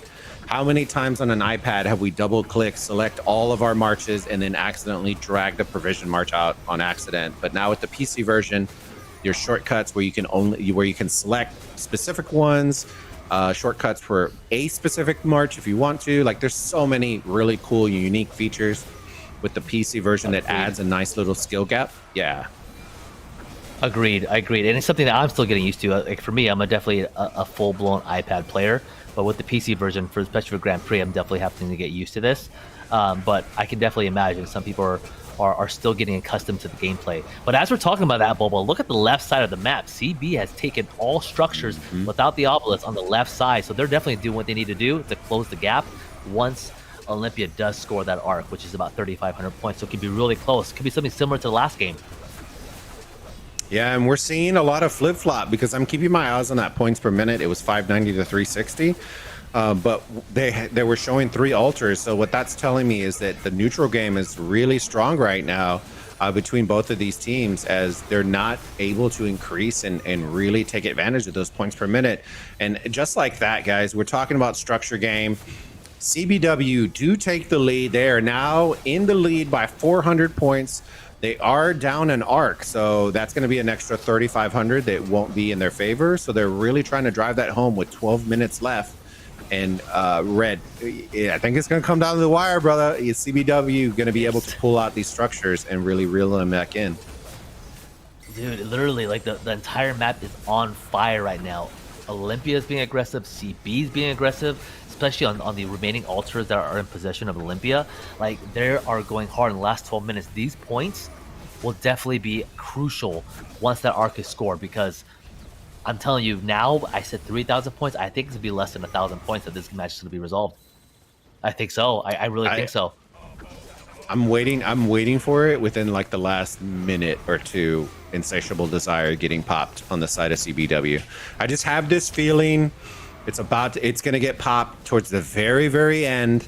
And that's going to be kind of their clutch play with the last, 30 seconds, 45 seconds in, where all their guys are coming in, and that's where they're putting all their eggs in that one basket. But yeah, we're going to keep our eyes. Structures are now reflipping back to Olympia.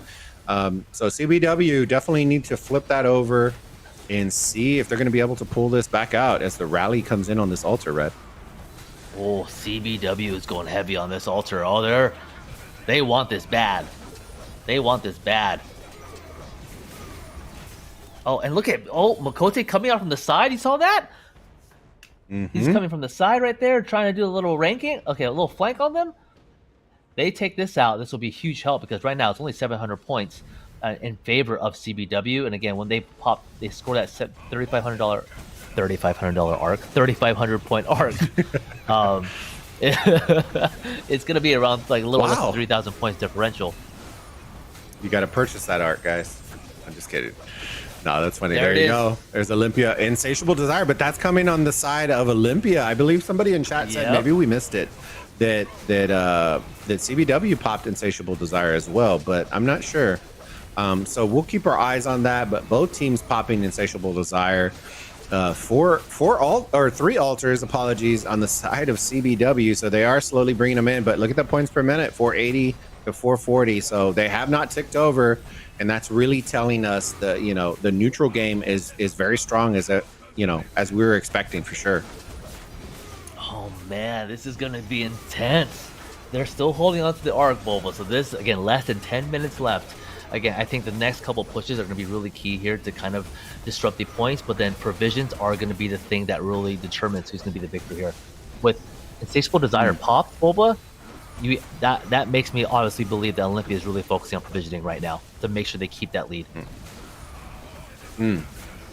The irony, right? Winning and losing based on farming skills. Let's go. You love to see it, right? The most underrated. We always joke about it, right? The best fighters, but it's going to come down to who has the best farmers on their team. And, with less than 9 minutes left coming in, got hard push from Olympia. I expect something similar if they are saving their skills, possibly from CBW coming in at the last couple of minutes when they're trying to push for this neutral. Man, this game is way too close. So, guys, it's way too close. Altars are 2-2. I don't know, man. I feel like Olympia might have this because that they're maintaining the points per minute and have that arc in the back of their hand, and they're the only ones who pop Insatiable Desire, unless we missed it, like you called. So I feel like they're doing what they need to do to make sure they keep the lead. With this, and now they have 3 of the 4 altars. So let's see what CBW does, Bulba, to kind of pull this one out of the bag with the small lead they have left. Olympia has all 4 altars right now. Oof. But I will say this: CBW now has a 1K lead on Olympia.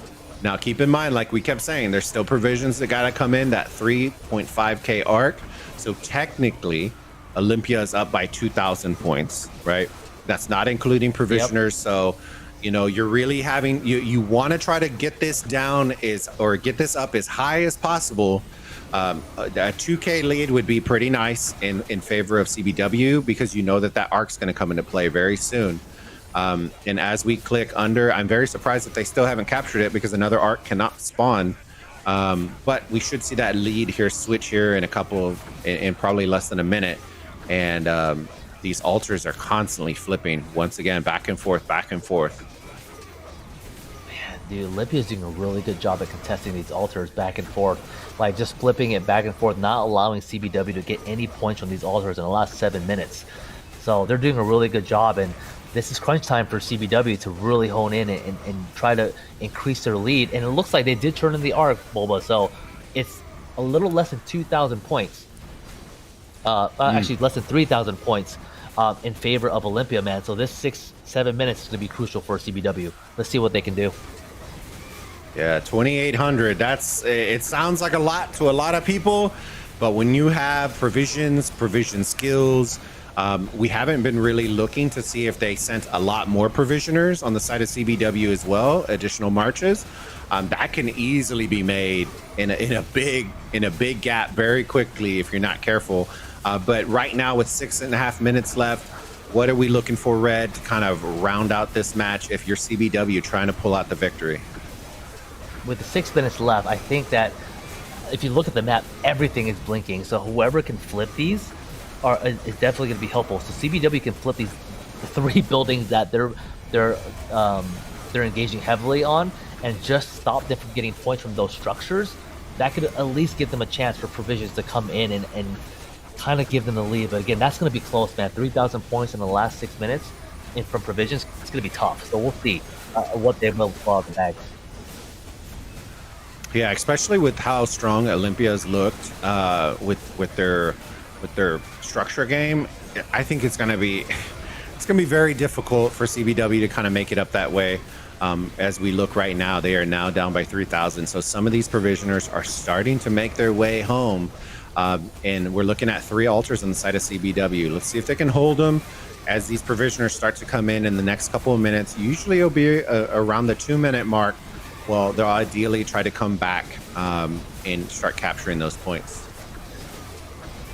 Dude, that getting that altar right there is clutch for not allowing Olympia to get any more points. Whether or not they're still getting CB doesn't get points off them, the point disruption is key. So now, what's going to happen for the provisioners to come in the last 5 minutes? Will it make a difference? I haven't seen Insatiable Desire unless, again, we missed it. Yeah, and that's something we'll keep our eyes on for sure. You know, they're trying to reel them back in. 3,000, they're increasing the lead slow and steady, and that makes it a little bit better. There you go. You're starting to see the tick on those altars starting to come in because the points are starting to decrease. They're only up by, what is it, 2,600? So they can start to reel them in. 25? Well, dude, where's the handy dandy calculator when you need it? You know what I'm saying? Dude, Drago definitely would have had those calculations, right? He's probably there on chat. He's probably there in chat already ready to correct us. But nah, shout out to Drago and Chis. Did a phenomenal job yesterday on all 4 of their casts. We're hoping that y'all are enjoying all of the casts that are coming in for week 1 of the Anniversary Grand Prix. And Red, we got 4 minutes left. My guy, what are you looking for from either side to kind of rein this in? Man, I'm just looking. I really, it's going to come down to the provisions now, man. That's what's going to come down to here. I'm literally glued onto the scoreboard to see what provisioners are coming in the last 3.5 minutes, because that's going to be the key thing. I mean, the last, you'll get maybe 1 or 2 ticks from the last 3.5 minutes, right? But it's going to be provisions that are really going to be the key here. And Laguna with the hard push, so I don't know, man. This is going to be really close. Really close. Yeah, and I think they're really... that skill in particular is very good for what they're trying to do, which is they're going to try to neutralize and cap as soon as possible to get those extra additional ticks at the very, very end of the match as we bring up a picture-in-picture between the altar and the Shrine of War. Oh man, look at Olympia. All I see is red going forward, and the aggression is real. Oh man, this is getting intense. For everyone watching, if you guys are enjoying the match, make sure to like and subscribe to the channel, like the stream. I believe, Bobo, you said that we were almost at 1,000 likes. Help us get there. We appreciate you guys for tuning in and watching me and Boba on this long day of streaming the 4 matches and ending it with a banger here with Olympia and CBW. Yeah, and I'm just keeping my eyes on these structures because we're getting to that realm of at 2 minutes, right? Even when they pull it down, you might have maybe, if you time it right, 1 more tick. But that's where the neutral game comes in very strong, and where that hard push is really going to pay dividends for CBW if they do need those extra ticks, the last second ticks on some of these structures. Try to rein them in as they are down by 3.2k points right now. And Olympia's looking very strong. We should start seeing provisioners coming in about the next 30 seconds. Red. Let's see how good of farmers they are. I don't know, man. Here we go, chat. This is getting down to the nitty gritty here. So the call should be made now for all provisioners to get back, and get those last points they can obtain from those caravans. So we'll see what CBW pulls out the bag, unless Olympia comes out of nowhere with another 1k points from provisions. So this is nail biter, everybody. Nail biter for sure. And I have a feeling we're about to see some jumps here in the score here in the next 15 seconds, as the provisioners should already start making their way home, unless we see a skill like a running charge or something where they're going to hang for the last 45 seconds, which is a thing, if you're using Cav and stuff like that. But we're going to keep our eyes with 50 seconds left. Red, let's you bring it in, brother. You bring it in. It's chat. Here we go again. The points per minute are not going to matter anymore, right? It's less than a minute now. They probably had all the ticks they needed. Who is going to bring in the provisions for CBW to make a comeback here of almost 4,000 points? And again, it looks slim, Boba, from what I'm seeing, but you know, there's a will, there's a way, man. And I'm looking for that jump for me to jump out of my chair and say, "Oh my God, look what they just did." But 15 seconds left, 15 everybody. seconds. You know, either way, win or lose, both teams, amazing match so far. And coming down to the wire here in 5, 4, 3, 2, 1. Oh, we waited so long. I was expecting it.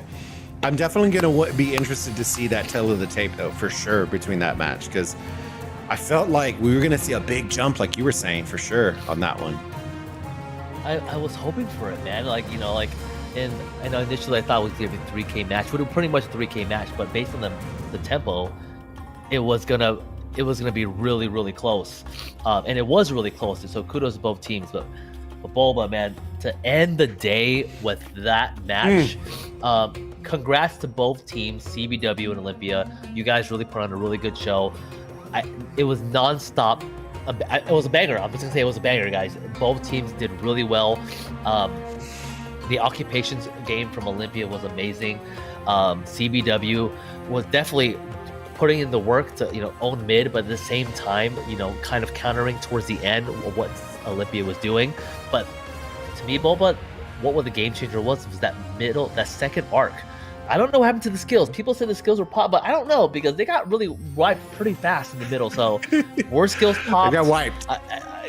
Again, that definitely was the game changer for me, in my opinion, and the way that Olympia was able to hold down, you know, the structures, you know, throughout the match. So kudos to Olympia, man. Like, they did a really good job. But good job to both teams.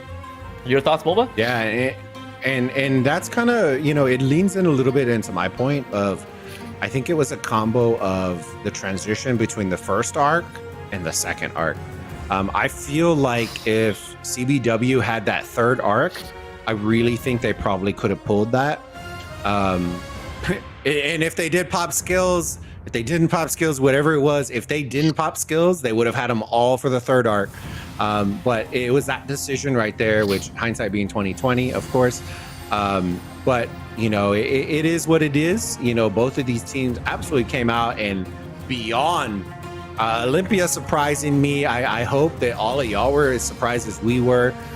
Strategist, I tell you, strategy translates. And in a game mode like this, where everything is level, there is no differences. It all comes down to strategy. And when you have players that optimize for those types of game modes that require a lot of strategy, you know, this is what you can get, and that's exciting. I'm excited to see next week as they're gonna go up against 254. But yeah, Red. Yeah, and with this amazing match, we're gonna go to the most valuable player, which is on CB, which is CBL Maverick. Congrats on getting the MVP. Tough matchup against Olympia, but you know, to get this title, congrats to you, man. Mad respect. But unfortunately, CBW will not be advancing, and Olympia will be the ones. And Boba, before we move on to the next thing, they're playing as 254, man, and I'm on that team. And based on what I saw, man, it's going to be definitely a handful for 254, my friend. Holy moly! I think this is going to be a great match, but I'm really excited to face the team as such Olympia in next week's match. So I'm really excited to see what's in store for us and what we come up with to kind of meet them in the field. But Boba, I'm going to go into the stats here. So close game, a little less than 5,000 points. Arc and Poseidon score pretty even, 3,000 in favor of CBW. Sorry, 3,000 for CBW, 3,500 points for Olympia with that second arc. Occupation score, 4K in favor of Olympia. Man, right. I'm telling you, they were holding on to the structures. First time we got it right, brother. First time we got it right. We got it right. Dude. We're professionals. Look at provisions. CBW did have more provisions, and maybe the Station Designer was pulled, but it wasn't enough to kind of take that lead. But Boba, look at the kills. Olympia. Yeah, we've We've been noticing that all day. The kills are looking like when we see those top 16 games in regular Osiris, where all the kills are like it's an absolute bloodbath of 85 plus million kills on each side, and it's just and that's what makes this very exciting. It's action packed. We saw some units healed, so somebody was going ham. And then, of course, those 30-30 teleports, which is traditional, but that's kind of a meme at that point, healing troops. But, you know, all in all, I think this one went kind of the way we thought, you know, when we were casting over it, where the occupation was very solid. The arcs looked both very solid. And then now they're pulling up the detailed report as well.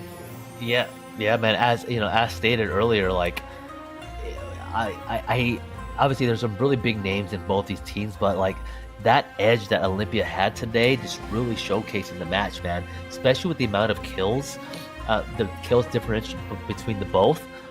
Olympia did what they needed to do, man. Shout out to Olympia for executing and you know gaining the momentum in this match. And again, CBW, man, congrats on having an amazing match.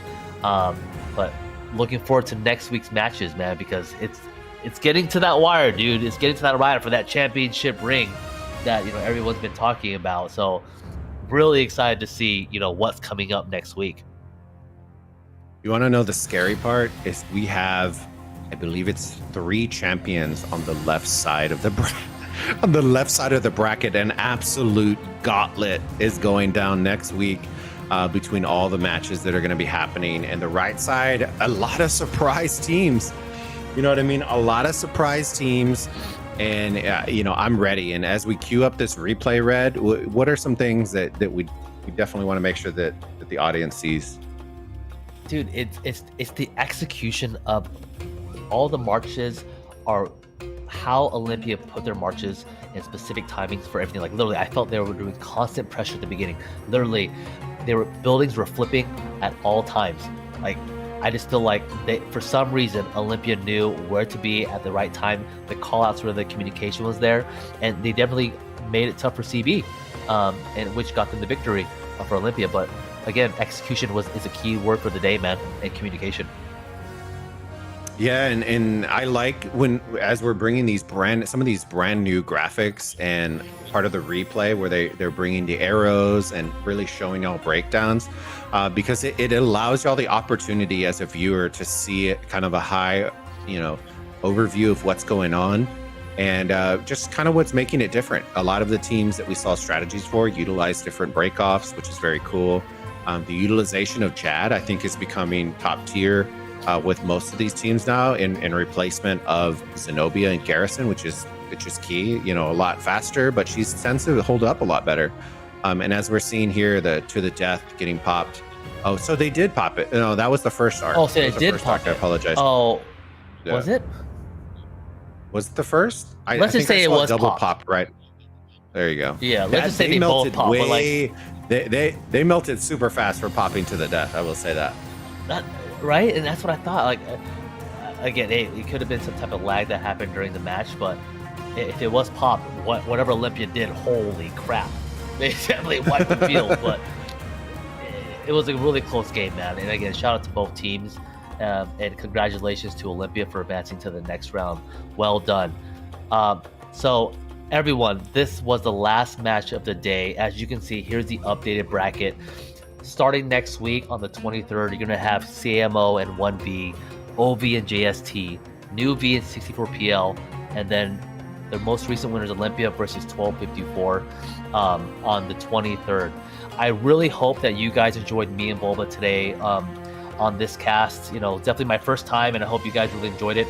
Make sure to like and subscribe to the channel to see next week's matches, and make sure to also follow me and Bulba on YouTube for additional Rise of Kingdom content. We appreciate you guys very much. Much love, and we'll see you guys on the next one. Thank Peace you. out, everybody. Have a great day. Bye.